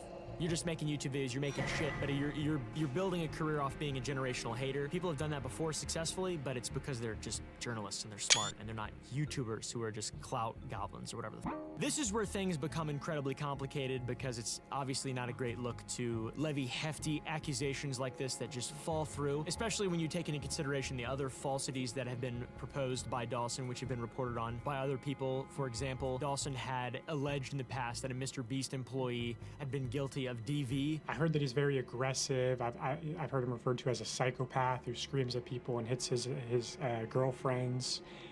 There's allegedly domestic violence charges that were filed against him. And I say allegedly because it turns out there's a lot of people in North Carolina named James Warren who assault their girlfriends, I guess. So I'm still having people look into these cases. And he said as much in his video without actually confirming the facts or kind of going through with anything. So it's a continuous lapse of judgment. There's no luck involved. There's it's nobody's fault but the person who's reporting it. I mean, like, you know, it's gotta admit that. You gotta admit that. You gotta acknowledge that it's not good. It's not smart, right? I still believe both Rosanna and Dawson mean well, and I feel like the internet itself kind of gives things like this a life of their own potentially, and the whole cancellation big monster rears its ugly, stupid head and slop in the internet. Yeah, everybody's responsible, but also there's a level of just kind of magic that's out there that you can't really control, and it makes good people do stupid shit, and stupid people do good shit? No, it doesn't do that. It doesn't do that. I don't know. I'm just making stuff up now. I'm just trying to be a nice guy. I'm trying to see the best in both worlds. So, Can't jump the fence. Have to ride the fence. Well, that was a gunshot. Anyways, Dawson still maintains that he wasn't trying to allege that actual illegal images were being sent or accuse them of distributing illegal images. He only wanted to say that Ava had believed that it was an underage person and had shared it in the Mr. Beast work group chat to show that that's what they're up to, which is huge if true. And the primary consumer of Mr. Beast content is children. And the primary consumer of Mr. Beast food, Lunchly products, just all that stuff is just children. Logan Paul, children. It's all just children. It's all just babies, children. It's weird when this is what these people are doing and saying behind the scenes. But then again, you got Blippy or Bloopy. What's his name? Blippy, the guy who projectile shit out of his ass. People are weird, dude. People are really, really, really weird. Sometimes you just got to make a cost-benefit analysis before you determine what's good and bad. There will always be bad. There will always be bad. It's the cosmic scale of things, right, guys? It's the cosmic scale of things, right? Me thinking about my cosmic scale. Someone shot a gun right behind me about a minute and a half ago, and I'm still a little bit nervous about that. Anyways, for me and probably the average viewer, I would like to think it's a challenging balance to approach. I totally get why people are mad at Rosanna and Dawson and the haters, the generational haters of Mr. Beast, but yet I still totally understand the point they're trying to make. And even if it's not well served by alleging something may be something that it is not and then being completely disproven unequivocally, I still get it. I still get that there's criticism from both sides, and I don't think it completely devalues or destroys either, but you know, it kind of does. It's starting to, a little bit. The whole thing is getting rotten now, and it's becoming nothing. This is not the only controversy that Mr. Beast is going through right now involving Rosanna. The Lunchly disaster is still actively unfolding. This is mold in the cheese, and this is really unhealthy. You should not eat molds. I don't know if this is an issue in the recipe development or packaging. I think it's a packaging issue. The sealant here feels really cheap. I'm big into this because I'm in the food industry. I actually we manufacture food. I have my best friend that I've known since childhood is the COO of my candy company, and he is making candy. Not right now, probably, because it's dark. Oh no, I did. I He's just probably home with his family, enjoying his life. So Lunchly launched with big promises. It's like a lunch kit. I got one delivered to my house the day I was recording a video about it. A little bit of lead there, a little bit of lead there, a whole lot of lead there. Lots of lead in that. That was mostly lead right there, bud. Okay. It's marketed as the healthier option, competing with popular lunch kits like Lunchables and the other ones. I don't know, they're for children or whatever, but Mr. Beast, Logan Paul, KSI have all touted the products. Lower calories, reduce sugar, and That's stupid. Literally straight out of Idiocracy. It's crazy. It all is proof of its superiority. Lunchly versus Lunchables. With Lunchly, you get double the amount of liquid. Prime has no sugar added, more electrolytes. Crunch Bar. Feastables Crunch Bar. However, these claims have been met with widespread criticism, with some finding that despite its healthier pitch, Lunchly shares many of the exact same process characteristics of other snack kits, because it does. It's just, but if you need to eat one or the other, you definitely should choose Lunchly. It has electrolytes. Good for a strong heart of a young growing boy. Fire.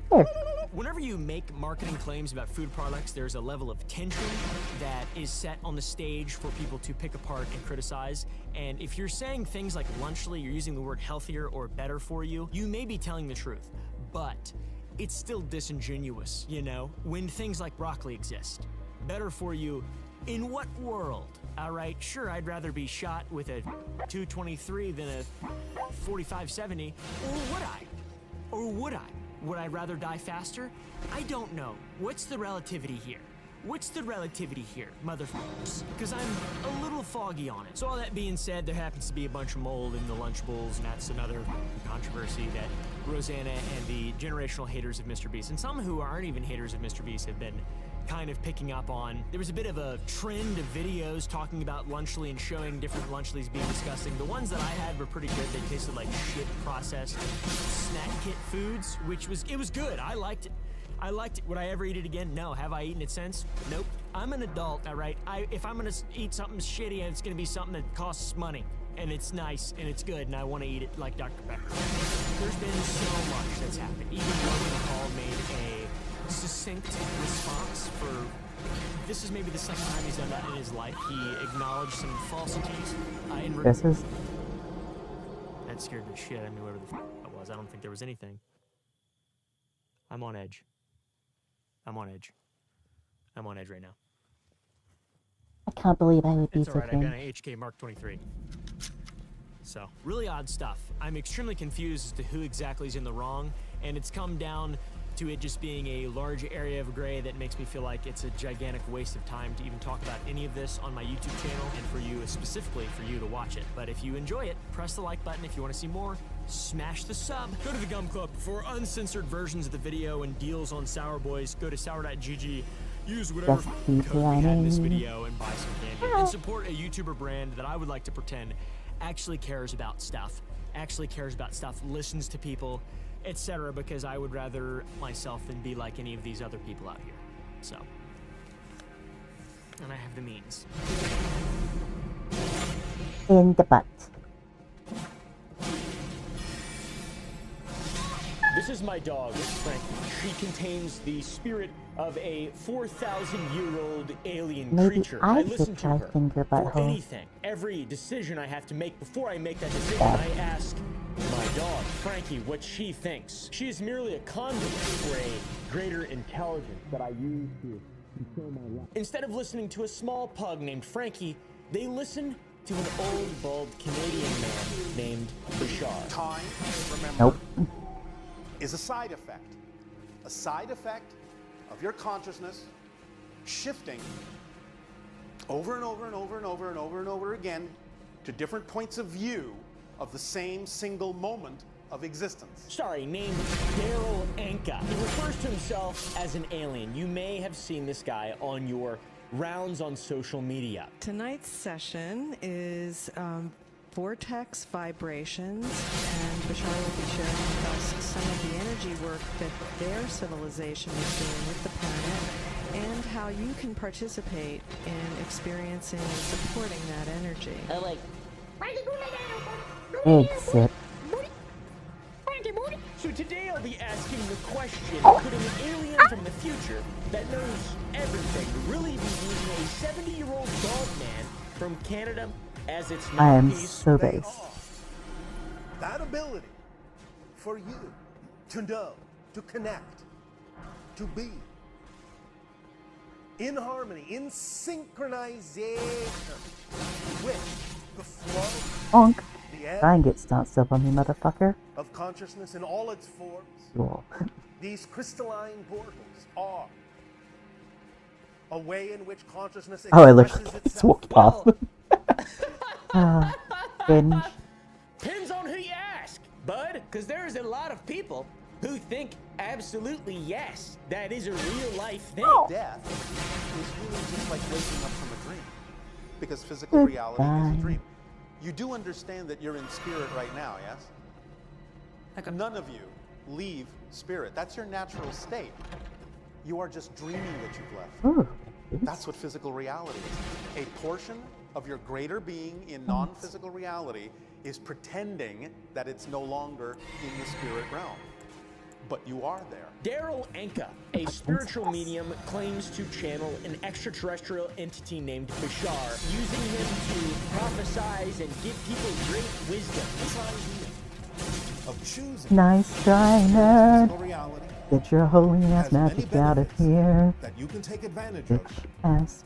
for your own personal growth as a soul, as a being, as an aspect of all that is, as a reflection. Through this connection, Anka has been delivering predictions about humanity's future and global events and sharing wisdom from our own future to guide his followers, and he's been doing so for quite a long time. The subsequent steps in the following months Mm, that will be I'm delivered merging. intermittently will be all about providing you with exercises and actions that you can take that will align you more clearly with the vibrational frequency of the Interstellar Alliance as preparation for the idea of open contact. How accurate are these predictions, and why do so many people believe them? I mean, there's a lot of followers. There's a lot of followers. This is like some real-life cult shit that has been blowing up on TikTok and short-form social media. People are so desperate, they gotta believe something.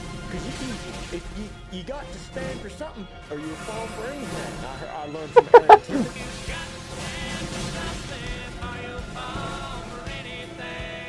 Got to be your own man, not a puppet on the string. Dumbass. So how accurate are these predictions, and why do so many people believe them? Now, we will take a moment to remind you that we, in general, spoke of this in your year of 1998.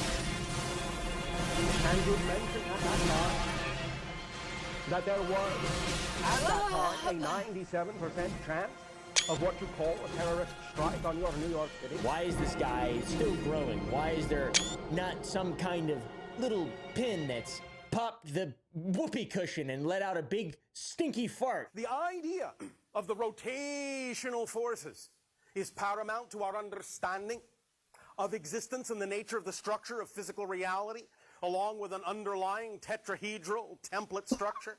That, in conjunction with the rotational spiral forces, is how physical reality increases itself, expands itself, moves itself forward. Once again, a lot of people believe and are drawn to these extraordinary stories from this guy Bashar, even when these stories seem entirely unbelievable. We're so excited to be back here again, and as probably you know, Bashar is in his ship above Sedona.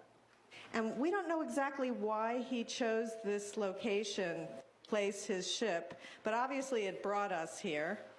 And it seems it's kind of like being parked over the Bermuda Triangle or something, isn't it? Spiritual and psychic mediums are nothing new. People love them. They love listening to people who don't know anything, and they want to hear things that validate themselves. I don't know. It's an interesting thing. People love figuring out what to do without having to have responsibility for their own actions in so many different ways, too. I'm not just talking about spiritual mediums, but anyways, it's nothing new for people to claim to be connected to the spirits of the dead or deities. People have been lying for as long as there's been people. But Daryl has put a unique spin on this trope. He does not communicate with ghosts. He does not communicate with ancient spirits from the past. He communicates with an alien, not from the past, but from the future. For the last 40 years, I have been a channel for an entity that we call Bashar, which presents itself as an ET consciousness, an ET being. Little alien from the future told me something pretty cool. If you go to sour.gg and use code Bashar, you can get 20% off your very own bags of plant-based sour gummies and or sour strips that we manufacture in Texas. This is a YouTuber brand unlike any other YouTuber brands. Okay. This is honestly pretty good. Please, buy down below. Please, please. Enjoy your discount code Bashar. There will only be 200 of them. Discount code Bashar. Am I legally allowed to do that? Is he gonna kill me with a energy weapon or something like that? I'm inherently skeptical of claims like this and spiritual leaders who build platforms and followings based I'm on not ready for my sauce. vague ramblings that I'm going to sound sauce your smart ass when so you hard. don't pay very close attention. We think of objects as existing in a location. They think of location as one of the properties of the object.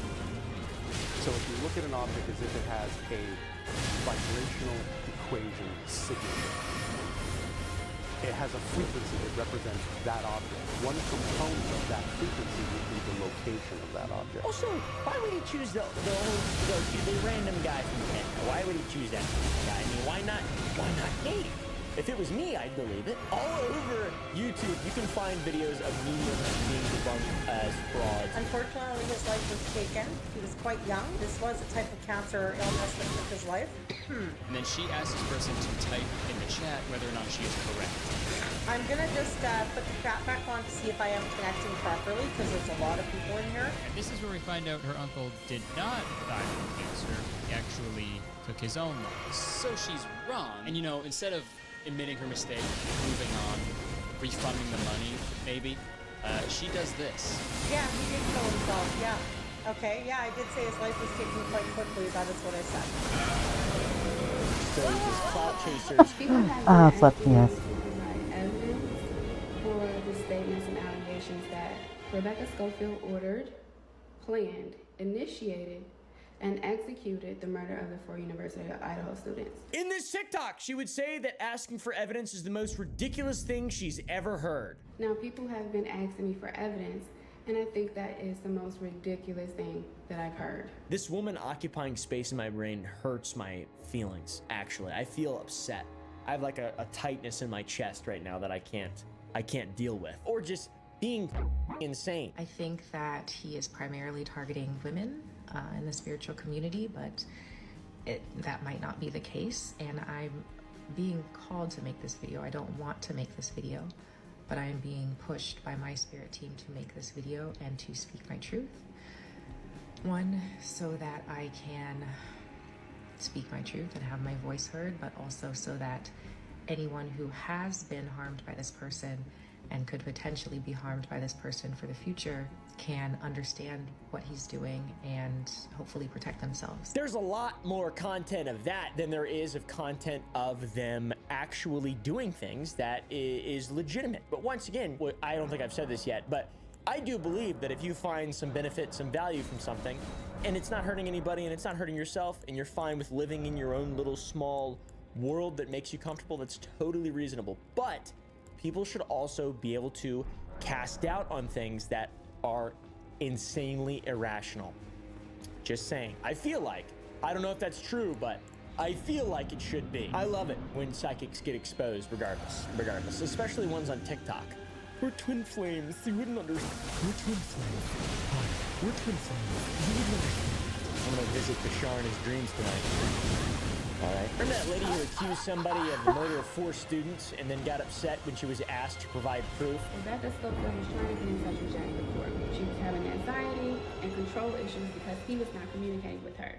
Before he committed the murders, he stole Murphy back.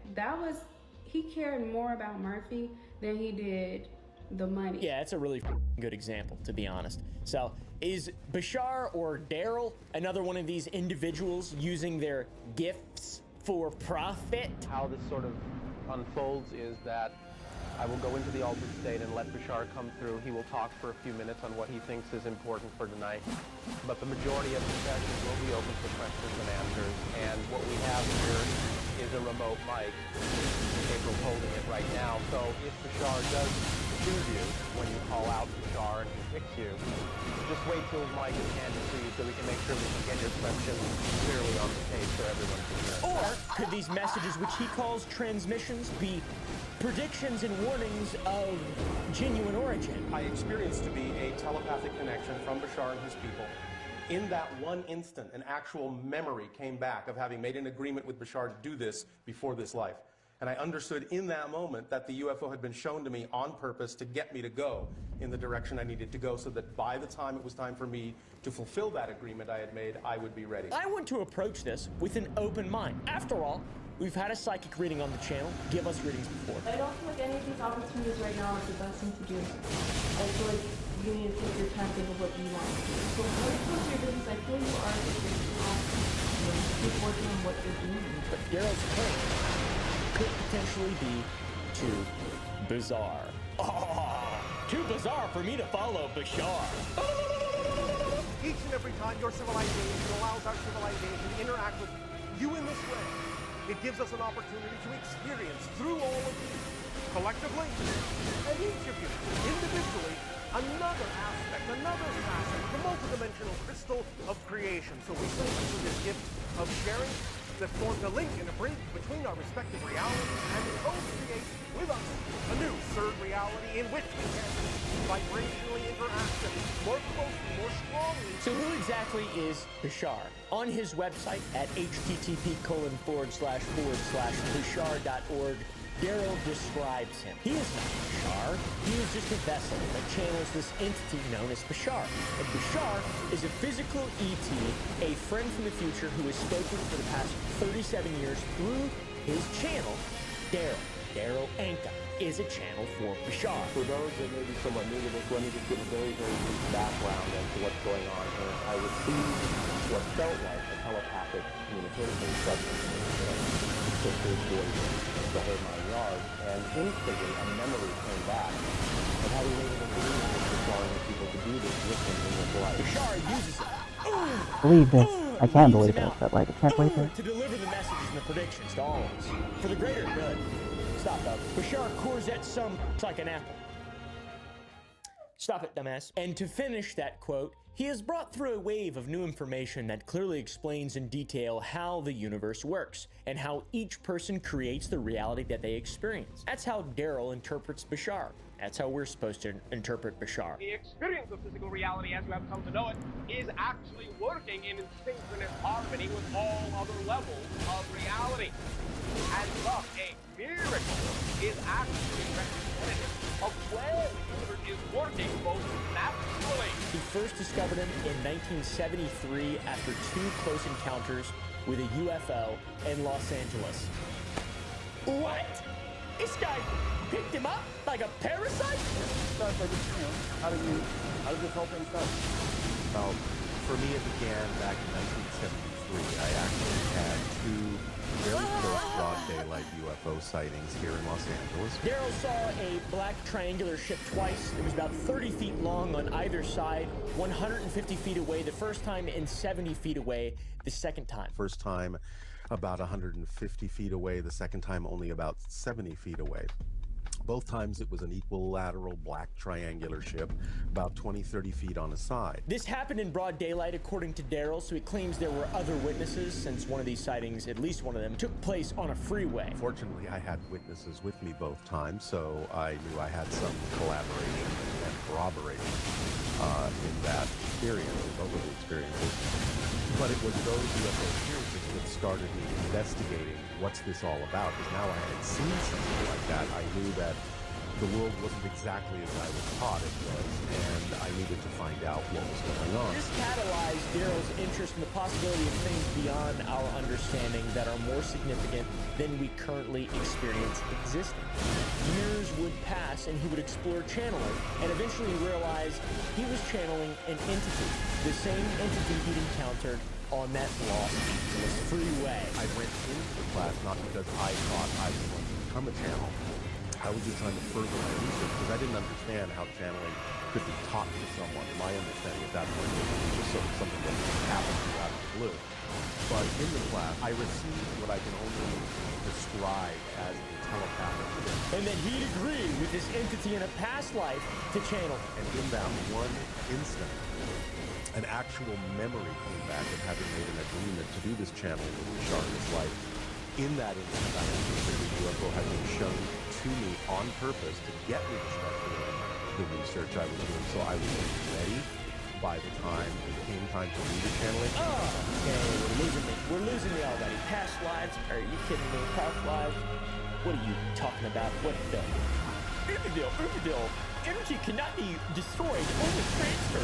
Uberville. Haven't you seen the movie The Lazarus Effect? Hey, bud, how about I pull my pants down and take a shit on the floor right here in front of you? How about that? That's the same kind of satisfaction I get as what you're getting from this, all right? I just get mine of putting my will for it.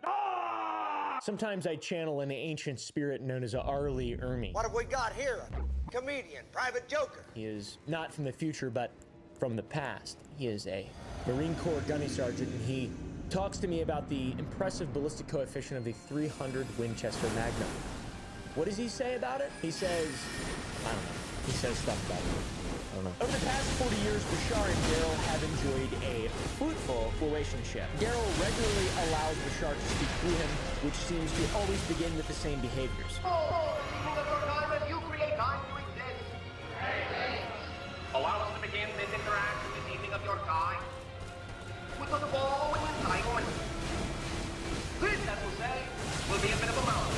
As Bashar seizes control, Daryl will close his eyes, rock his head back and forth, and do something like talk, then recite the same greeting. I'll say good day to you this day of your time. All right, I'll say good day to you this day of your time. If it's in front of a crowd, he will add, how are you all? All right, I'll say good day to you this day of your time. How are you all? And then he proceeds with his eyes closed and his fingertips touching like Andrew Tate. To me, it sounds like Jacksepticeye starting a YouTube video with the same spiel over and over. My name is Jacksepticeye. Or when Boogie would start his videos with a blurb about the power of the internet. What's up?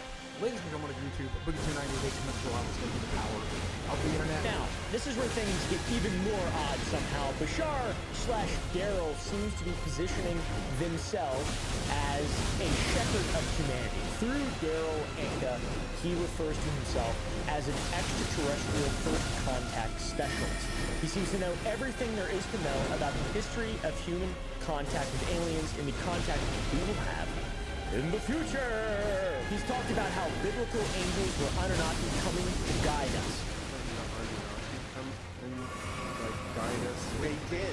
What do you think some of the stories in the Bible are about? Of angels coming down to guide us, of being led through the desert by a pillar of fire and a pillar of cloud.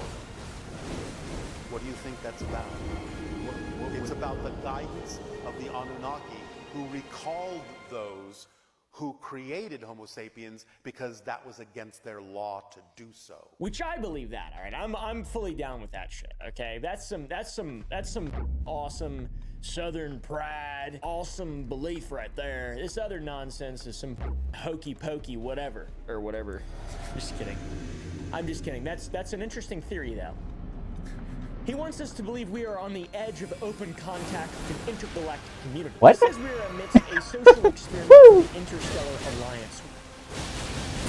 All right, I'll say good day to you this day of your time, and welcome once again.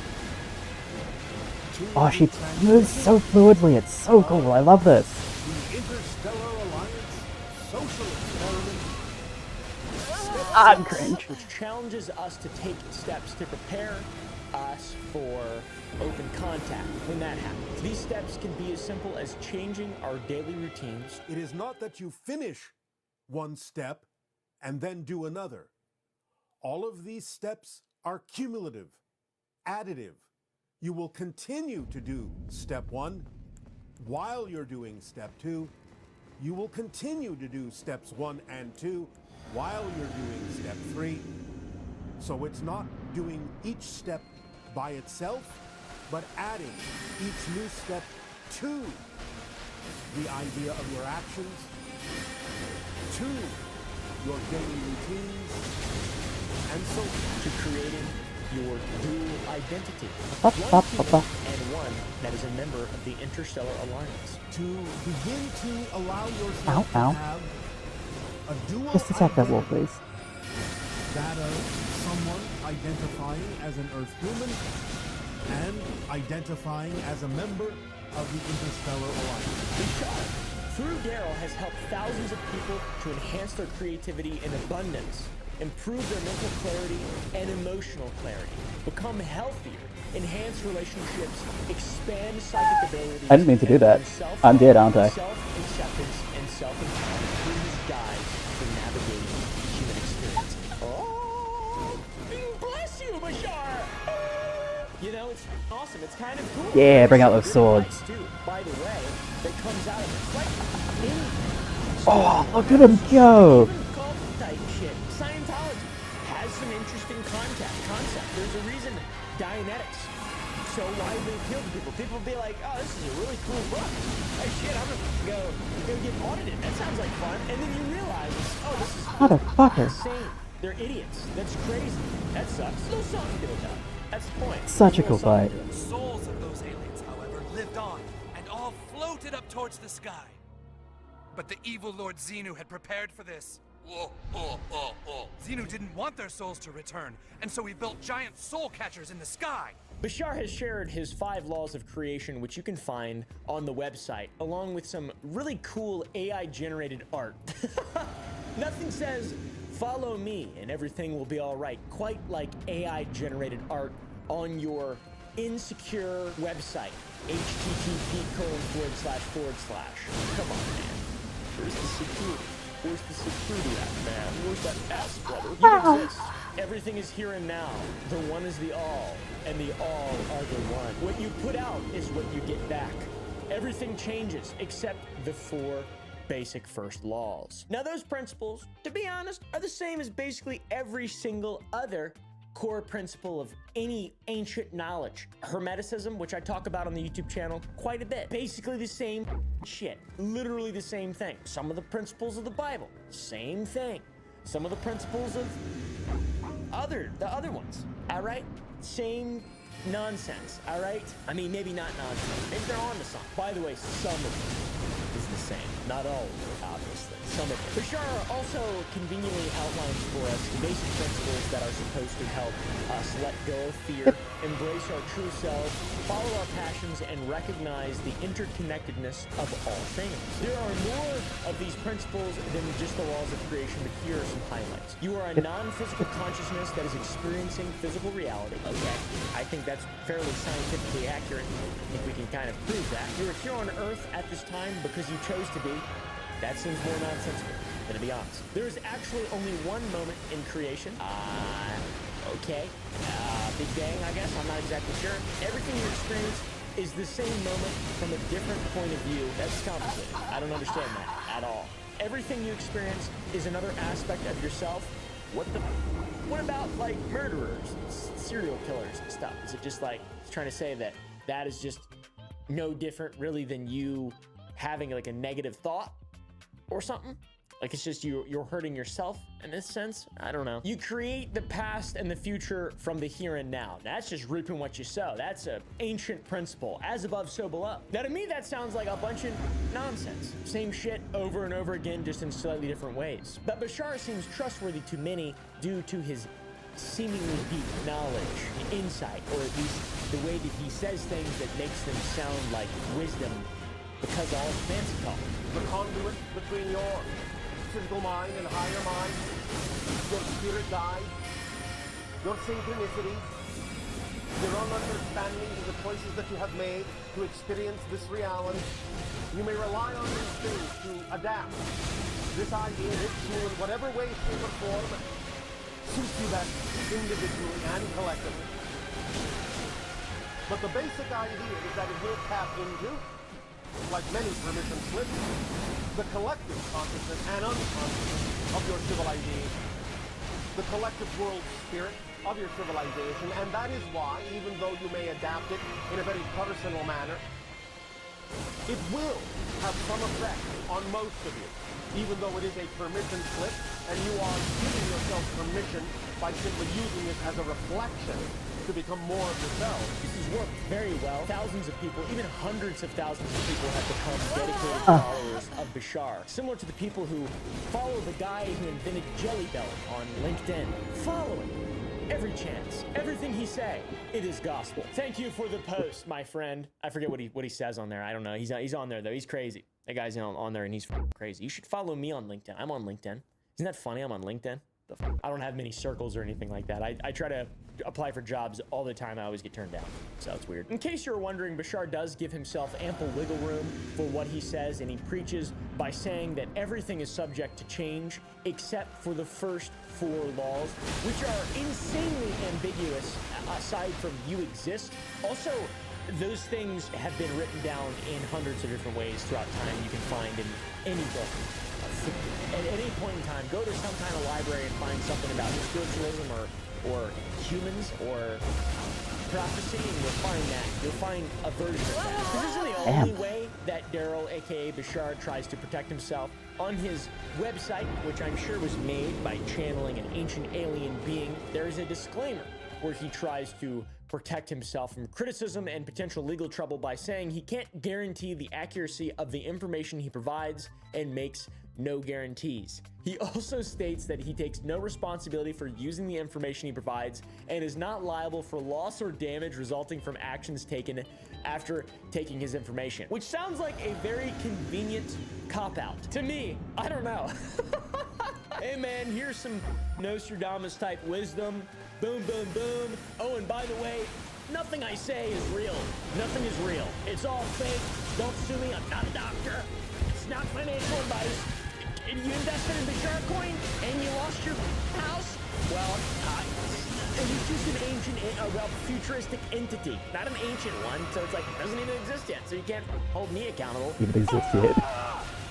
Hey bud, so yeah, think what you will. I think it's really interesting, and very recently it's been blowing up, and Bashar has been taking some mega swings recently, and one of these big swings is why we're talking about him today. I saw a video about Bashar weighing in on the 2024 American geopolitical landscape, sharing the 2 possible outcomes. I am allowed to give you some very general statistics about the election in the United States.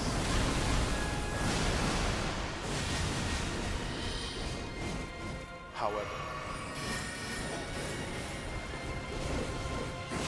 there must be caveats. Bashar knows everything. He's already existed. He's been here. He's been now. He's been there. He's been dead. Okay? Bashar knows he's going to win in November. So cool. I mean, he actually does. Legitimately. The female will lead to open contact. Do I need to say more? No. Or he knows the outcomes or whatever. Why isn't Bashar really extremely rich, Biff style, from Back to the Future? I don't know.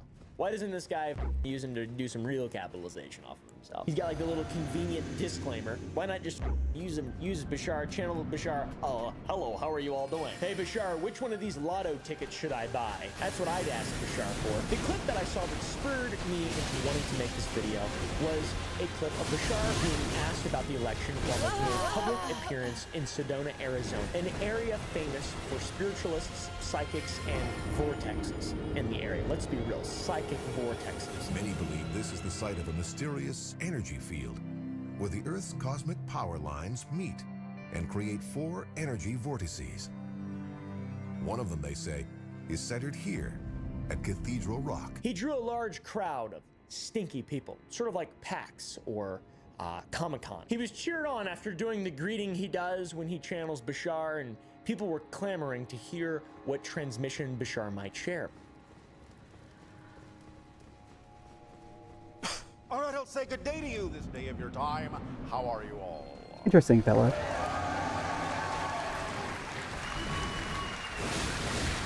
All right. Bashar weighed in on the election and made the outcome of one side winning the election positive and the other side very clearly negative. Since things are changing somewhat in the near future, I am allowed to give you some very general statistics about the election in the United States. He says he can give us general specifics about the election. He says that if the female, that's pretty specific, there's only one female, Kamala Harris, wins, we're headed towards open contact and one step closer to joining the intergalactic community. The female will lead to open contact. And if the male, Donald Trump, wins, wins, that will spell the end of the United States of America and the beginning of World War III. Thank you, Bashar. The male will lead to the termination of the United States and World War III. I really appreciate that. Thanks for giving us just general, thanks for keeping it vague. What the do you mean, what are you talking about? This prediction obviously stirred some controversy amongst his followers. For many years, Bashar's predictions have been purposefully vague, allowing room for interpretation, flexibility for being generous, avoiding the possibility of people calling him out for being a fraud if you're a skeptical person. Nostradamus style. Nostradamus didn't have a disclaimer though, let's be real. But in contrast of all of that, the 2024 election prediction seems very concrete. It's not really general specifics. Those are very specific things. World War, what do you mean? The end of the United States of America, what the is that? Are you speaking... What are you talking about? That's like really specific. In 907, the fall of Rome. Ah! I will join the Gauls. I feel like with this prediction, we will be able to accurately and directly test it because it's not a vague prediction. Like, we'll be able to tell if this guy's wrong in 4 years, pretty much. Unless it's just like, well, actually, this is the beginning. It was a 100-year time scale, and like he'd have to be really lame to weasel his way out of that one. But you could, like, look at the disclaimer on my website surrounded by AI-generated images. I am Bashar. If you're talking about the idea of why it exists that way fundamentally, well, again, that's simply part of all that is to experience itself this way in what you term the experience of physical reality. The level of specificity is somewhat new for Bashar and can be seen as quite a risk for him in multiple ways. The first is the ability that we can test the accuracy of this prediction. And the second is that this prediction alienates and vilifies a portion of his audience and basically half of the country as well, or it seems that way. I'm not exactly sure. Some people say that, others disagree. The comments below the clips of this prediction are very divided on whether or not people maintain faith in what Bashar says. You know, you start bringing in politics with your religion, it starts getting a little ugly, okay? Some of the sentiments that people share are that this is the first time he's directly injected fear into one of his transmissions, and that feels bizarre. It's like he's saying, you have to vote for Kamala Harris. I am Bashar the alien. You have to vote for Kamala Harris. I guess you ain't seen that. Bashar ain't seen that Brett Baer interview, has he? I don't know anything about politics. Do not come. Do not come. Or Bashar, really, to be honest. But I'm fired up about both. I'm excited. I'm excited. I'm gonna come to the overflow room.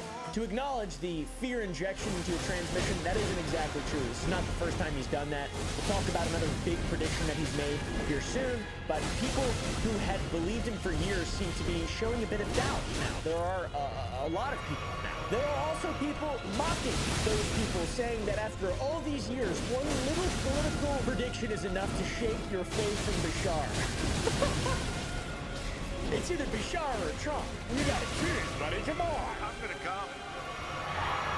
Some people call him out for the contradictory statement, saying it's both general and specific, saying it can't be both, because it is very specific and it is general. It's also specific, but not general. But also it's general and specific. It's like a lot of things, and not a lot of things. It's nonsensical. It's not very wise to say, for sure. People are saying that this is just Daryl pretending to be Bashar. Convenient. Okay, so now they're like, well, this fight, Daryl's getting in the way of this channeling of Bashar. We trust Bashar. That's just Daryl talking. That's just Daryl. Bashar thinks you should bend over and show me that honey hole. No, that's just Daryl speaking. Yeah, I don't think Bashar would predict anything like this because the future is constantly changing and Bashar acknowledges that. Of course, though, he has a built-in excuse for why things might be inaccurate. The website disclaimer saying he does not guarantee his predictions are accurate. His website also says that he won't comment on politics in private sessions, so the fact that he would make such a bold political statement publicly is even more surprising, I feel like. But after digging more, we found that there are ways that Bashar and Daryl may weasel out of inaccurate predictions and has in the past, like when he talked about future psychic predictions. He says that psychics tune into the strongest vibration the moment the prediction is made and read the present, not the future. No psychic ever predicts The future. There are an infinite number of probable reality futures. A psychic is picking up on the idea of the vibration that is strongest at the moment the prediction is made in the present. If the energy doesn't change, then that prediction will be accurate. If the energy does change, then that prediction may become obsolete, and they often render themselves obsolete by making the prediction in the first place and changing the energy that was leading to the predicted outcome. A psychic is reading the present more fully, not the future. But if that energy doesn't change, the prediction comes to pass. But often, a prediction will actually add energy in such a way as to render itself obsolete. Because when you hear a prediction that is representative of a reality you don't prefer, then you change the energy and you yourselves render the prediction obsolete. AKA, a lot of nonsense and rambling and just ways to say that this isn't real. What's wrong with you? Of all the ramblings I've heard from Daryl Bashar, this is the one that makes the most sense to me. Doesn't mean the prediction was wrong. It means you've rendered it obsolete by being made aware of where the energy was at the moment the prediction was made. And if you don't like it, you can change it. That's how you use psychic ability, is expanding your awareness of what's going on more fully here and now so you can really chart the course you really wish to chart. One good thing is that Daryl / Bashar have been consistent in the insight into psychic predictions over the years. And a psychic isn't really predicting the future. They're sensing the energy that exists at the moment the prediction is made. And they're sensing that the probable pathway is that energy will take you on if you didn't change it. So sometimes a prediction can actually render itself obsolete if you don't like where it says you're going. This isn't the first or the last prediction that Bashar has transmitted. Bashar has also predicted that a UFO-related event towards the end of 2026 or the beginning of 2027 will lead to the beginning of open contact. But I guess with the caveat that Kamala Harris has to win, I'm not sure. That somewhere around the year of 2026 through 2027, Earth will experience a major contact event. We will not go into, at this time, the circumstances on our planet that will create the opportunity for this event, but suffice to say that certain conditions, certain choices, certain scenarios will accelerate the need for this event. But only if Kamala! I think her name is Kamala. I say Kamala, and I think that's disrespectful. I apologize. There are no specifics in this instance, but somewhere in that time it should have become clear that we're Oh boy, she's so fucking cool. Goddamn. 2026, 2027. We're gonna see a UFO, a space UAP. Yes! I love it. So those are some predictions about the future. How about some of the predictions that Bashar has made in the past that have come and gone? He's been doing this shit for 40 years. He's got to have quite a track record of being wrong, I feel like. I mean, at this point, this is where it gets a little bit interesting, okay? While we could not find any original recordings from 1998, Daryl has appeared on podcasts where he discussed Bashar predicting 9/11. Those are the only times he's actually made a prediction. One of them he made, I believe it was in 1998, and this is on the recording at the time, where he did say that there was a high probability that there would be a terrorist attack in New York before the end of 2001. Obviously that happened. Though he had allegedly predicted it would be a nuclear attack. So, a little bit different. And also, I feel like I could have predicted that. You know? It's not like it was kind of it's not like it just came out of nowhere, right? Like, let's be real here. It's kind of like there's a lot of movies about it, and then it happened and stuff. Like, you know, did the people who made the movies about it, did they, you know, they know, did they predict it? No, it's just like, it's a thing that could happen and it's likely. Okay, anyways, so he was wrong. It was a nuclear attack. He referenced this prediction again shortly after the 9/11 attacks in October 2011, 6 minutes into this video. This is an old video. Now, we will take a moment to remind you that we, in general, spoke of this in your year of 1998, and did mention at that time that there was, at that time, a 97% chance of what you call a terrorist strike on New York City. At the time, we included the possibility of it being nuclear grenade. Side note, by the way, while looking for that recording, we found that Bashar sounds utterly different in old recordings compared to the newer ones. Again, it is up to you to decide to participate, but we will provide you with something that will allow you to practice identifying yourself as a member of the Interstellar Alliance. We find this odd because if Bashar teaches that every moment happens simultaneously, how would his accent, Exchange interactive relationship. tone of speech, and cadence I'm going to take the gamble. change drastically over the decades? But we understand that you have seasons in which you focus on certain ideas. Seems like a gradual change stemming from human interaction with time, not a change that would be experienced by an ET that doesn't experience time the way that we do, right? Seems like it's convenient, right?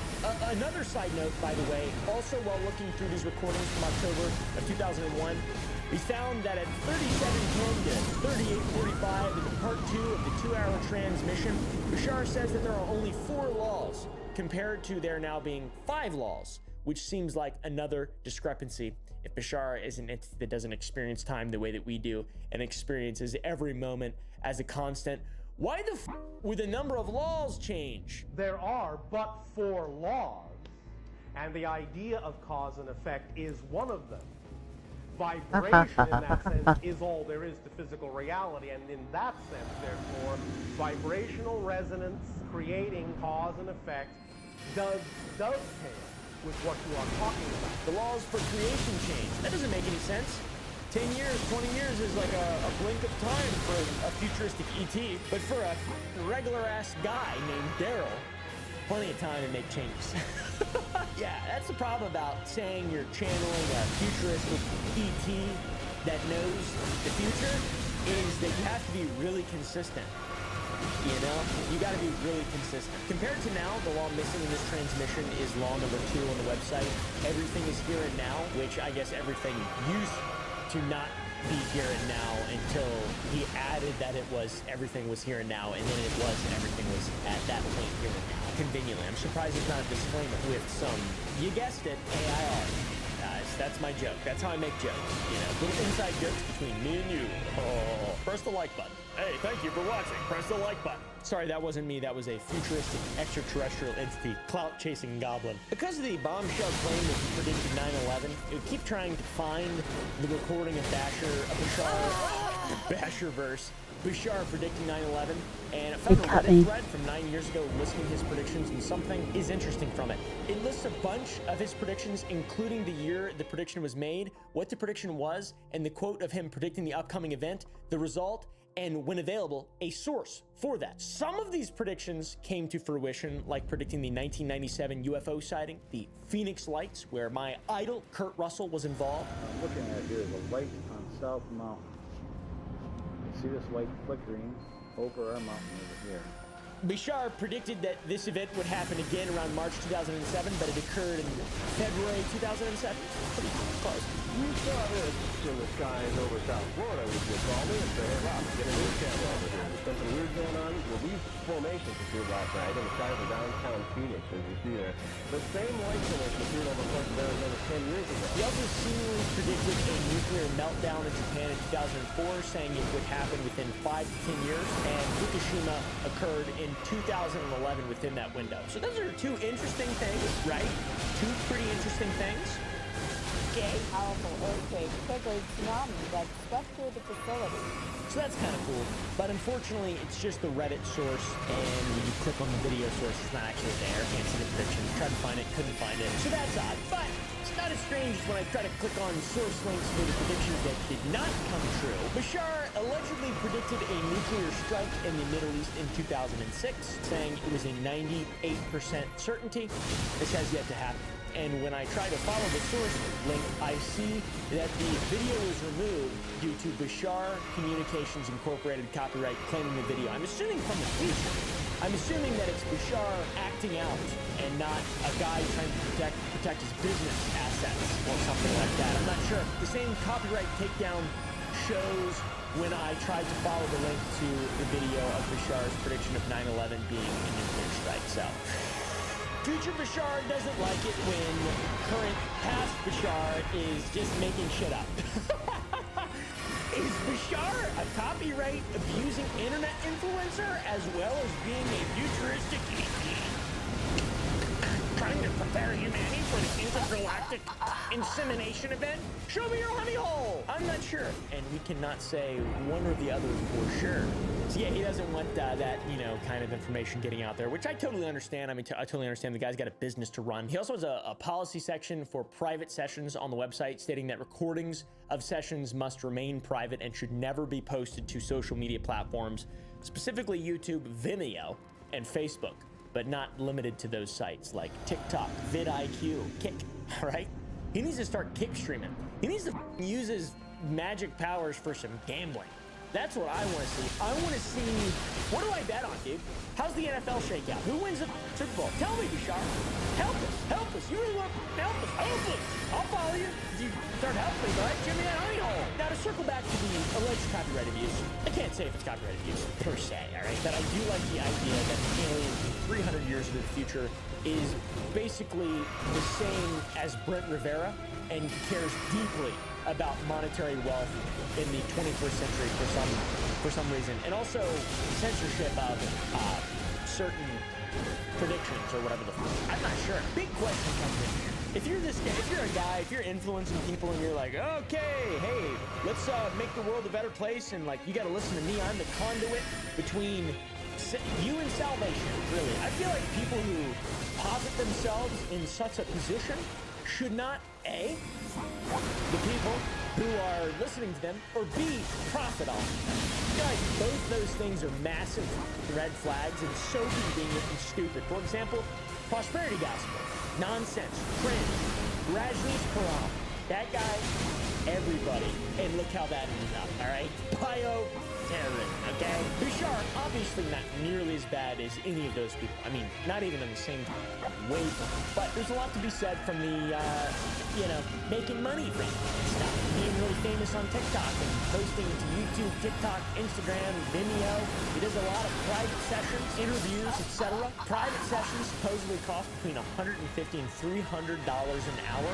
And while we're loosely comparing Bashar to a shitty influencer, with the rise of social media platforms, Daryl Anka has been sure to capitalize on the new platforms and trends with over 160,000 subscribers on YouTube and just about the same amount of followers on Instagram. So he's a social media genius, which I'm not sure which part of that falls into the laws of creation, but we've mentioned that Bashar will have his private sessions, and they cost between $150 and $300 an hour. Usually they last for about an hour. He said that he does about 4 to 5 private sessions a week. I'll schedule whatever is convenient because I do it for the public once a month on Zoom, but I also do private sessions of 3 or 4 times a week. And they're currently unavailable. His calendar is completely full, so he's booking a lot of private sessions with people who are trying to find the cost of these sessions.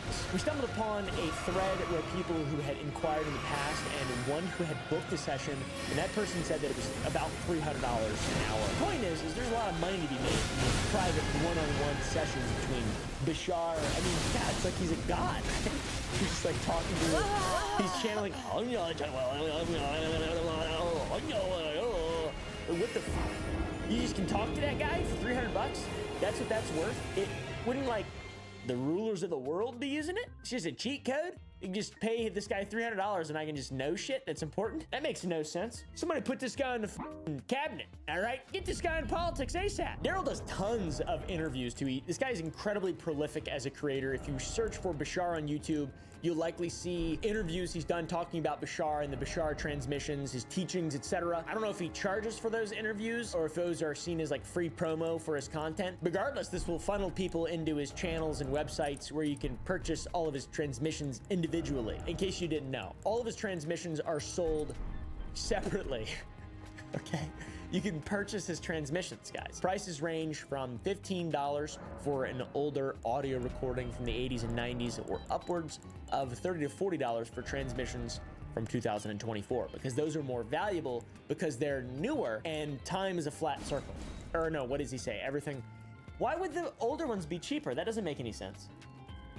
That doesn't make any sense based on the laws of power or the laws of creation. creation, or whatever they called it. I don't remember. So if you want to listen to everything from just 2024 so far, you're looking at $300 for the audio, $400 for the video. You multiply that by how many years you want to listen to him, and the cost really starts to add up. And this seems like it's less of an investment and less of a truth pursuit of knowledge, pursuit of prophecy, getting to the bottom of living and what it means to be alive, more so a business for Daryl. All right. Or you could sign up for Bashar TV, which is Daryl's version of HBO Max, except horrible. You can do your purchases there. I'm not really exactly sure. It doesn't seem like it's working right now. Lest we forget about the other merchandise that Bashar has available on his website. $230. Bad at dodging that one. They seem similar to that thing that Russell Brand is selling now, is $200 plus Wi-Fi blocking amulet. Luckily, I wear this magical amulet from Erdtree that keeps me safe. He sells books, posters,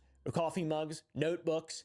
There's a lot to gain, not that much to lose from Daryl or Bashar. It seems like, well, maybe there is a lot to lose if he gets proven to be a liar, and that's why he would maybe copyright strike videos. I'm not sure. For this kind of racket, you really need trust to succeed and really acquire those financial gains and keep improving our profit quarter over quarter. I think that's why maybe this divisive prediction over our election is so puzzling to so many people, myself included, especially when it seemingly goes against Bashar's intentions. On the Bashar website, he talks about the information that he shares, saying he will never share information in any way that aggrandizes or props up one belief or approach over another. I would say that claiming one presidential candidate will literally cause World War III and end the United States as we know it probably goes against that philosophy. I think, it's just my personal opinion, I don't know a lot. I'm kind of stupid myself. And to be fair, I don't have a future alien, 300 year in the future alien spreading his honey hole in my prefrontal cortex on repeat. Whenever I try to use my mind's eye to visualize something, I see an apple spinning in every angle, 24 directions. Every single angle is a different monochromatic feeling. I mean, that's what I see whenever I close my eyes. It's weird. I've always seen it too. I remember it being in kindergarten. My teacher was like, visualize an apple or whatever. Or like, she probably didn't say that shit. I wouldn't have understood that. But it was like, try to see it in your brain, imagine it in your brain. And all these other dumbass kids were like, oh, Triceratops! Oh my god, a tree! And I was just like, oh, the monochromatic apple. What is this? And now I just see it all the time. So anyways, another supposed channel on TikTok, Modern Monarch, an individual who claims to be a starseed. Viewer 1, now that your governments are forced to reveal all information that has been withheld from the public about our ships, about all interactions with us, in October this will be a massive disclosure in the forms of everyone knowing that we exist. Which, you know, that's dumb as fuck.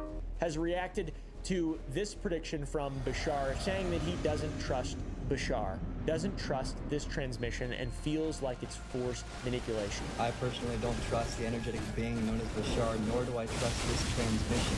It felt like a forced manipulation versus an actual representation of timelines that this being is tuning into. Whenever I channel, I always trust my body to tell me who I can trust, who I can speak to, who is congruent with their words and actions, physically and also energetically. And so the same thing for you. Trust your discernment with all messages that come through on the online space. For you are your best guide, and you can also trust yourself throughout this awakening. I would be lying if I said that this wasn't the video that I saw first. I saw this guy and I was like, oh my god, it's the guy from Barry. I love that guy. I gotta listen. He looks like a starseed. Like, that's a good look. He's got a good look going for him. Normally, this wouldn't be something that I'd pay too much attention to, but okay, I'm just gonna take a bit of a break from Elden Ring here. Just going to...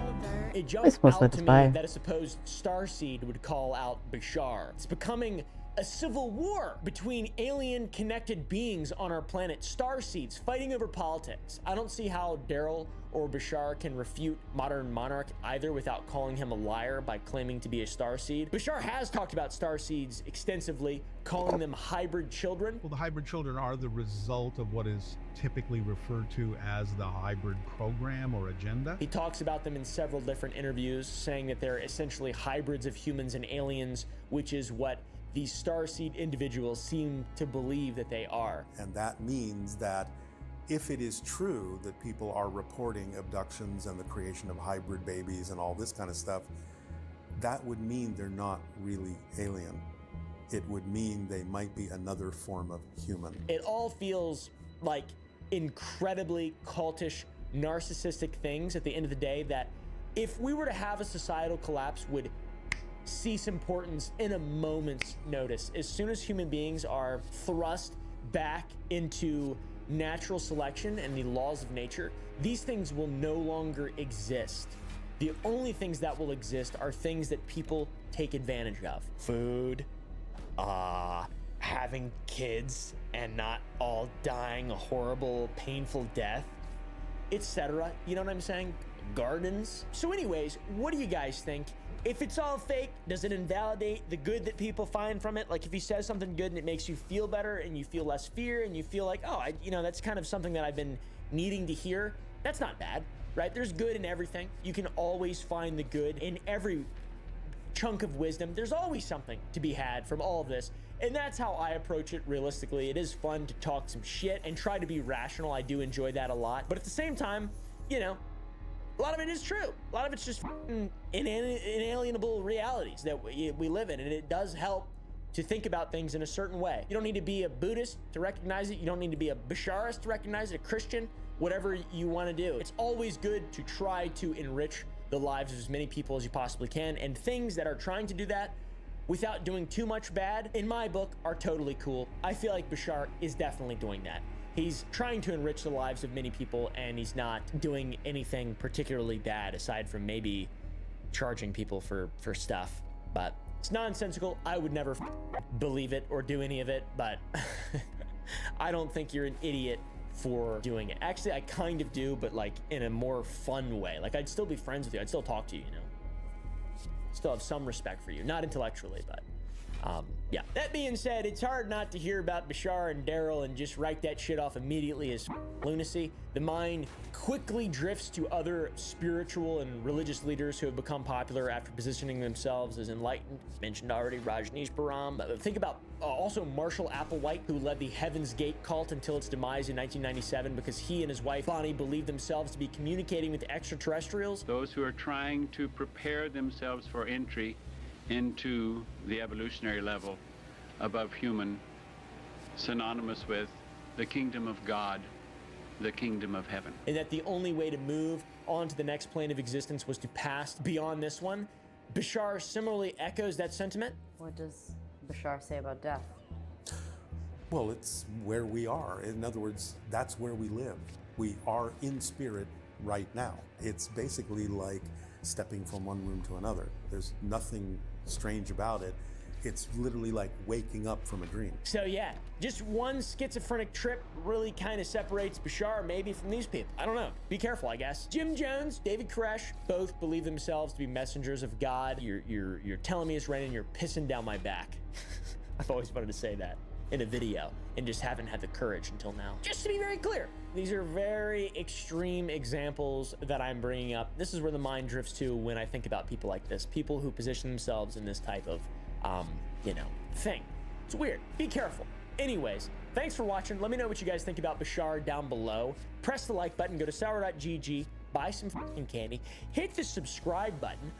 Use code Bashar for 20% off. Only 200 of those codes, which is actually quite a bit. Go to the Gump Club to watch these videos uncensored, and I will see you in the next video.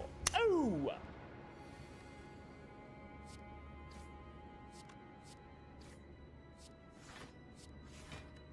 We talk about a lot of crazy stuff on this channel. A lot of crazy people on the internet. A lot of crazy things that have happened in real life. For example, psyops, conspiracies, etc., etc. Recently, we covered Jeremy Fragrance, one of the most enigmatic characters to have ever graced our screens. I'm erected physically simply seeing you talk. In fact, one of my favorite internet personalities of all time. Not saying he's awesome or anything, but it's quite a trip to, it's entertaining, all right? Power! Still don't know how to talk about the topic of masturbating. It's difficult, man. I do it, but I don't and it's just like it's simply to boost my power type of vibe. Today, we'll be covering another character, someone who has been so influential in my life.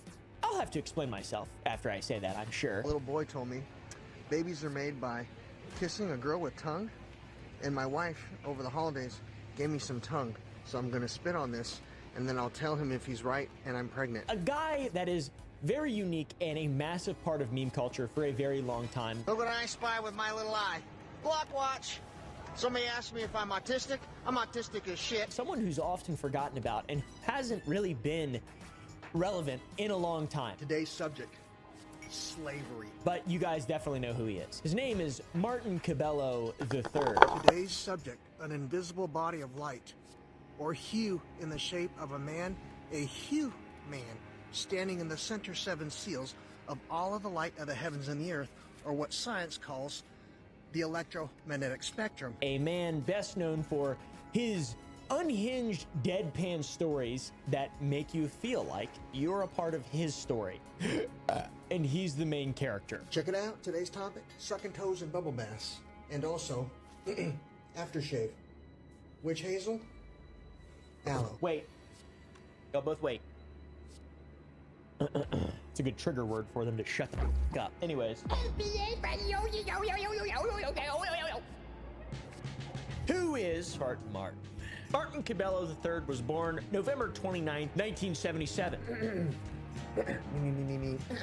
While most of his childhood and early life are completely unknown, Martin has revealed what we do know through videos posted to his various social media accounts. Hundreds. He's got hundreds of them. He's got a lot of them. In quantum mechanics, it states an observer observing a situation or phenomenon affects that situation or phenomenon. In Martin's world, Martin's physics, he states it's the level of information an observer has that dictates their observation, while the original situation or phenomenon remains static. And this guy has been around for a long time. A delicious Rice Krispie treat my wife made me. Now it's still the weekend, so I can still have these clean carbs that don't have any toxins from photosynthesis. Now I'm gonna say the N-word to communicate some information that happened in my community. From the very beginning, Martin was different than the other children as he had autism, and that made him hyper inquisitive about everything around him. Now, I have autism? According to Martin himself, he was a bit of a prankster and he loved to trick his family and friends. In fact, his grandfather had a pet parrot, and he would do this thing where he would convince people that he was psychic and he could tell how many people were on the other side of the wall by using the parrot. The parrot would often disclose how many people were in a room. And yeah, it was really strange. He tells it like a war story. By the way, huge shout out to Digital Saloon. This guy has all the clips we were looking for this video pretty much laid out. You can go watch his video first. Stop watching mine. Go watch his. I'll have a link to his channel and this video in the description. Please go click on that. It's very difficult to find details and videos of the situation other than videos that have been around for a little while because everything's been scrubbed or deleted. So thank you, Digital Saloon. Bro is literally a legend. Go watch his video, click his link, go sub to him, etc. As a child, Martin was always perceived as curious. He would play tricks on friends and family using his grandfather's parrot, who would always indicate how many people were on the other side of a wall. And I used to tell people I could see through walls, to the point where I had to stop doing it. They thought I was delusional. He was a psychic, though. People they said he was deluded. At a certain point, it becomes very clear that Martin had a rough childhood growing up, and that has completely shaped his worldviews into what they are today. In one video, he talks about how his father made him watch cop shows in order to respect the law, and this made Martin turn in his father for selling cocaine, which resulted in him getting arrested. So he was shown, I mean, that's like the ultimate twist. When I was a little boy, my dad groomed me to report illegal activity by watching cops on TV and things like that, till I eventually reported him for selling cocaine. Son, respect the law, but also, I sell cocaine. Seemingly because he got his father arrested while his father was in jail, his mom would abuse him, and when his father returned, his dad abused him, which is horrible. He got arrested and my mom beat me every day till he came home, and then he beat me. He then stated in one of his stories that his father gave him to the gang that sold his father's drugs for him, and he was immediately returned home because he was a quote-unquote wild child. And to pay off the debt, they gave me to the gang that they got the drugs from, and I was such a wild child, they gave me back and took my 2 brothers in exchange. In his place, his brothers were sold into trafficking, and this is where Martin claims that he killed gang members to free his brothers. Then in high school, he killed more members and was made an honorary member of the infamous MS-13 gang, which you guys have probably heard of. That is a no-joke gang. And I ended up killing them. And then later on in life, they showed back up at my high school, and I killed them again. And the leader of the gang, I believe was MS-13, made me an honorary member for killing pedophiles and traffickers. He thought it made his organization look bad. Now, Martin is known online for telling crazy stories, saying absurd shit, and eating frogs. That's his, like, big thing to inoculate himself. That's wild. Check it out. I stole Poseidon's trident from the Navy SEALs, and they'll never get it back or their access to heaven till they get their shit together. His stories are how he's grown a following in the first place. He's kind of like the Mr. Ballin of schizophrenics. Boom, boom, boom. Somebody asked me about shooting up buildings. That take a lot of work. I want you to think about thinking smarter, not harder. You can take a vaporizer or humidifier and fill it with gasoline. It's very difficult to tell what parts of his stories are true and what parts are fiction. Here's my gas can. My brother Josh blew himself up and his 2 kids. Some other interesting stories that Martin tells are in regard to the Roman Catholic Church, and from all the ones we've seen, it seemed like his family was heavily involved in said church, but he's got some tales that are, I would say, unbelievable, in all honesty. Some quite odd stories from his childhood, such as the time he led his priest to a room that contained a ball of light, and within that ball of light, the priest saw God and had the US government pay the down payment on a home nearby the church so Martin could be an altar boy. This fascination with Christ most likely came from his interactions with the Roman Catholic Church at a young age. According to Martin, while at church, he witnessed what he calls a body of light calling to him. Remember this term as it will become integral to his views on reality. He informed the pastor of this body of light, and the pastor, quote, entertained him, and followed Martin as he took him to where he said the light was drawing him. The two of them followed it until coming to a door with a window where the pastor apparently ceased entertaining Martin and actually claimed to see God in the place Martin had guided him to. For whatever reason, the pastor called the archdiocese and the military, which led to the military giving Martin's family a down payment on a house to ensure that he would be an altar boy. I am like 99% sure that you don't have to live within a certain radius of a church to be an altar boy. Just as long as the church, you're above a certain age, you can become an altar boy. I don't know how it works though. I'm not a part of the Roman Catholic Church. I don't know shit about the Roman Catholic Church. I know that they got mysteries in that thing out there in the Vatican or whatever. There's mysteries and there's crystal balls and skulls and aliens and shit and a bunch of mysteries and shit. And I like that, but like, you know. Another odd story relating to the church is one time Martin claimed that he was crucified and lit on fire. And while he was burning, a special forces member came and rescued him from the burning cross. Here's a detail from my childhood that led to my infatuation with the American Special Forces. When I was a little boy, I got crucified. They placed me on a cross and lit it on fire. I thought I was dying, and I called out to God, and an American Special Forces agent from the back, hoorah! Who is raw? And he proceeded with a phrase, and he walked into the fire and removed me from it. Don't know if that's true, guys. Gonna let you, do you guys think that's true? Do you think that one's true? I'm not sure. He told him that he could walk through walls if he created his own phrases, and he also claimed that the onlookers of the event claimed Martin had disappeared from the cross and reappeared safely. Witnesses across the street and things like that wrote that I had disappeared. I vanished.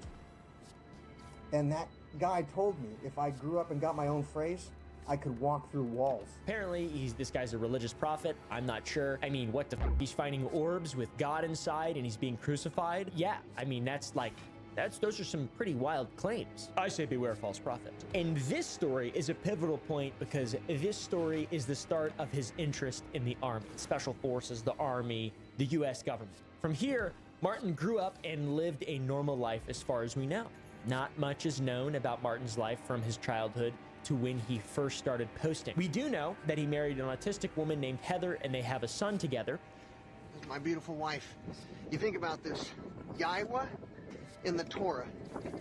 But at some point, his life completely changed once he achieved internet stardom. In KY jelly, because this post is a pain in the ass, but it's beneficial on the whole.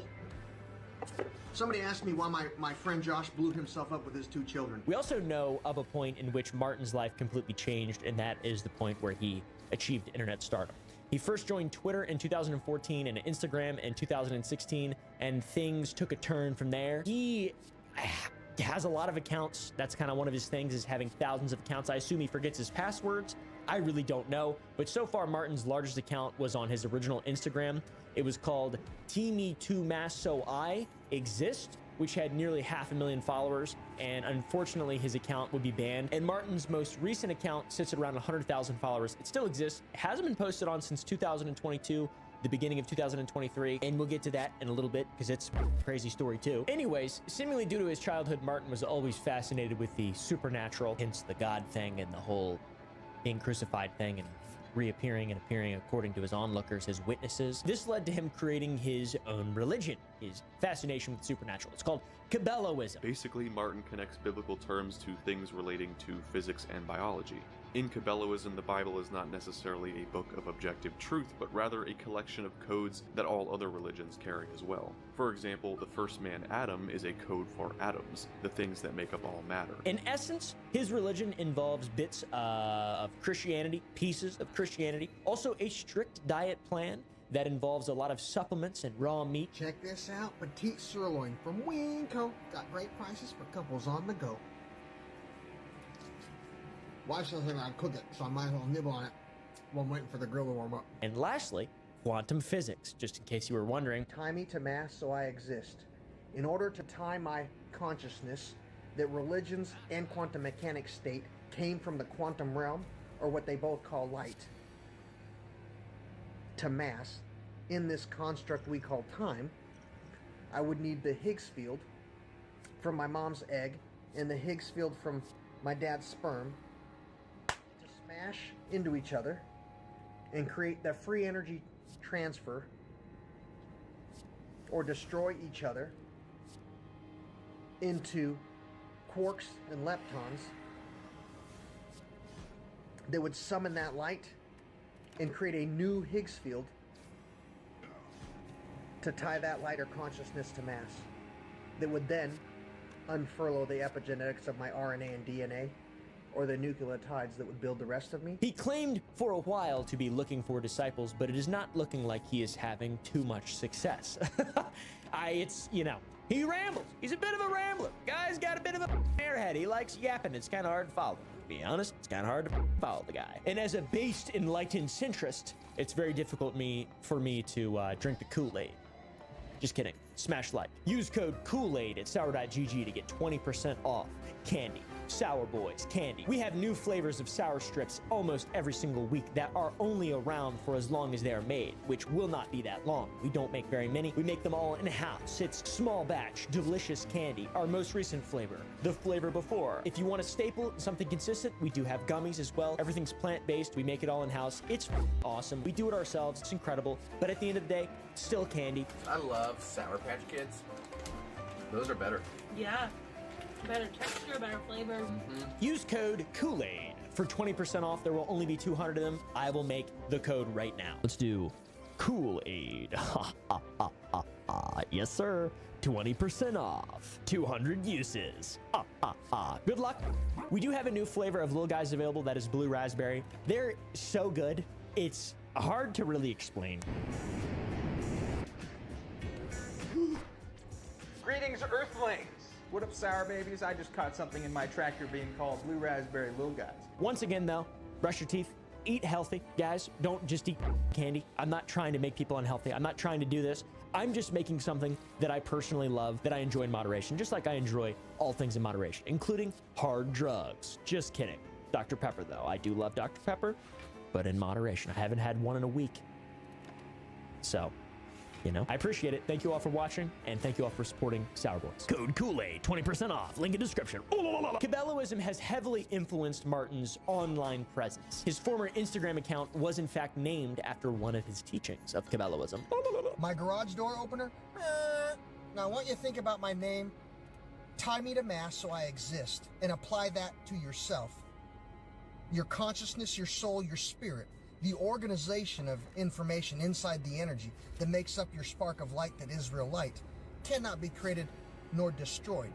The main idea of all of this is that he, Martin, has been given some form of divine revelation on the topic of human diet and biology. If you look at his recent posts and accounts, they all involve various religious aspects. Both of his active accounts are called My Babel Project, and on his posts, he signs his name as Martin Cabello III Moadid, which is his prophet's name, and he likes Frank Herbert's Dune. The pieces are coming together. Martin Cabello had a very troubled childhood that has heavily influenced his life. And that, in unison with a few mental disorders, has led to a very interesting guy with a lot of stories, and B, bit of a tragedy, to be honest. But we're talking about when he went online right now. As soon as he came online, he started telling his stories. People found him, and they found his stories, and they found them incredibly interesting. Now, a lot of people that follow Martin, probably a majority, follow him because they think he's ridiculous, and it's like, whoa, what the f did he just say? La cocaína. And he's like eating a frog and stuff. That's all wild shit. Don't get me wrong, most of the people that follow him do follow him because they're like, oh, this guy's crazy, this is fun. But some of the stuff that he covers and talks about is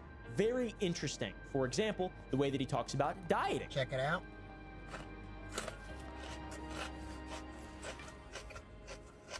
A mnemonic phrase. Hypnotic.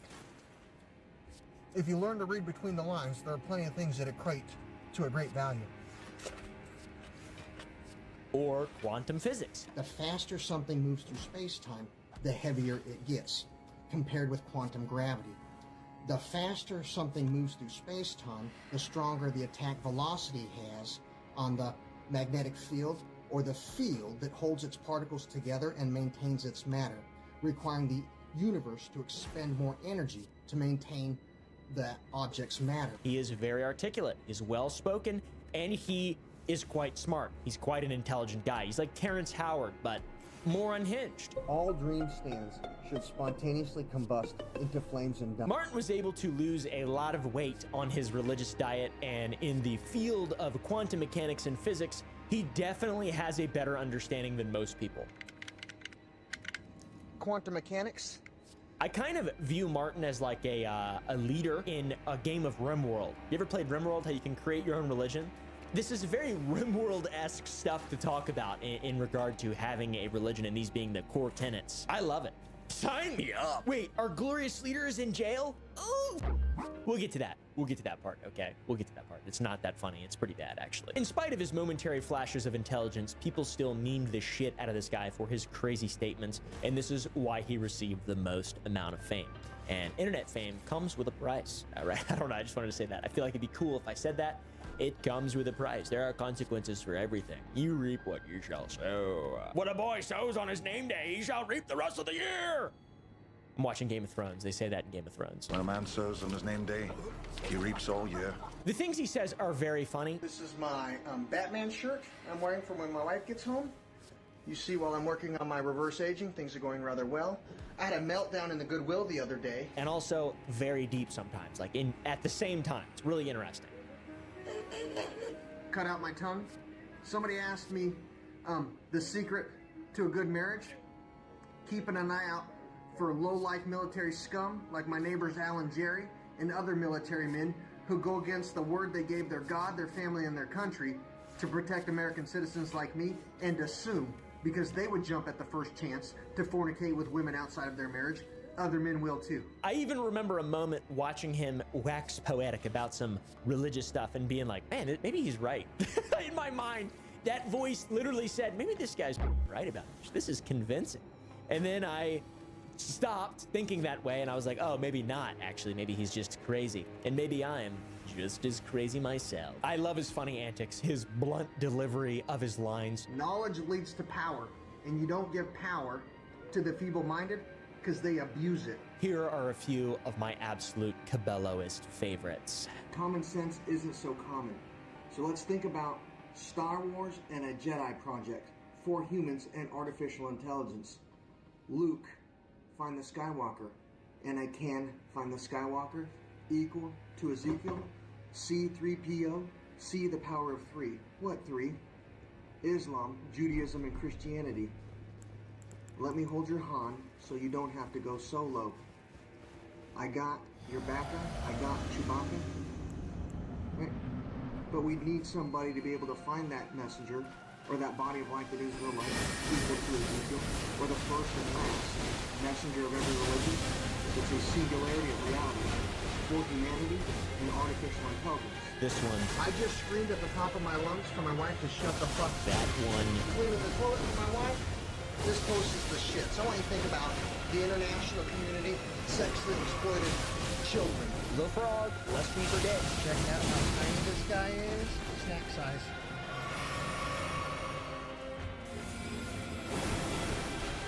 Hey, mister.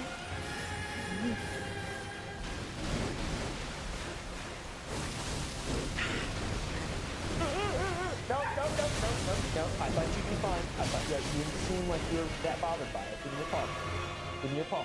Give me your paw. Give me your paw. Give me your paw. Aww. Give me your paw! Paw. Oh, you'd suck at that, but you're still good.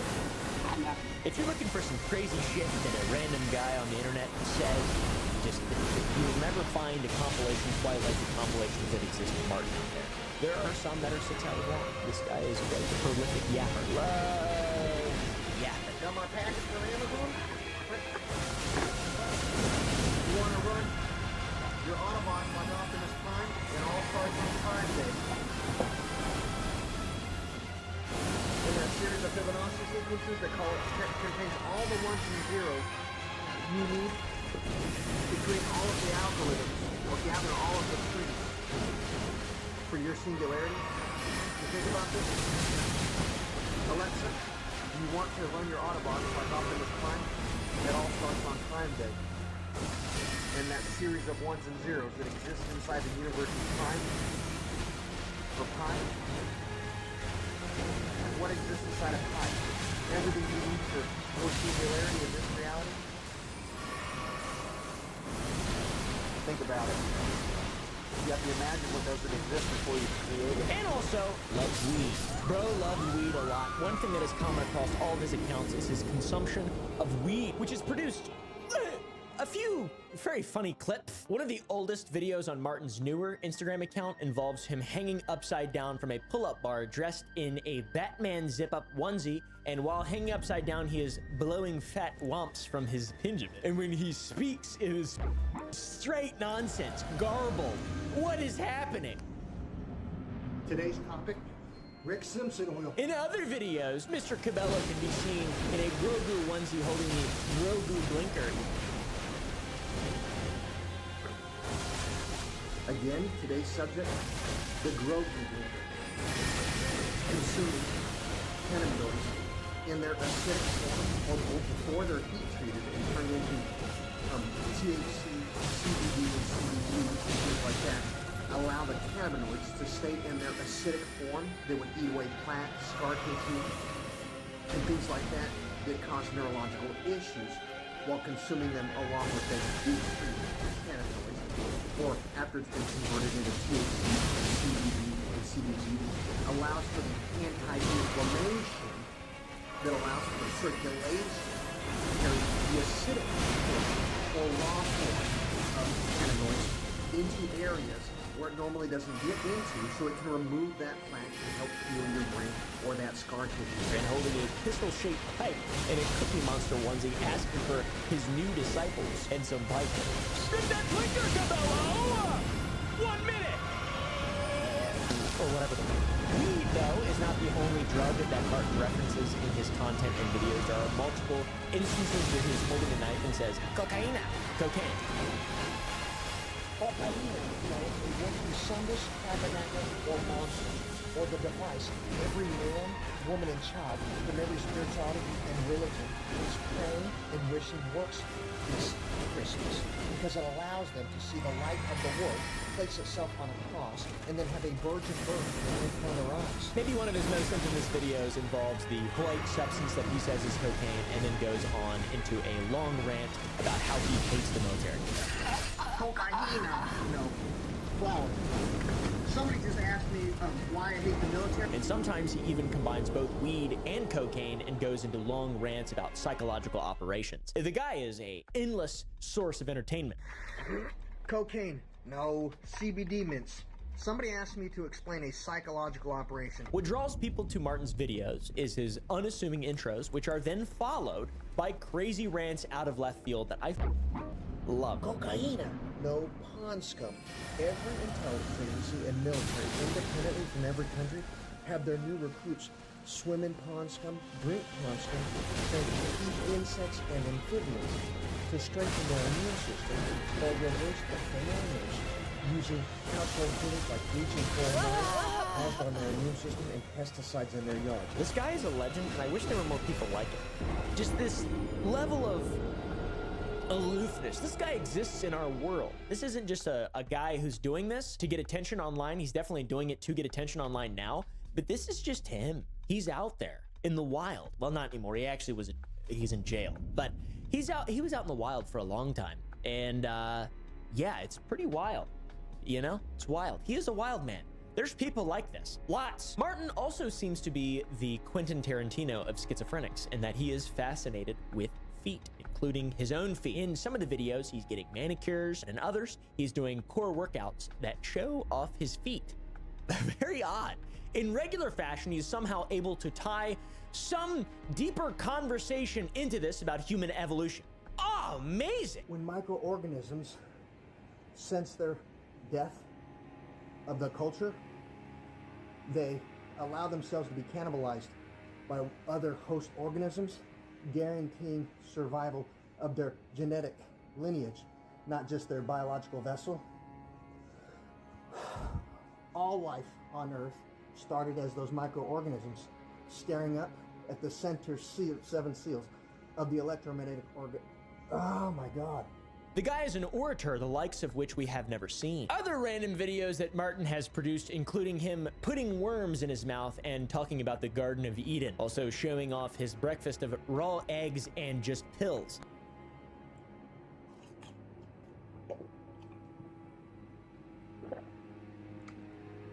Today's topic, slavery. Flexing his Marvel children's watches. Do you have the sight for, the cipher, or the additional information required to raise your education? And talking about PDF file rings in his local area, or showing highlights from his Instagram lives. Yeah. I woke up with the sad news this morning. I lost one of my buddies. He passed away this morning.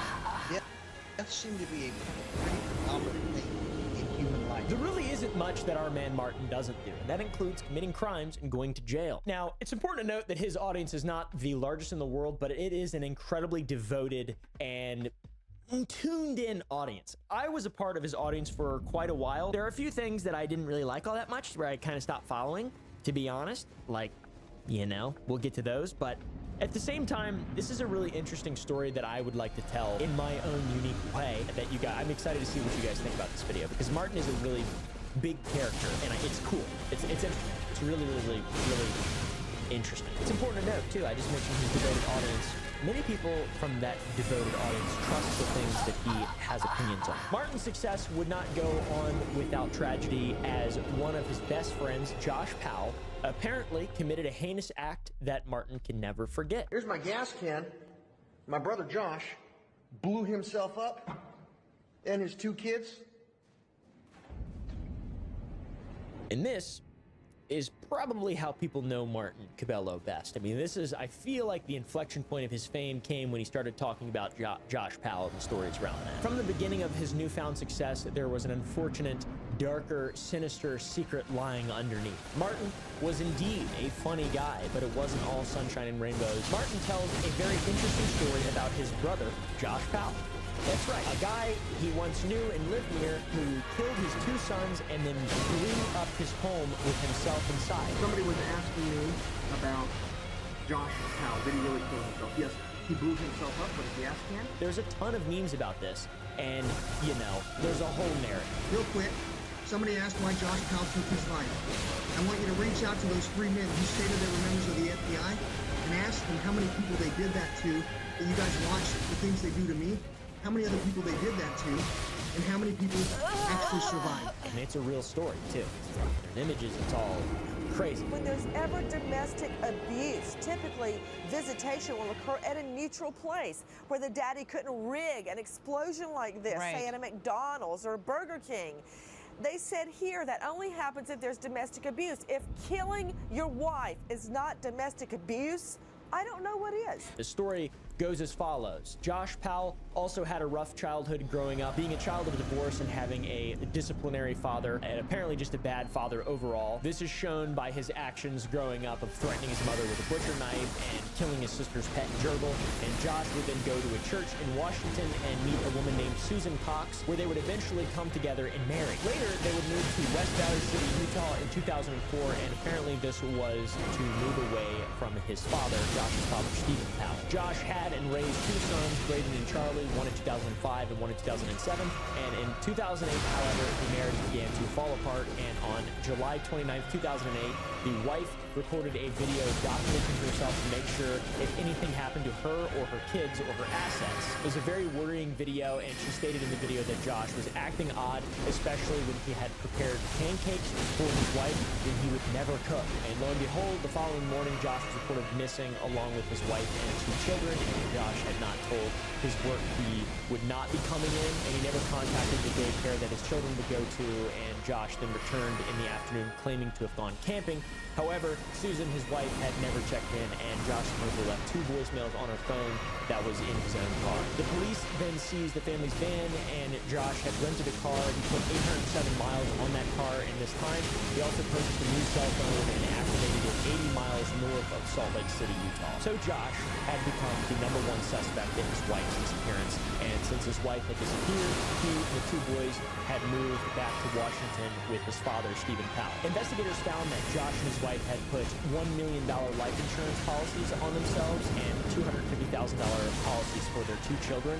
And they also learned that during a Christmas party, Josh made a joke and said, to get away with murder, he would hide a body in a mine shaft in the West Desert of Utah. That's a funny joke. Very specific, but funny, you know? I'm just kidding, that's a weird joke. Josh would then do something very strange. People were accusing him of being the reason for his wife's disappearance. He would create a website called SusanPower.org, which proclaimed his innocence and blamed everyone else for harassing him. Time goes by. In 2011, Stephen Powell, his father, would be charged in an unrelated case. This entire time, I've been saying so much random bullshit that just hasn't been caught. God damn. CP. Josh would then lose custody. That battle was so fucking cool. Like, I'm fucking styling on him, schmooving on him, moving on him. Property in Graham, Washington. The boys ran ahead into his home. I say like she wasn't kicking my ass at the beginning. He closed the door and locked her out. She smelled gasoline, called 911 immediately, and then Josh sent an email to his attorney saying, I am sorry, goodbye, before blowing himself up, and his house and his children, everyone was inside. And an autopsy determined Josh had killed his two sons with a hatchet before he burned the house to the ground. Fucking hell. That is incredibly unfortunate and absolutely horrible, and it ties extremely closely into the story of Martin Cabello. He talks about it all the time. It is one of the most insanely depressing things to do research on. I can't believe that it's real. I've never really heard anything about it aside from Martin Cabello talking about it. So how exactly does it tie back into Martin? How does he know? Well, apparently Martin was very good friends with Josh, or at least he was in a similar vicinity to Josh. They both grew up in Puyallup, Washington, and Martin's mother apparently lived right behind Susan Powell's home, and the both of them attended the same high school in Pierce County. Not only that, they're both similar ages. Martin was born November 29th, 1977, and Josh was born January 20th, 1976. So they probably knew each other at some point, at the very least. We have no idea. Martin claims so. Another strange detail is Martin's current address, or address as of a couple years ago. It is in Puyallup, Washington. It's his, once again, apparently his current address. I'm not exactly sure. He used to have his address on his Instagram bio, and the address is only 12 minutes from the house where Josh blew himself up. So it's very close, and I assume very traumatic for everyone in the area, probably including Martin. I'm not sure though. I really don't know how that works. Martin continually talked about Josh blowing himself up with strange random transitions from it being a joke to it being serious. Variety needs to pick up tips. People keep asking me why Josh Powell committed suicide and blew himself up with his two children. If you pay attention to the story from the very beginning, he said he was being trained to look like a bad person while being hunted and psychologically and physically tortured by members of the military. He claims he was framed to look like a bad person while simultaneously being assaulted and hunted by members of the military, which I think is probably like not true, probably most likely. They called him insane, saying that the military is not S-ing and abducting C-word children. Martin also uses this Josh story as a plot device to give credence to the idea that the government or military can do something like this to him by interjecting into his life and his wife's life, convincing his wife potentially that he's having an affair, and they could get him to commit insane crimes. You think about this in real life. If evil men in the military can interject into mine and my wife's life and exploit her autism and my autism and convince her that I'm having an affair and that I'm a bad person, they could get me to lose it and put up a school, blow up a building, put up the sheriff's department, right? They could abduct her and abscond with her, right? And the community would think I did it.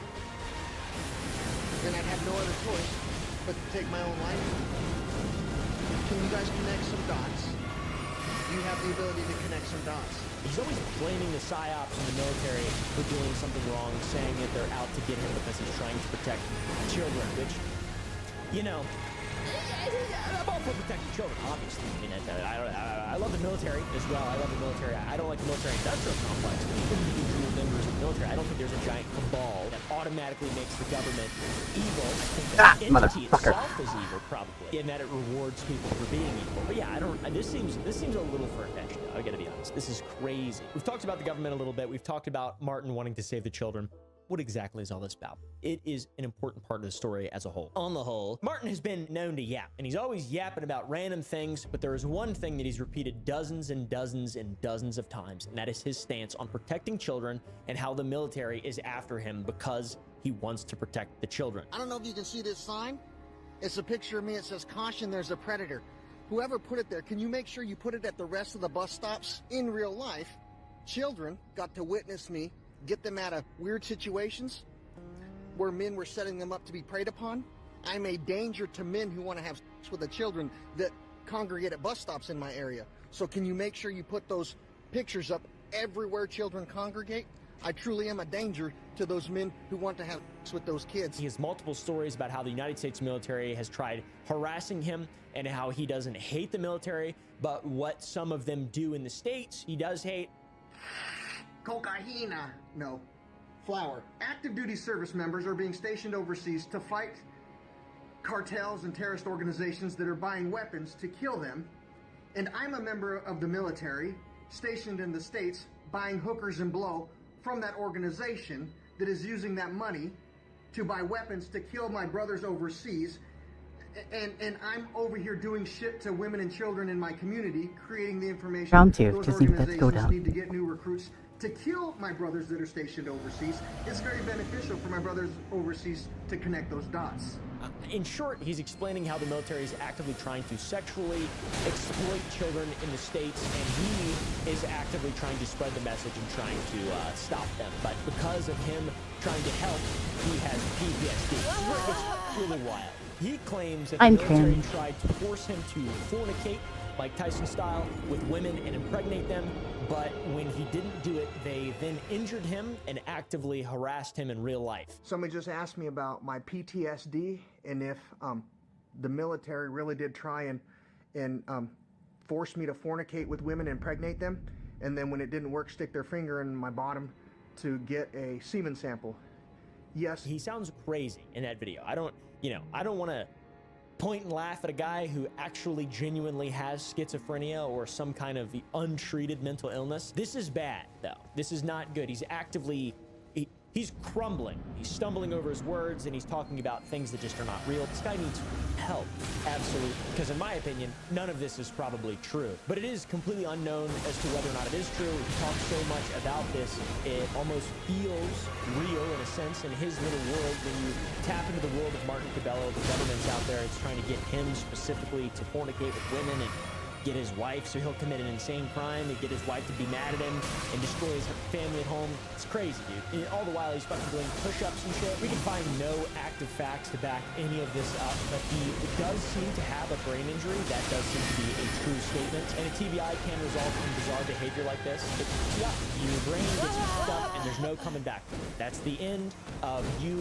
as you were. People change. So yeah, it's important to acknowledge this kind of stuff. Martin, regardless, definitely has some horrible images in his head, and his TBI, it can mess with neuroplasticity and just the way that your brain works in general. So, you know, there is a picture out there that exists of some damage seemingly to the side of his head, and that indicates that there could, you know, that type of wound. You could definitely have a traumatic brain injury from that type of injury on your head. He also brings up the brain injury often and the things that supposedly happened after his brain injury. Hey, Big Ernie. What's up, little Ernie? Fact or fiction? When Martin had his traumatic brain injury, he was invited to a Google party for photographers and journalists. He talks about being invited to a Google party for journalists where some of them documented the U.S. military creating bombers. That can't be in the video. And that also can't be in the video in Washington, basically saying that it's all a psyop. It's a Google party. He alleges their documentation was covered up because it happened to him and his wife, and they're protecting these people actively in his community as to facilitate this type of behavior. I mean, this guy is all in on the conspiracies. Holy shit. What do you think those journalists and photographers from the international community did with their documentation of the U.S. military portraying my wife in here for extortion, for Dr. Courtney Hunt MD, and to cover up pedophilia, necrophilia, and bestiality by retired veterans in my community? Spinny, stabby, stabby, stab. Sounds crazy. This guy needs help for sure. He's in jail. So how did you get this injury? I'm not exactly sure. But there is a Reddit thread from someone who claims that Martin Tabello is their uncle. And he talks about how he is not autistic. He's purely self-diagnosed and just makes shit up, which is odd. He would do that since there is evidence that he has a disabled license plate, so who the fuck knows? His Reddit post says that he has a drug problem with cocaine and that he was never in the military.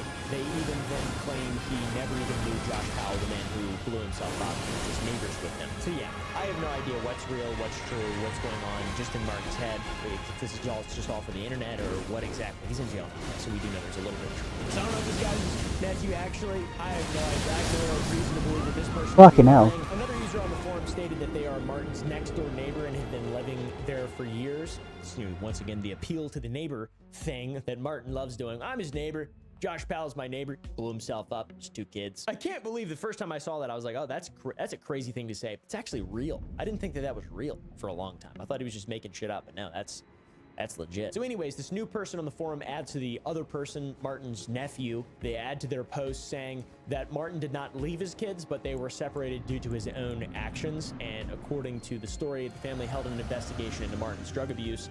And the evening that followed, it went sour. Martin started to choke his son, and as Martin's mom and stepdad were leaving, he then pushed his mother and caused his stepdad to fall down as well, where they had to be rushed to the hospital. SWAT then also surrounded his home and arrested him. They have an account where they posted proof of this, apparently. Apparently it's proof. Lots of the stories are backed up by actual facts that's posted to Calling Out Your BS on Instagram. And this is specifically about the HOA sending cease and desist to Martin. We don't know anything about the brain injury. We don't know. It's very confusing. There's a lot of stuff into it, and I'm also not sure the use of this, but Martin also posted a forum saying he's asking for adult protective services to defend himself against the government and his neighbors, who he alleges are out to get him, which may be true if all the stories above are actually real. If he is literally a menace to the neighborhood, as many people have stated, of course that they're out to get him. They want him to not be a menace. This guy's off the rails. Weird thing to file, though. It seems like he might be filing this for attention. I really don't know. Something's going down, though. It's not bad. And then eventually we get to the bottom of it, and that is that he's a criminal. He's in jail. I don't know if Martin's engaged in spiritual warfare with evil spirits in his neighborhood in the United States government. I don't know if it's possible. I'm not exactly sure. I don't know if he has a brain injury. Maybe he does have a brain injury. Actually, with his brain injury, he could genuinely believe that the government is out to to get him, and maybe he's misremembering what actually happened. I'm not sure. Either way, if it's being faked, if it's not, it's a sad story from both sides. The fact that his neighbors have had enough of him, he's struggled in his childhood and past and adult life through drugs and mental issues, it becomes clear that this guy is not in control of his own brain. It's getting worse now. The law's involved, and it's a really interesting thing. Either way, if it's real, if it's fake, his neighbors are right, he's got a brain injury, there's no, like, legit hardcore.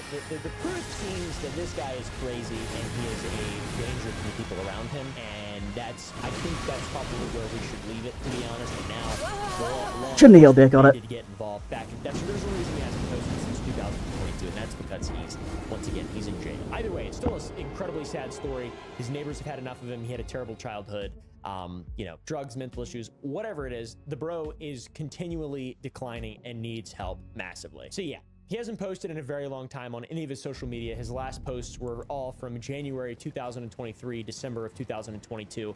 And that's because near the end of that month, he was taken into custody after violating anti-harassment orders filed against him by his neighbors. So seems like the neighbors were right. They were in the right, it seems like. So yeah, you've seen all the videos of Martin talking about the government and his neighbors, all of them being PDF files, and they're out to get him and force him to do heinous things. It seems like that's not really the case, and he's actually harassing them, and he violated those anti-harassment orders, and now he's in jail. So this is one of the very few cases in which someone so entertaining and just so seemingly innocuous has had real-life consequences and caused trouble in like a local area. His neighbors were fed up with him and put out anti-harassment orders against him, which he broke.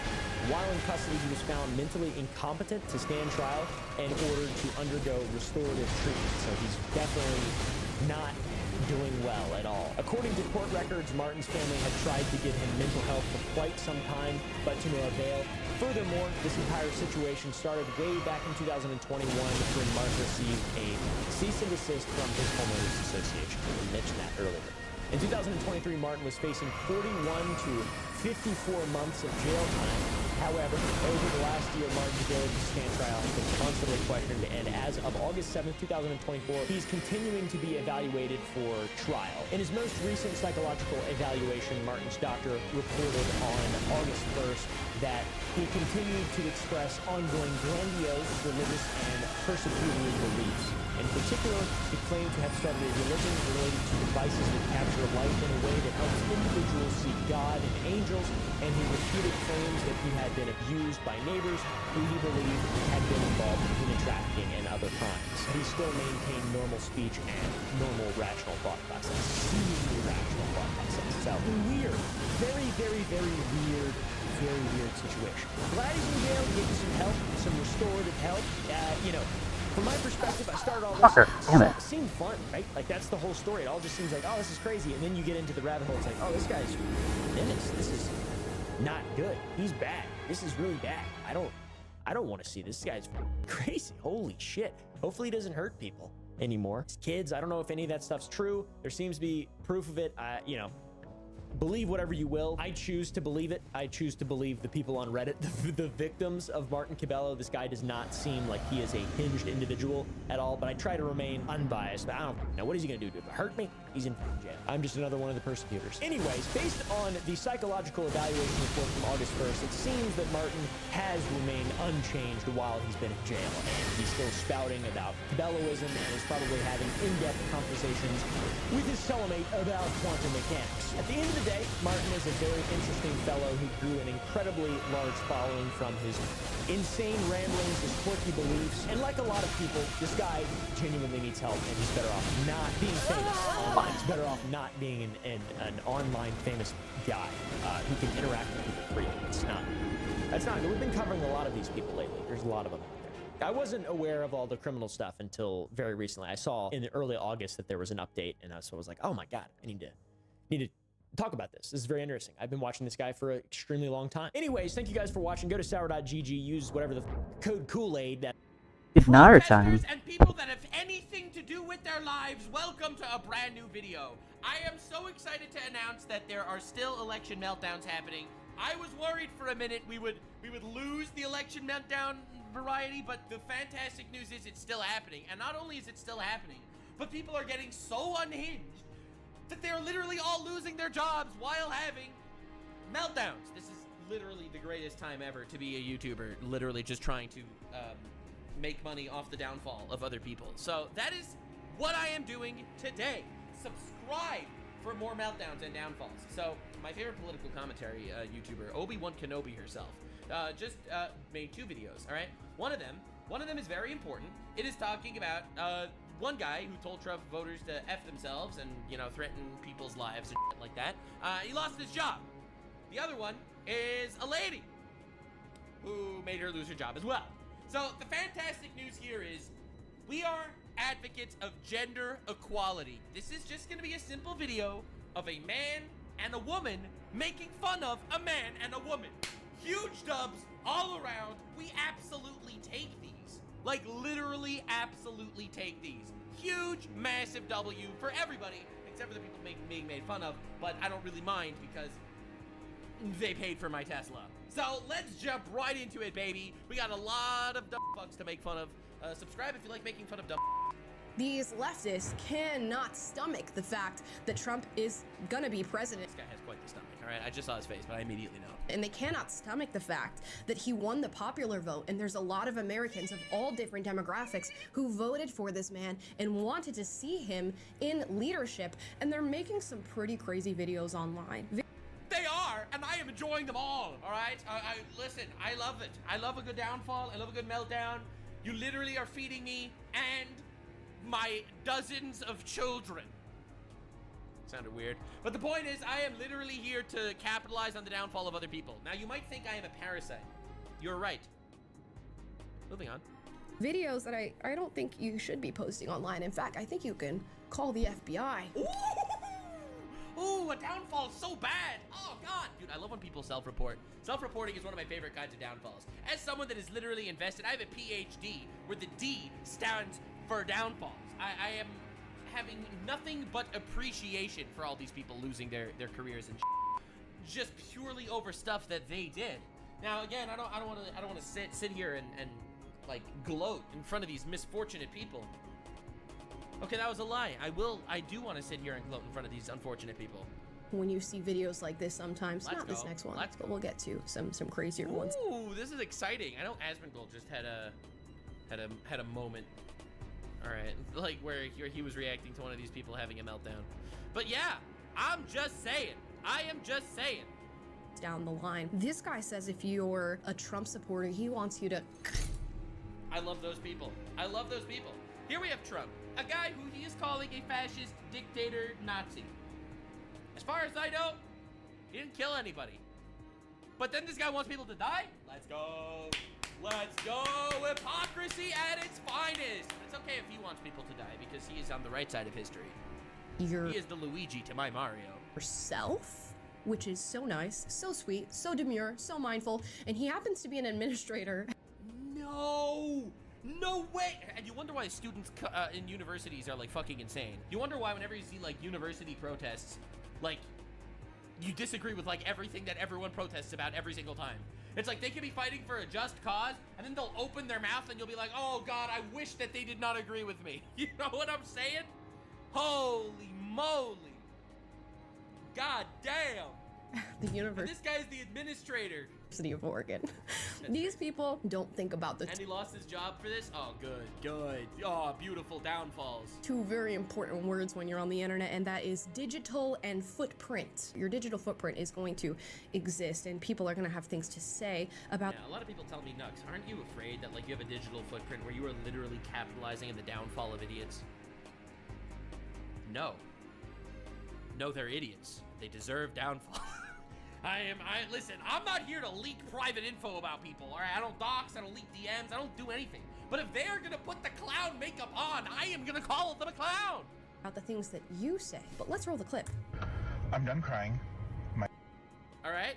You immediately look like a fucking pussy. You should not be crying. My sadness is over.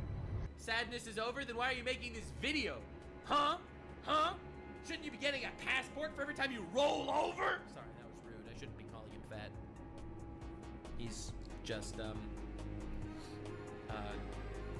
he's a man in a bigger body, is what I meant to say. My anger has set in. Sadness has passed. Anger has started. I'm so glad he is teaching the youth of America. I am a very petty person, and Me too. Yo, we are literally the same. Except I don't have anger. Anger is an emotion I was lost with. All the so most people are born with, let's say, 50 points in anger and 50 points in pettiness. I literally have been born with 0 points in anger, and all 50 of those points have been diverted to pettiness. I am 100 petty points. I am very proud of that. Love it about myself, actually. And so, I say this in the most disrespectful way possible. Oh, hell yeah. Oh, hell yeah. Oh, God, he's about to say words, and they're gonna ruin his life. I mean, he's about to say words, and it's about to ruin his life. Sorry, I have to get the intonation correct. I don't want people to think that I'm happy that this fucker ruined his career. I don't care if you are my family. I don't care if you're my friend. I don't care if we've been friends our entire lives. You can literally go f yourself if you voted for Donald Trump.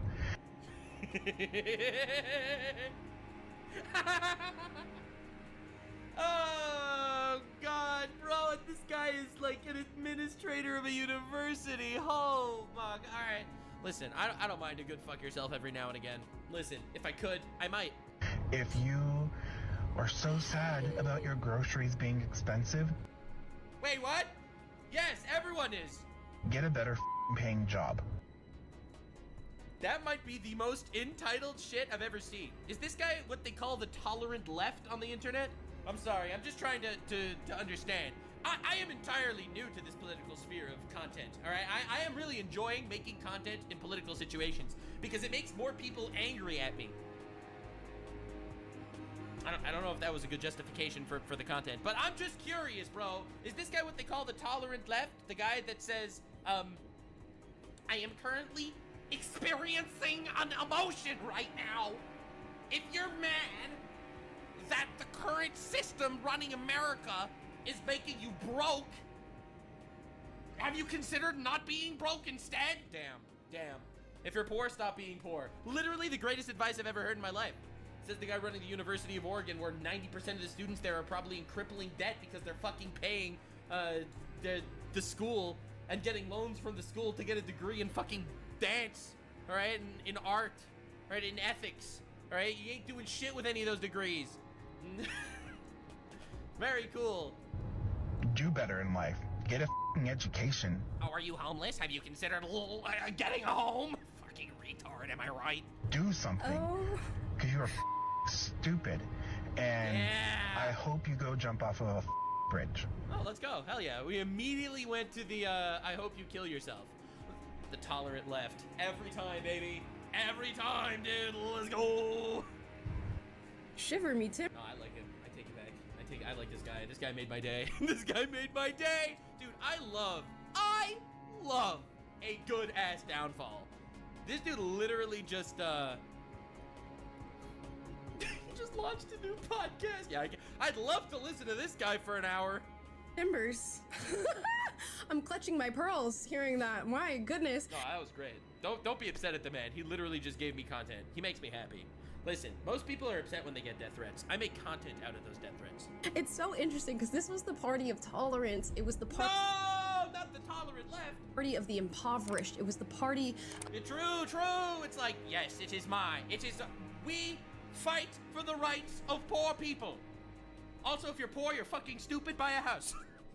Damn, man is spitting facts. Of the underprivileged, the disenfranchised. True. And they're the working class, you know, they fight for the working class. Now they're telling you, if you voted for Donald Trump because you want to see your grocery prices change, or you want to go to get gas and not be crying as you are, you know, putting things in your gas tank, now they're saying you're broke. They're like, hey, brokey, that's why you voted for Donald Trump. Leftist Andrew Tate's be like,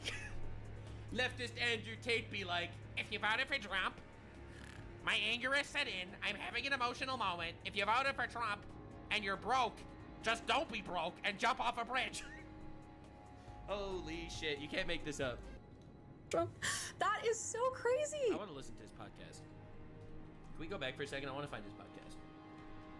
Pearls, hearing that, my goodness, shiver me. Alright, so, Leo Serrato. Timbers. Leo Talks. Dude, yes. Yes, I need this man's podcast in my life. Neo talks. You see, I'm a simple man. Nope, that's a whole ass other dude.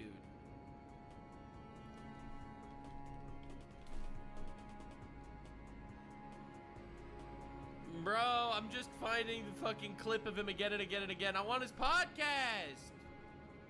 Come on, dude, you have to have a podcast. Do you even count as a human? Oh well, doesn't have a podcast. You gel. Of the underprivileged, the disenfranchised, and now they're telling you if you voted for Donald Trump because you want to see your grocery prices change, or you want to go to get gas and not be crying as you are, you know, putting things in your gas tank, now they're saying you're broke. They're like, hey, brokey, that's what you... That's insane. It is so insane that this is how it happened. Bro, couple more runs, and then might have a bowl with my soup. Little fuck, I have to even go to Facebook, and I hate Facebook. It's run by like lizard people. Check this out. I didn't mean to sit down there. Is basically them hazing their members and posting. It's the when I saw the Holy shit! I was not prepared for that. 5:30 in the morning, putting on their pledging on Twitter. If anybody knows my stance on something, they're pointless and stupid and just create an environment for hate. But they put on their pledging and they go to all the sorority houses and Sorry. morning to the lovely ladies of insert sorority name here. And then it's like, you're using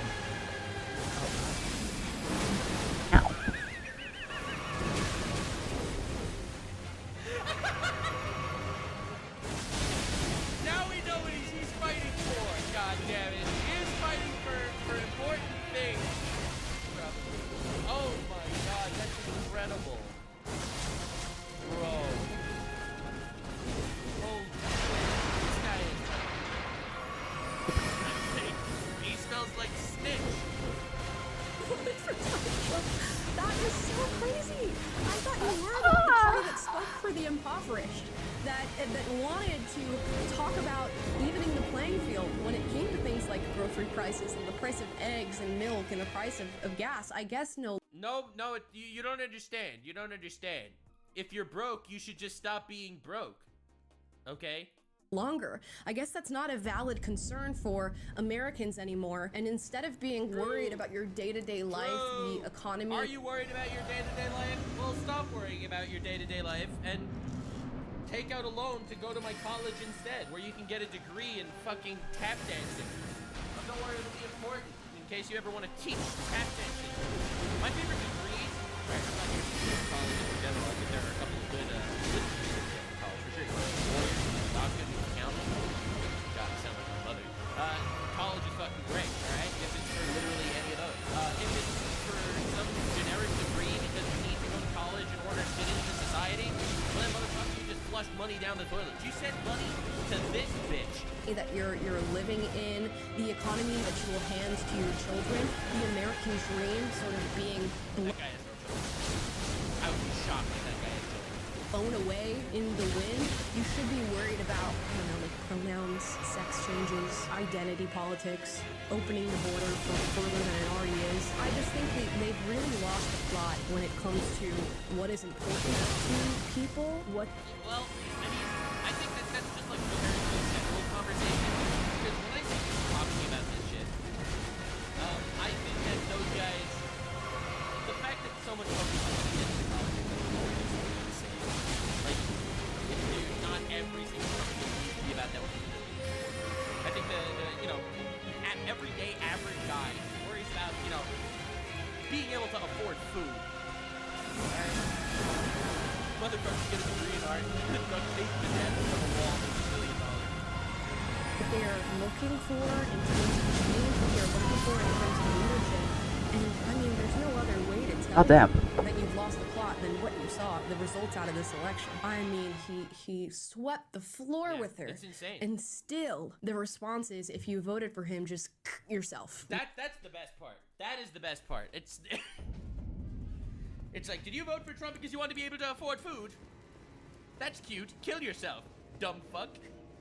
I love these people. They're so good. Which would be the majority of the country. Right, want to hear a hot take? All right, here's the conspiracy. Nuxenor conspiracy theory. I've been saying this for a bit. All right, I'm putting on the fucking tinfoil condom here, and I'm just gonna give it to you raw. Are you ready? Are you ready? I think the reason why the Democratic Party never stressed the fact that people literally can't afford food and shit is simply because. Are you ready? Are you ready, guys?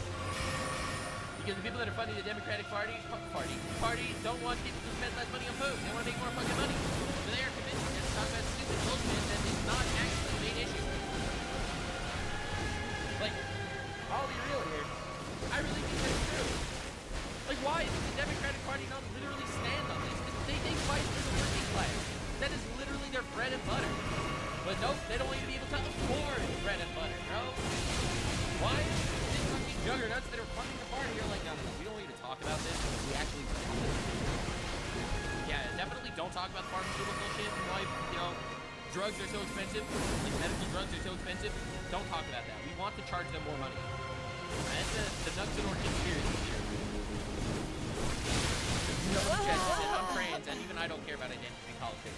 Trans people care more about being able to afford food. That is supposed to work hard for everyone. Oh my god.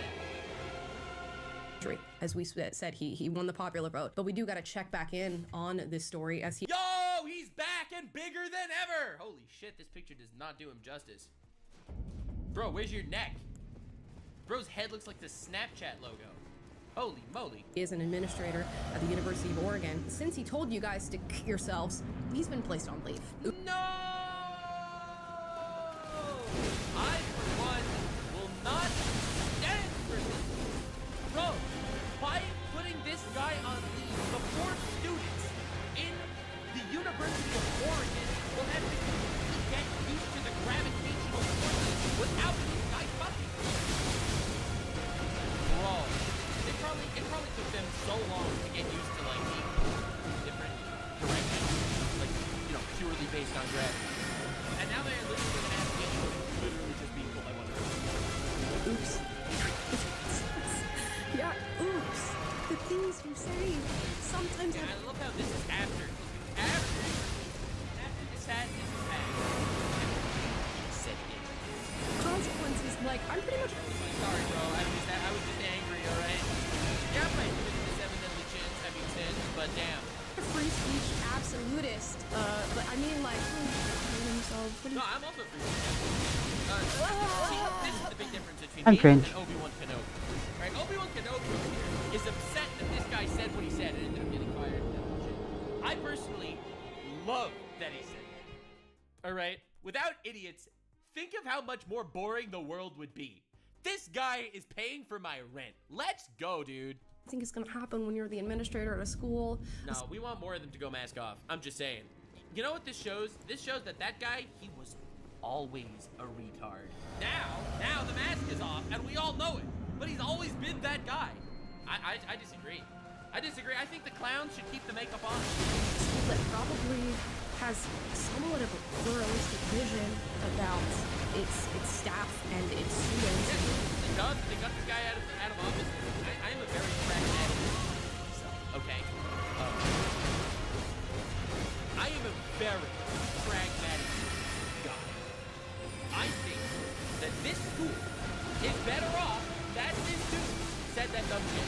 Now the guy's gone and not gonna influence the students there anymore. Isn't that enough? I think more idiots actually just tattooing their morons on their faces, which is what this guy did. This guy did the internet version of tattooing fucking clown makeup onto his face. And honestly, that's a huge dub. There's going to be a lot of consequences presumably. Oh god, I hate when they're doing scams. No! I hate that they do scams, but once they do them, we want them exposed. We're at the University of Oregon, and you told them to protect themselves. You know that this is great. I don't know why she's so sad. This is a wonderful... Not wonderful that people like this exist. Don't think this at a concept. It's wonderful that people kill themselves. That's not what I'm saying here, but it's wonderful that that fucker is gone, though. He literally put on the makeup and down. Trust me. Sorry, I'm just being honest here. As an administrator, with those students, now you're on leave. Motherfucker, goddamn. That is the way the cookie crumbles, I think, on this one. But wait, there's more. You know, we've already spoken about many an assassination attempt on Donald Trump's life, many a plot that has been soiled and foiled. True. And the shooters soiled their pants as they were foiled. They've completed their career. Here we go again. Yeah, they got cooked. here's a girl who's now calling for his assassination. Let's go! Let's go! Okay, that I think that's... The other guy saying that all the force is just nothing or until that guy's great. We love him. We support him. We support him. That guy we support. What a right? Death threats, incitement to violence. Nah. Take her away. There is a highly trained professional assassin out there right now, and you have one job. One job. Not.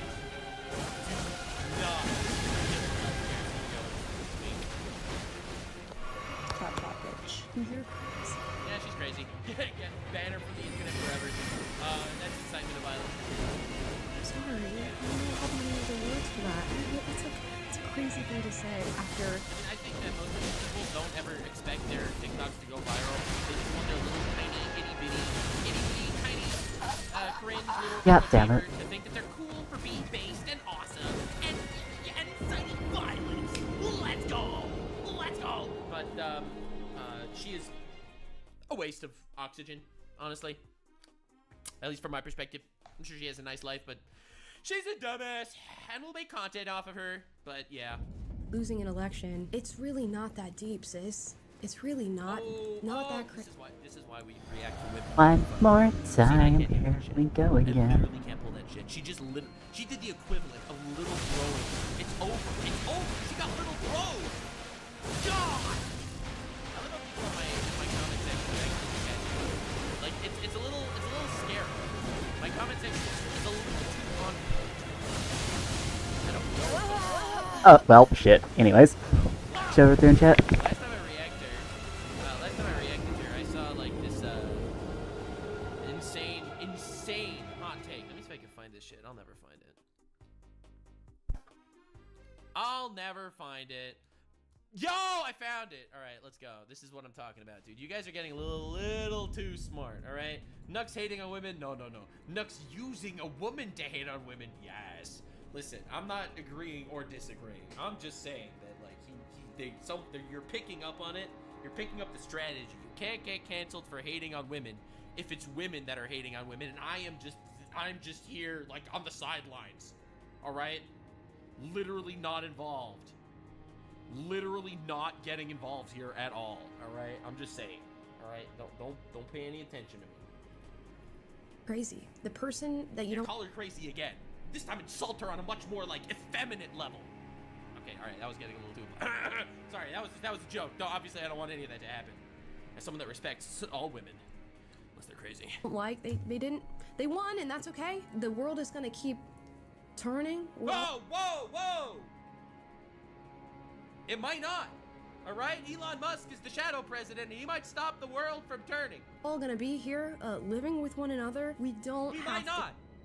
Not if the freaking Oregon director got his way. We're not all gonna be living with each other. All right, if he got his wish come true, 53% of the population would kill themselves.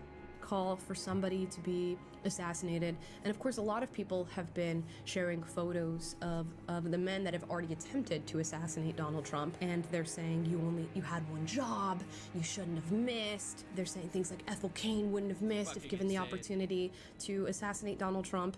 And part of me, listen, I'm just saying I don't want to say it, but like if this is your best, like if those snipers, like if those guys that were out there killing Trump is like peak fucking leftist snipers, I'm just saying.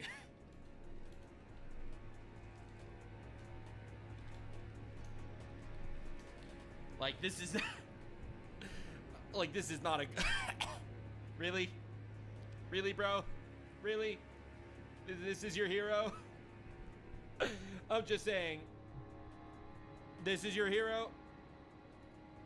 kind of wild that we know more about Luigi Mangione, the guy that assassinated the CEO, than the people that out there tried to fucking, those Bronze 3 snipers that out there tried to kill Trump. Is thinking, you're kind of deranged. I don't know what to tell you. This is... She's being way too nice. Come on. Get her, destroy her. Crazy. I wouldn't do it personally because that's not my place. Open the asylums. Part of me is saying that. The other part of me is thinking, what information have you been given that makes you feel this way? And I'm understanding of it, of course, because... Dude, she's so nice, it's crazy. Because for a long time, I can answer the question. The information that they've been given is that he's a threat to democracy. On the one hand, yes, she sat there and she listened to all of the fucking talking points and echo chambers about how he's a threat to democracy and he's orange Hitler and he's Hitler but even more orange, maybe even, and he's evil and he's a dictator and he's a fascist. Yes, they listened to all the talking points, but they also called for the murder of an elected guy based on a democratic process. No matter the echo chamber, she needs to be banned from the internet. The end. I get you being nice to understand that he's a threat to democracy, but you do realize he won via democracy. Just saying. That he is the new Hitler, I guess, and if he makes it into why would you show this picture? Office, everybody is going to lose their rights, and on top of that, not everybody, just women are going to lose their rights. All right, we have to like understand. And I'm back, super cool stream watchers. Thanks, friends. I hope you're enjoying your time here where I'm saying things and doing their stuff. lives, so I can get why people feel this way. But you would think... To quote my grandfather, who, Time by to the way, play is a something Holocaust else. survivor. When Trump was elected the first time, I don't remember him setting up any concentration camps. This is coming from a man who, by the way, survived the Holocaust in a concentration camp. By the way.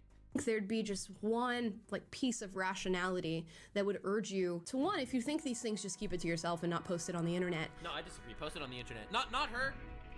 She shouldn't. All right, inciting violence, that's bad. But the other guy, the university guy, oh yeah, we need more of him. We need all the fucking university administrators that think like that to literally come out and say it. But also, if you're thinking these things, think about how much of an irrational thought it actually is. And My mouse doesn't appear on screen because of figure out if we can unpack that a little bit further. Maybe look at some information to the contrary of what it is that we believe and see if we can how annoying it is to play like this. That thought and maybe get rid of it. Because damn, holy schnitzel. She is really nice. She is really, really nice. I wouldn't have been that nice. I don't think that she needs to sit there and try to find a way to unpack and I just think she has zero rational thought and needs to be banned from the internet and fuck her. We have a very different opinion, but I will just move on because apparently, as an advocate of gender equality, this woman's unhinged Trump rant made her lose her business. And I told you, gender equality, we are here for all of that. Women downfalls, men downfalls, Trump meltdowns. Bro, today is a good day. We are eating good, all right? We are eating so good. Subscribe for more good food. A beauty salon owner decided to go on which I could afford because I'm not a dumbass. Angry rant against Trump supporters in the wake of the 2024 election, calling them racist, homophobes, misogynists. You've heard it. I've gotten all those. Yeah, I've been called all 3 of those on the internet, so, I mean, whatever. It just means I'm cool, I guess. Know what these people are saying, and apparently this is I'm not making enough to win this. Immensely for her, as she's losing almost all of her clientele. Cringe. Oh my, if it isn't the consequences of my own actions. Talk about it. Yeah, you better. Yeah, you better. Allah Obi-Wan Kenobi. Guys, before we get into today's video, please like and subscribe. Yes, we've seen many an individual hop on the internet and rant about Trump winning the 2024 election, going after his supporters. We've seen this in our average Joe American citizens. We've even seen it with Hollywood celebrities. And today we're going to be focusing in. Such a good ass time. Oh, dude, the downfalls are so fun. Oh god, dude. Oh, You could just try to vibe, but like you're not actually vibing that much. You turn on the fucking TV, you just see dog shit. Why is there not a single good show going on right now? Literally none. There is literally not one good show going on right now. Easy to just play this with controller. Let's see. And then you open Twitter. Oh god, the way they fight with each other. Oh, it's so nice. And on a beauty salon owner out of Idaho. Oh, a beauty salon owner. Beautiful inside and out. Now, she apparently posted some sort of rant online that has led her to lose some clientele. Oh my god, the consequences of your actions? And we have videos that talk about the progression of her clientele loss. Let's watch video number 1. So this is me suffering the consequences of my own actions. You're having too much fun, Nux. I disagree. Everyone should be having fun. Stop living in a society where you think fun is a crime. Have fun. Enjoy this person who is ruining their life for literally no reason, okay? I just had a client send her husband into my salon and demand a refund for gift cards pre-purchased because of my stance that if you support a racist, homophobic, misogynist rapist, then you're okay with those things. Wasn't he, found innocent of rape? Oof. Did she just, slander the president? Ooh. Ooh, yucky poo. Because you supported them. But you are in fact those things. And oh, you are in fact those things. Did you vote for Trump? Well, you're a rapist now. Sorry, I know your dick didn't touch anyone without their consent, but it just happens. It's like it's a transmitted disease. Like if you get coughed on by a rapist, you might become a rapist. For one moment. If you support him, you're also a rapist? Yes. I love how everyone's like upset at these people for making these incredibly brain dead fucking takes. I disagree. It is good. The more dumb things they say, the less credibility they have. Oh, yes, you are a rapist by association, an RBA, they call me. Yes, not that I voted for Trump. I didn't vote for reasons that I've explained in the past that I don't want to get into again. But basically, I got fucking scammed by the American government. All right, just saying. God damn, that's incredible. That's good shit. I like it. Anyways. No, I think this is good. I think this is good. You support a rapist? Well, you are a rapist now. Fuck yeah. I digress. She was so offended by that she said that she did not feel comfortable coming to my salon anymore. Yeah. Lady, you called her a rapist. You called probably a nice wholesome mom from your town. All right, nice wholesome mom who did nothing wrong in her life. You called her a rapist. Yeah, I do wonder why she was upset. True, now that you mention it. No, duh. And he demanded, and I said, I don't give refunds on gift cards, but he was just being rude. And so I didn't want to deal with him anymore. And I didn't want to deal with them anyway, because I knew that whole family were Trump supporters because— That whole family! That family! I knew the whole family was Trump supporters. The whole family. A family of rapists on their little rapist daughter, too, that voted for Trump. Ooh, disgusting.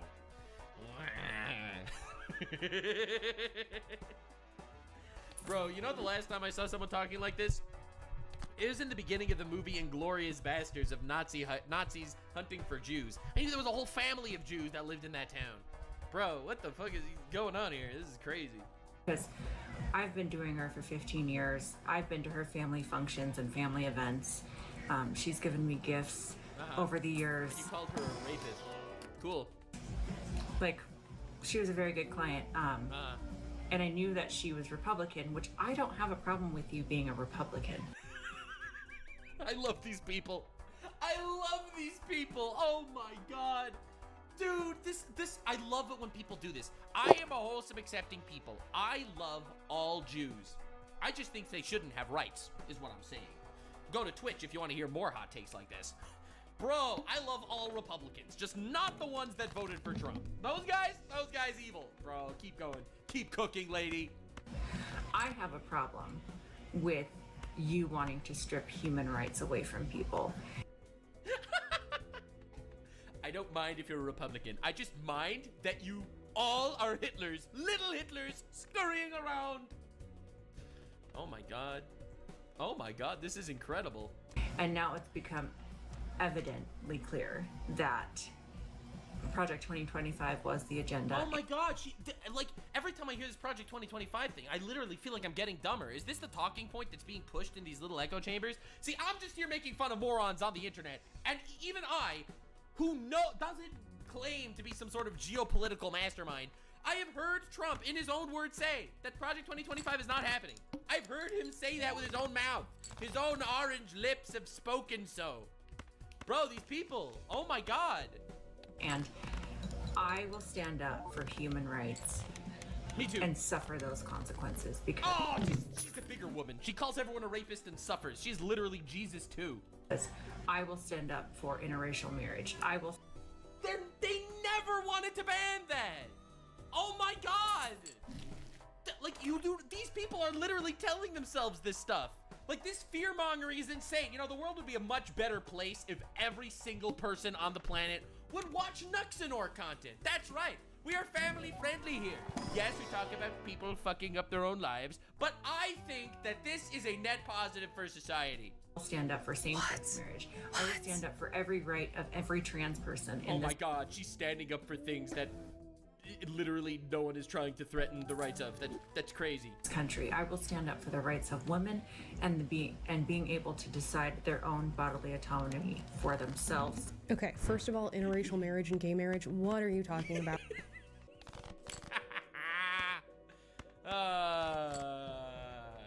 She is standing up for interracial marriage, guys. Let's freaking go. Yeah, she sucks a lot of black cock every night just to make sure that everyone is aware of how much she supports it. These are not on the chopping block. She makes her white husband sit in the living room and film that shit. All right, listen. What is this? This is insane. Oh God, that's good. That's good. I'm sorry. I'm sorry. That was rude. That was rude.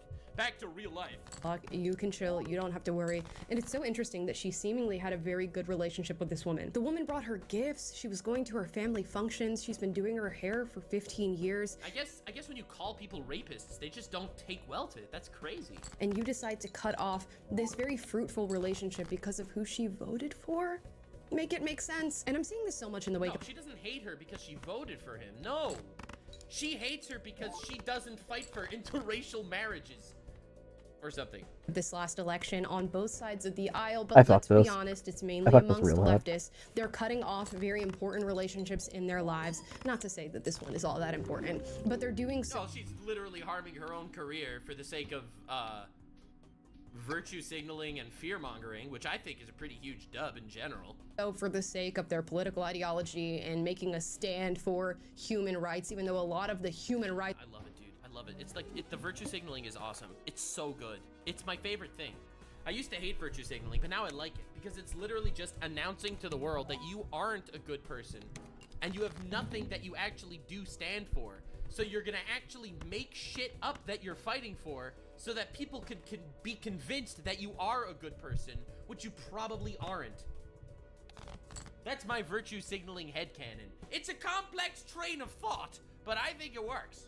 Rights that they feel are on the chopping block are not. You're gonna be okay. And I'm going to let it be known that for most of these people, the relationship that they're cutting off is far more important than the stance that they're making. And the stance they're making isn't, first of all, it's not changing anything.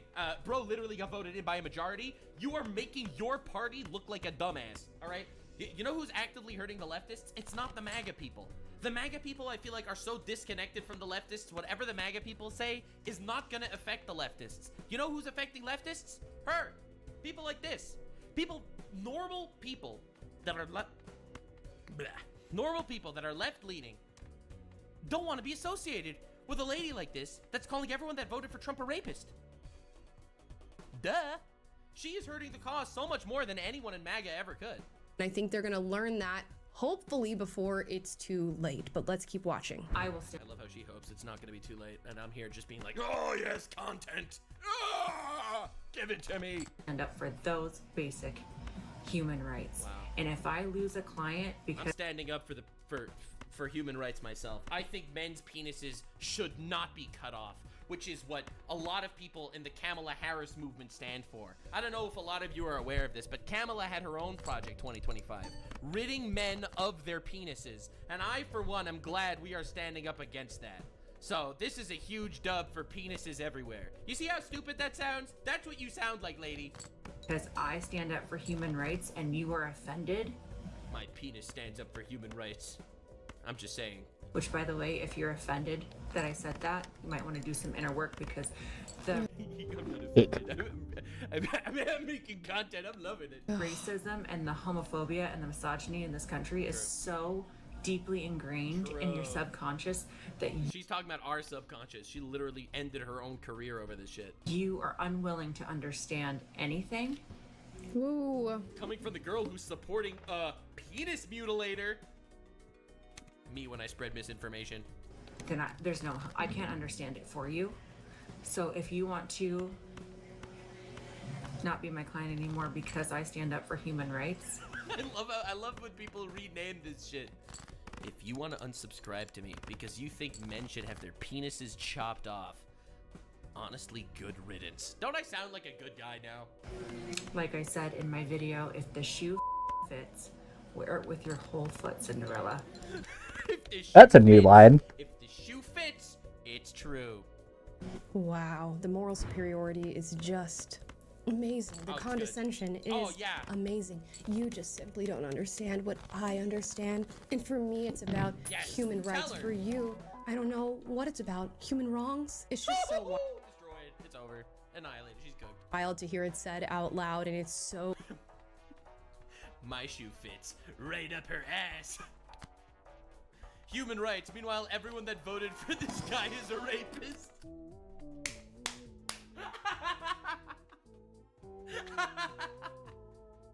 I think people shouldn't be treated wrongly for their sexual orientation, for the color of their skin. But you are a rapist if you voted for someone orange. Clear that what's really driving her is moral superiority and sitting on her high horse and judging those who she feels are beneath her. It's not really about human rights. And it's not about her being judged for her opinion either. She's allowed to have her opinion, to vote for whoever it is she wants to vote for. But she decided to hop on the internet and accuse those with differing opinions of being racist, misogynistic homophobes. Damn, I wonder why people don't want to associate it with that party anymore. That's crazy. It's probably because they're all homophobes, honestly. A disagreement is a disagreement, but now you're just going around insulting people. And yes, you are going to deal with the consequences of those actions. And apparently we have another update from this woman where... Let's go! The Lord giveth more. The cup spilleth over. Oh, the content! She has lost even more clientele because she decides to keep yapping on the internet. Lady, honestly, don't give up your fight. Keep fighting. Dropping like flies. Don't drop that mic. Keep fighting, lady. Fight the good fight, dude. Yes!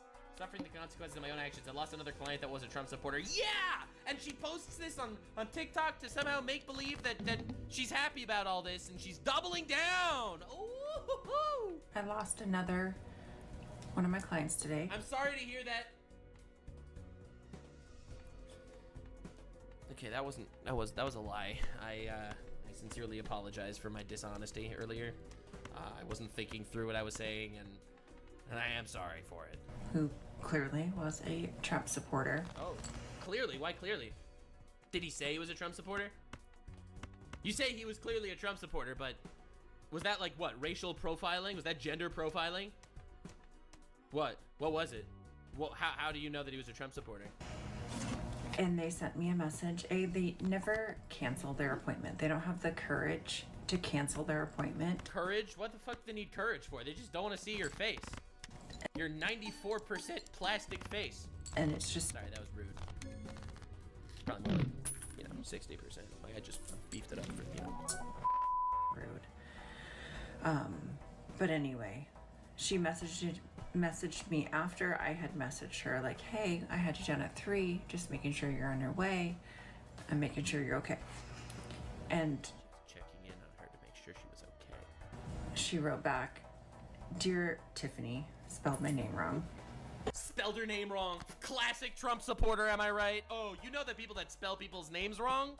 Those are the people that are against interracial marriages. I am so sorry that this last election has upset you so much as to elicit the hateful public post you made on TikTok. Yeah, she told people that they were rapists if they voted for Trump. Yeah, it's pretty, all right, it's pretty, I'd say that's hateful, yeah, all right. Not once, but twice. I have really thought highly about you, and your posts have broken my heart. Damn! Since you have made it clear how you feel about anyone who doesn't share your opinion, I feel you have left no opinion but for me to move on. I wish you the best, and I am terribly sorry. Wow, that is a really nice message. I probably would have just ghosted her, to be honest. Dude, if it turns out my barber was out there like going crazy and going hog wild about some incredibly hateful shit, I would just be like, yeah, I'll just never go there again. I would just send a text canceling my appointment and just ghost. That's the Nux maneuver. God damn. It's a very respectful message. Damn, wow. She's exposing an incredibly respectful message. So, just continuing to lose clients and... Oh, well. Oh, no. The consequences of her actions. Fuck. I would rather go work at Chipotle, and I was not lying when I said that I was headed to my Chipotle interview, because I did apply to Chipotle.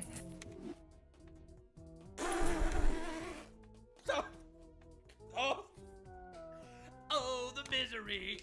Everybody wanna be my enemy. Spare the sympathy. Everybody wants to be my enemy. Because I'm not gonna ask for a handout, and it's... Can you imagine working at Chipotle and literally serving all the rapists that voted for Trump? Oh. And she just posts her L's online for people to point and laugh at too. Oh. It's been a rough year. I'm a single mom, and my ex-husband does help me out a lot during this time. Let's go, big dub. Ex-husband. She had to divorce him because she needed to marry an interracial couple to show support to the community. Because I refuse to ask for help.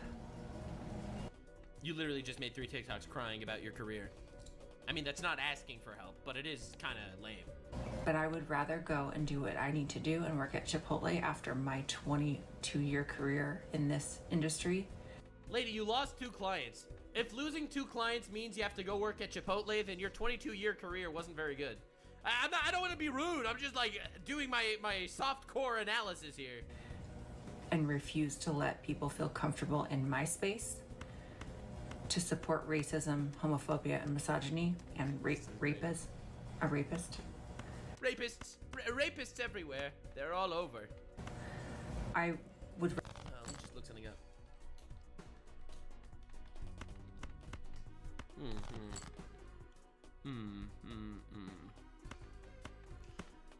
Oh, wow. Apparently, the people that own Chipotle are multi-billionaires.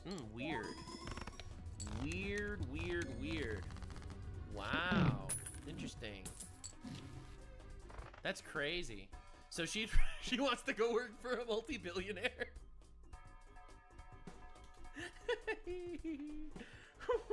Oh, my bad. Apparently only, according to his website, he's only worth $500 million. Oh, my bad. Never mind. Oops. Oh, never mind. Apparently 2024, $633 million. That's Steve L's net worth, the founder and co-chief executive officer of Chipotle. That is the person that she wants to go work for now.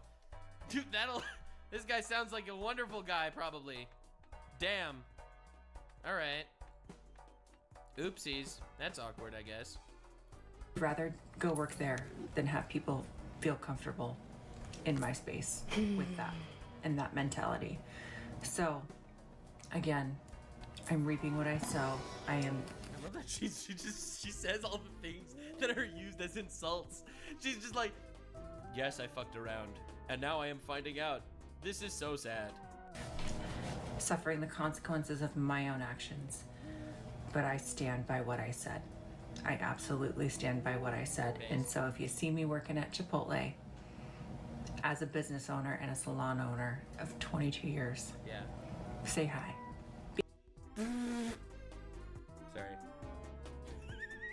Sorry.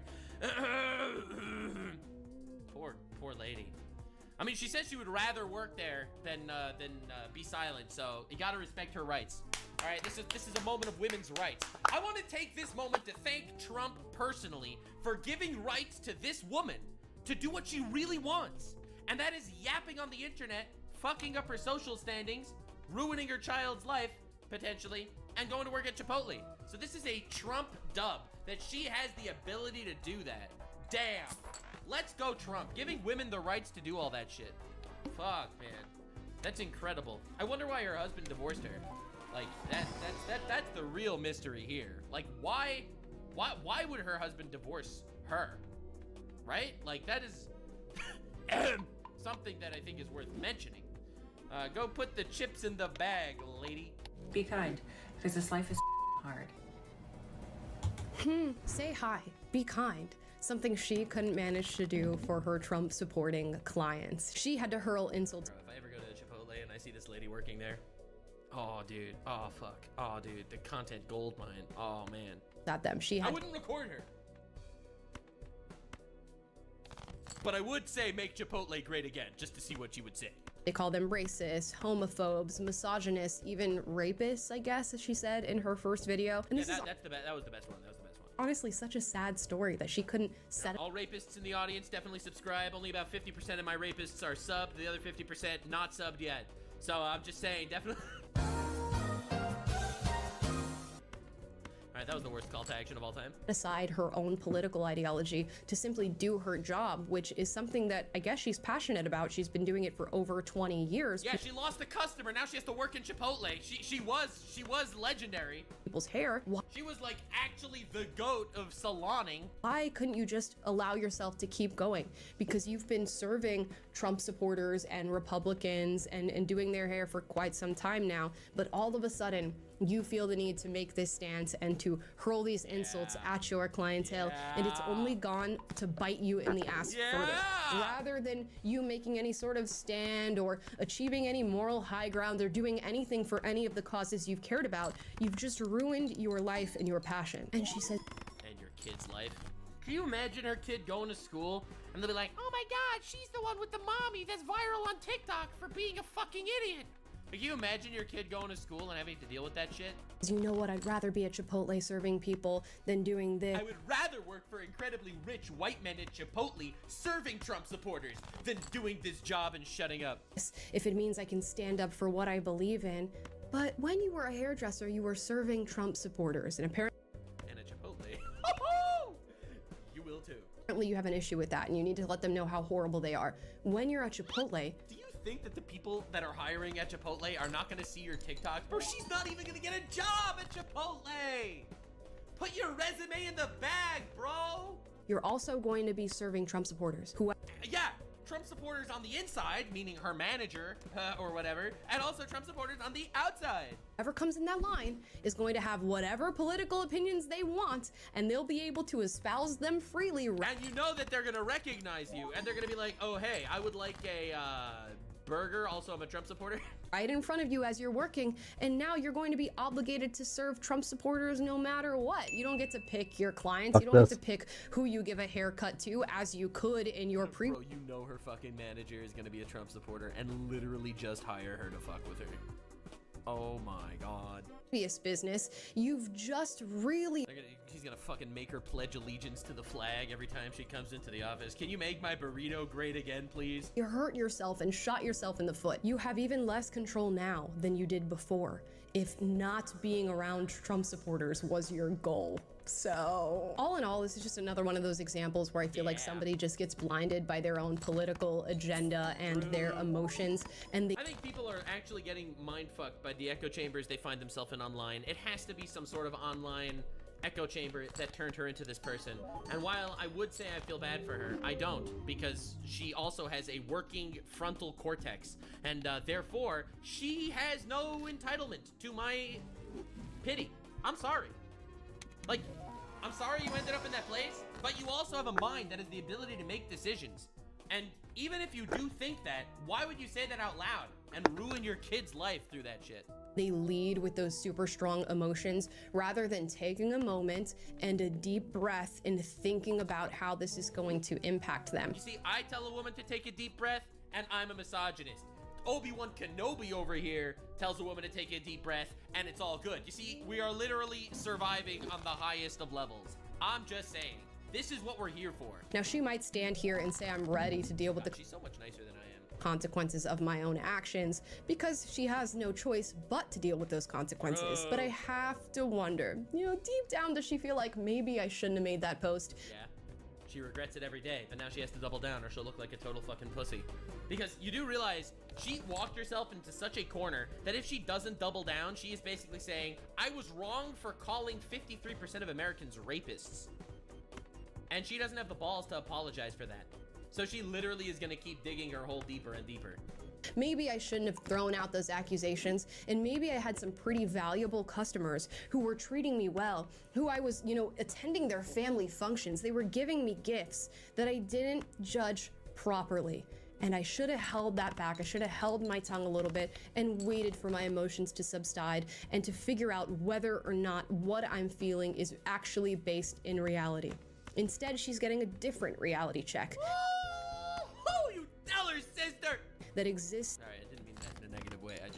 I like Obi-Wan Kenobi's content. In the form of her losing her business and having to work at Chipotle. And I don't want to hate on this woman any further. Yeah. It's just been an interesting case study, a bit of analysis on what happens when we make decisions like this. And This is analysis. Just something that we all could learn from, regardless of what your political affiliations are. In so many different facets of our life, we do these knee-jerk reactions that end up biting us in the ass. And I feel like that's exactly. Yeah, this is the moral lesson. The moral lesson here is simple. When you have an impulse to do something fucking stupid, take a second before doing that fucking stupid thing and think about if it's in fact fucking stupid. If it is in fact fucking stupid, don't do the fucking stupid thing. Alright, that's the moral here. Alright, it's important to note. Alright, it's important to note. Alright, that's the moral lesson. Alright, moral lesson, don't be fucking stupid. But that's not why we made this video. We didn't make it for the morals. We made it for the lols. Hell yeah, more downfalls, we take those. What she dealt with, so maybe don't go Subscribe for more people that fuck around and find out. with reaction number 1. Or if you do, give it some time to settle in so that you feel as though you've made the right decision. Because I can say with almost 100% certainty in this case, she made the wrong decision, and a decision that was not based in fact, in truth. She made the wrong decision on herself, but like based on my ad revenue, she made the right decision. So I think we should always remember that there are two sides to this coin. For every fucking idiot out there saying fucking stupid things, there's always another fucking idiot capitalizing on those stupid things. It's a dog-eat-ass world out there, and I'm both the dog and the ass. In reality. And now she's dealing with the consequences. Guys, those are just my thoughts. Drop your thoughts in the comments down below. That was a great video. That was a good video, good analysis. I'm glad we got a wholesome conclusion. Dude, this is incredible. I really like Amalek and OP's videos. Like, she actually makes good shit. I like that she takes it back to a wholesome place. I'd say I'm also wholesome, all right? Just to counterbalance the negativity allegations. All right, we're countering the negativity allegations here. I am also wholesome. I just believe in peace through strength. Stay weird, fam. Like, subscribe, and this video was streamed live on kick.com/Nuxanor. See you there. Stay weird, fam.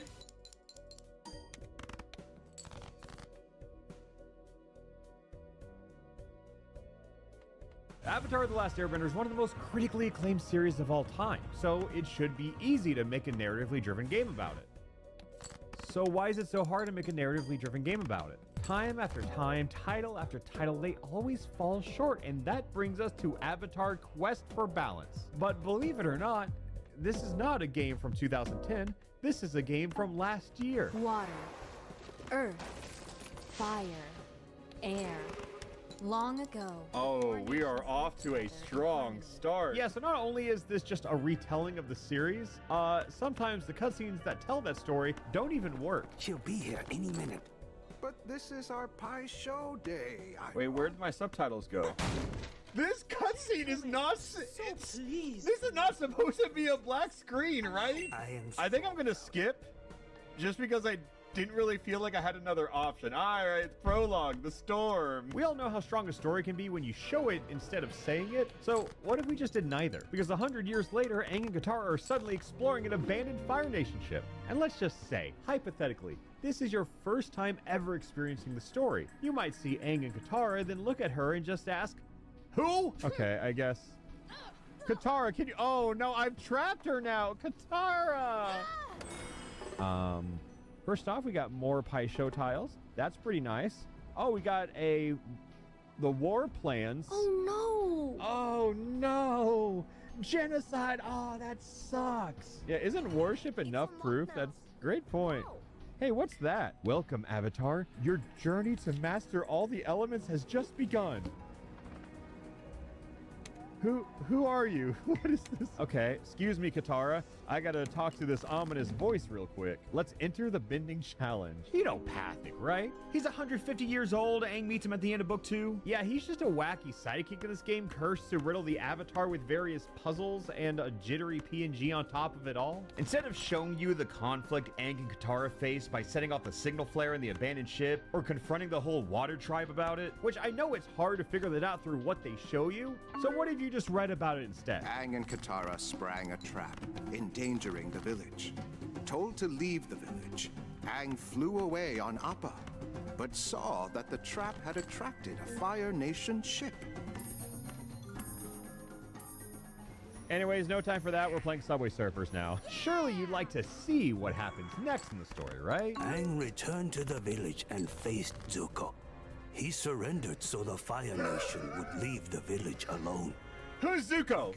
Like I'm just saying, okay, if I'm just playing this game, who's Zuko? I did do the dodge. I can't dodge again. What happened? This is okay. I need to die here. This happened. How could this happen? You have failed, Avatar. That's such a mean loss screen. Controller's been disconnected. Yeah, I picked up on that one. The game goes, you suck, Avatar. Ha ha ha. So I guess we're starting over. Well, you know the drill here. Find the glider, fight Zuko, and escape the ship. Yeah? Well, not that easy here. I think this is so strong. I block everything and then I just blast. Ooh, got a hard puzzle here. How will we solve this one? I mean, look, it's kind of tricky if you think about it, but through my sheer intellect alone, we pull through. Oh, damn, we got so many more people to fight. I am the Avatar. True. He does not tell a fib. Oh my God, are we gonna do this again? Yep. Oh, he's just happy. Escape from Zuko's ship. Who's that? I haven't met a Zuko. Oh, is that Zuko? We're here now?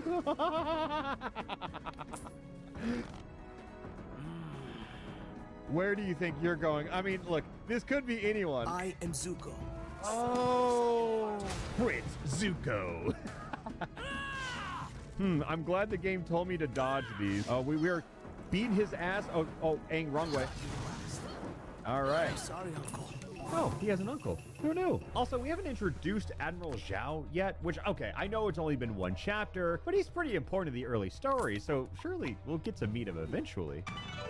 The funniest part about this game is that they took one of the best series ever made and changed that. They skipped the Avatar state scene. That's when, like, Aang does waterbending for the first time. Also, who is Sokka? Look, I know that I'm assuming that you, the viewer, have already seen this series, because this is where Aang goes to the Eastern Air Temple and learns that his entire race has been wiped out, meets Momo, and learns about the Avatar state. Yeah, wouldn't that have been a fun level to play? But instead, it just got crammed to a quick cutscene before spitting us out on Kyoshi Island. I can't believe that we skipped all over the air temples so I can ride the fish in Kyoshi Island. Oh, it's just Subway Surfers again, isn't it? Yeah, I know we skipped a lot to get here, but at least you can read about it. Here on Kyoshi Island, we have a lot of required side quests to do, from gathering peaches to killing bandits and solving box-related puzzles. So maybe I just put this... What?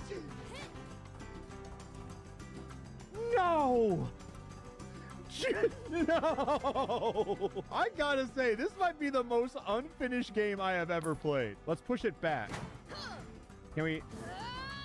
No, it's just kind of stuck here. If the game is gonna cheese me, I gotta just find a way to cheese it. Again, not what's supposed to happen, but it might work.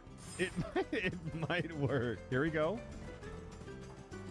Well, we got the right answer, but with the most wrong logic imaginable. All of that work just to activate another one of Pathic's silly little games. So now allow us to go out of order a little bit, because Sokka's got to get over his misogyny and train with the Kyoshi warriors by completing boomerang accuracy challenges.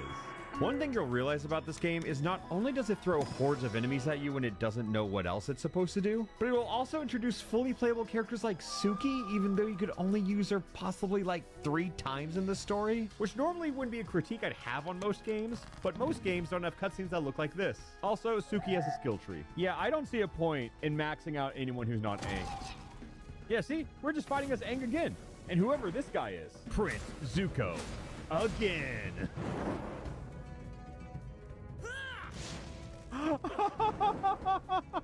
Leave these people alone! I'm unstoppable. Okay, so now let's leave that box intact real quick. Wait. Okay, he can get on the tiny box. He's kind of stuck in it now, though. That was a pretty... Somehow, that was only chapter 2 of the game. And now it's time to go to Omashu. I mean, you remember going to Omashu, right? Surely we go to Omashu. One of the most memorable episodes in all of early Avatar. You meet the Earth King, revealed to be Boomy, through several Saw-like torture chambers. Yeah, so here's a cutscene recapping all of that. And we're on to the spirit world. Oh, no.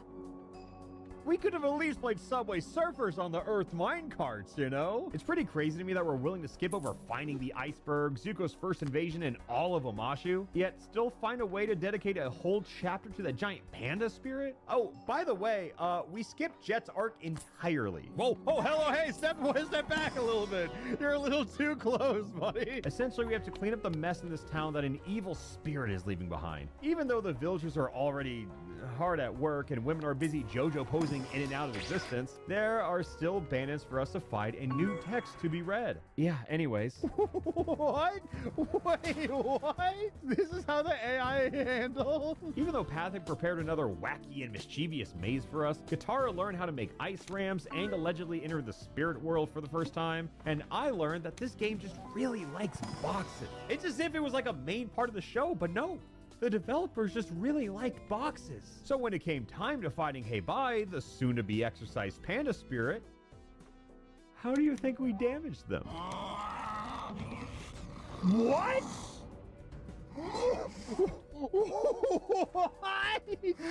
What is it with box bending? Why is that the most prominent form in this game? Wait, I have to be careful. I almost died. I almost died mid-animation. At least we get to witness this awesome cutscene. All right, whatever. I'm just hating. Avatar Roku, here we are. Oh. Duh. Appa Subway Surfers.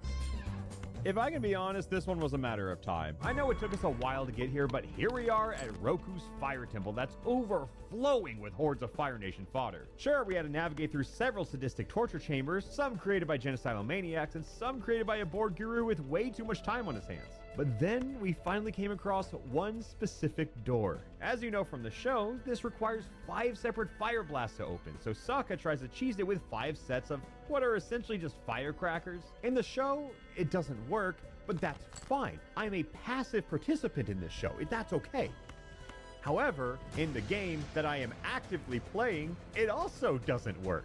The difference is that it makes me spend 15 minutes trying to rally everything up and get all the materials to make these firecrackers just for the game to tell me. No, it didn't work. Okay.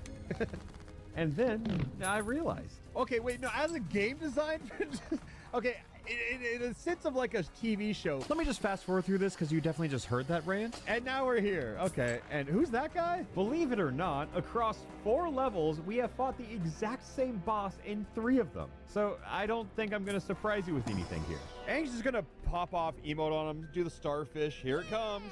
Fade to black. Oh, fade to white. Oh, and it's black. Good to see you, Aang. You must defeat the Fire Lord before the comet arrives. I'm ready. All right, we got the Avatar state. Now what? Also, who's that guy? Who's that guy right there? Yeah, when does Zhao get here? Right, that's what I'm saying. Also, who is Zhao? I know that the story is somehow moving at both breakneck and completely sluggish paces, but it was around this point when I realized we haven't even met Iroh yet. Book 1, Chapter 5, The Blue Spirits. Ah, how are we only on Chapter 5? I hate to bring up the same joke again, but this game leaves me deviously flabbergasted. How are we going to entirely scrub Jet out of the story while also leaving in the arc where the crew gets sick and has to suck on frogs? Like, I know this bit leads into the Blue Spirit, but I just like the Jet arc, okay? However, getting those frogs in the game isn't quite Surprise, as simple. Eric, We have you're another welcome. box-themed puzzle to go through, and they're actually starting to get kind of hard. Look, I know it sounds like I'm miserable, but this is what I signed up for, and I could not be having more fun because I love video video game slop. Balan Wonderworld, Jump Force, Sonic Chronicles, all of it delicious. So please let me know if there are any perfectly awful games that you want me to play in the comments, and subscribe if you want to see me actually play them. Don't worry about missing out on the video while you're doing that, because you haven't missed much. As you know, there's a whole story here about how Aang gets kidnapped. It's definitely worth reading about. I know we're taking a few liberties here, but what else is new? So now Aang knows that the blue spirit is Zuko and Zuko is the bad guy, but who the hell is this guy? So we're just gonna disappear, clear chapter 5, and suck on some frogs. Despite skipping a few episodes here and there, we have finally made it to the Northern Water Tribe. And if you think that means we're close to wrapping up season 1 of Avatar, you could not be more incorrect. So let me show you why. First off, you know how Katara has to prove to the misogynist waterbending master that women can waterbend too? Yeah, well, to prove her strength, she fights his students alongside Aang, the Avatar, the male Avatar. And personally, I think this just kind of defeats the purpose of everything. Of course, we skipped a lot of story to get here, so let me show you what happened. Oh, by the way, Aang mastered waterbending off screen. Aang? Easy. No way! He just learned it! He just learned waterbending! The Fire Nation is now invaded, which I'm sure you're aware of thanks to this week's assigned reading. But then I had to fight new waves of enemies, and some that might have been a bit too strong for me to handle. I was swapping between characters, and I happened to swap to the... No, the team has not fallen! But unbeknownst to me at the time, this was actually the worst mistake I have ever made in my entire life. What? What the fuck is this? What? Wait! I entirely clipped out of bounds. What do I do? Okay, how much health does he have? Let's see. Okay, let's heal him first. Just what? No, I thought it was out of health. What is going on? No matter what Aang, his friends, or the one... Who is Yui? Okay, Katara, where are you though? Got it. Good to know. No, Aang! No! You were not supposed to jump down here. All right, Aang, let's explore. Let's figure out a way to get back in bounds. Oh, no, there's an invisible wall here. Oh, okay, so this is close. I don't even know what the hell this is. I will find my way back in bounds one of these days. Okay, I think if I can just jump over this invisible wall, I can get in. So, as you've probably figured out, I am utterly and hopelessly trapped. This game is no longer a metaphor for purgatory. It just is. The next objective was to meet up with Princess Yue, which, first off, who? Secondly, it is possible to jump through the mountains through her temple, and even though we can get as close to her as possible, one final invisible wall prevents us from moving on. Like, I've played a lot of broken games in my days, but I don't think I've ever been presented one that's, let's say, as unique. I feel like I attempted absolutely every single method of clipping back into bounds, which is somehow much harder to do than clipping out of bounds. I wanted to see if the game had fast travel, but of course it didn't. So I set out to clip even further out of bounds in hopes of dying and hopefully respawning. That should work, right? Right? No, no, there is no death plane and the earth is flat. So naturally, I tried walking to the absolute ends of the earth since surely it has to end. And after 5 minutes of walking to the vast abyss, hold, the end of the earth is here. I have to die. There's another earth. Wait, again, I can't. There's no death plane. There is no death plane. Oh my god. I can't even swap characters because I'm still airborne. Wait, let me swap. Okay, there you go. Okay, well, I think Aang is lost forever, actually. I know that none of this was intentional, but it is still the most fun puzzle that the game's presented me with so far. And I just wanted to solve it. Wait. Oh my god. Oh, we're back. We're so back. I knew it was like we had to go over or we have to go under. Oh, would I like to save the game? You bet your ass I'd like to save the game. Can I Hi, do it, UA. chat? I don't know. You would not believe the Don't know if I journey can. I just went on. Is that the way to the spirit world? Trust me, I think I've already been. Also, who the hell is this? After finally surviving purgatory, I was greeted by a warm welcome of whatever the hell this is, and then Avatar Aang got to meet up with UA once again and reach the climax of book 1. Oh my god, look at all of that. What? Oh, okay, we are Prince Zuko, and we are looking for Zhao. Who? Those animations? Spectacular. Wait, is that him? What? Admiral Zhao, it's finally time. Oh, Wow. it was a big number, but I Did didn't know he if it was clip- big enough. Okay, you know what? I'm done. Well, cutscene. I wasn't ready for it. Take my hand. This does not make sense with the context of the game. Aang, along with the spirit of the ocean, saved us all. We don't know any of this. Lord was by no means. What? Iroh is a traitor, and your brother. Who's Iroh? I have a task. We're getting end of season cliffhangers for Azula. I'm cringe. All right, we did it.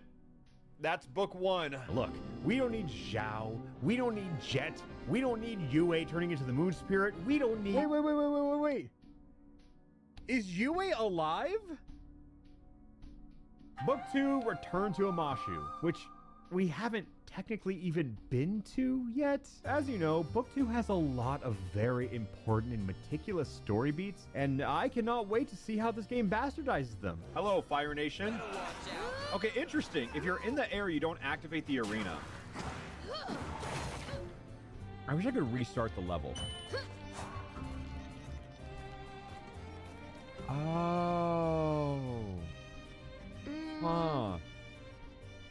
That is interesting. So after dealing with some boxes, because of course, I was using the technique of skipping every fight I possibly could, and what's funny is that once you skip enough, the game starts to behave strangely. Because I was a little overwhelmed at how many we had to do, but they're all pretty optional.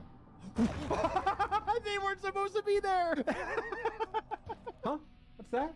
Oh, we skipped the entirety of the secret tunnel.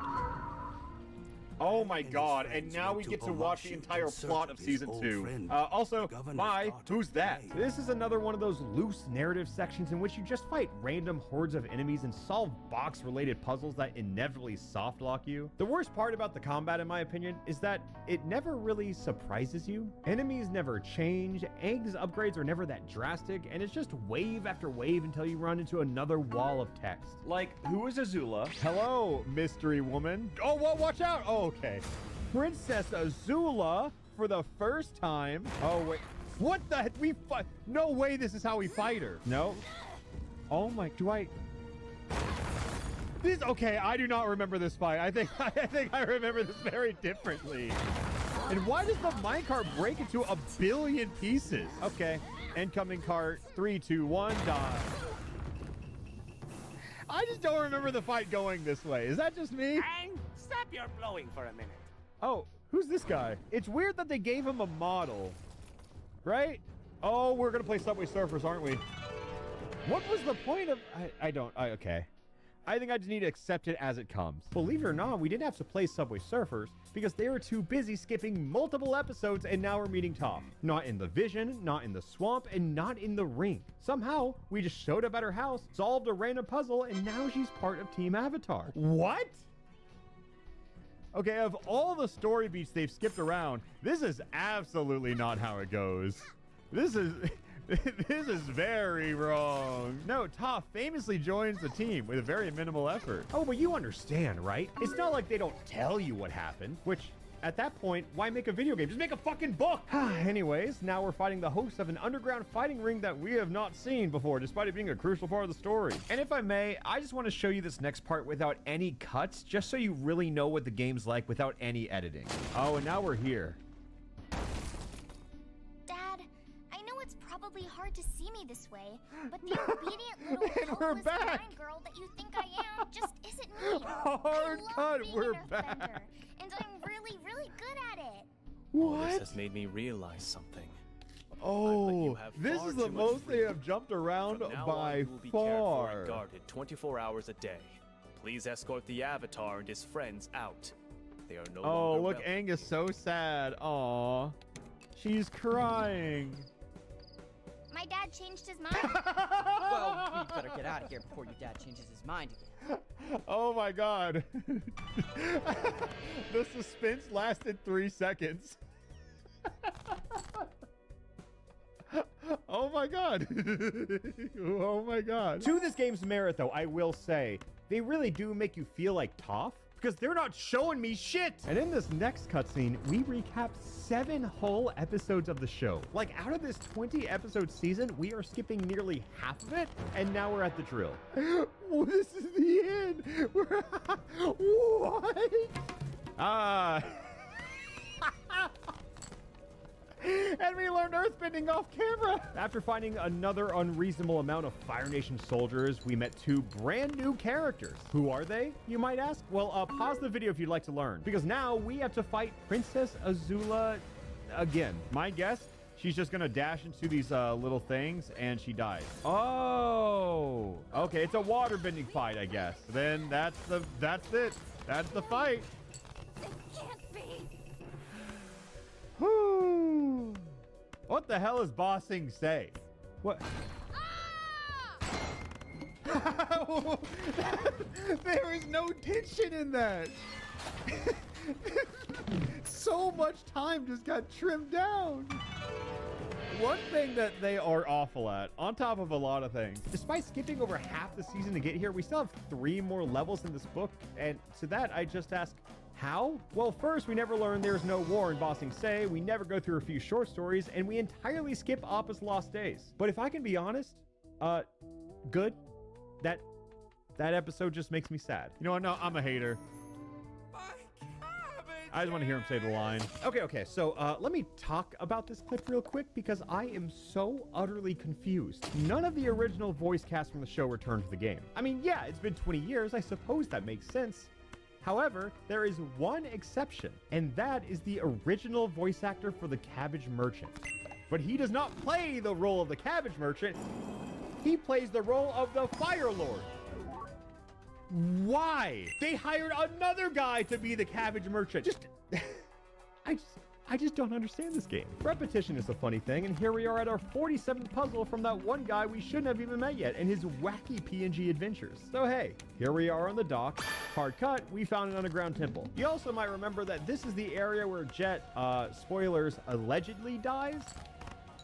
But I guess he's just been dead this whole time. And now we're finding Long Thing. Sure. Okay, well, let's fight him once go. All right, and that is the battle. No Iroh. No Long Fang. No, he's still holding on, and you're gonna pop off for that, right? Yeah. Of course he does. Yeah. And he's back.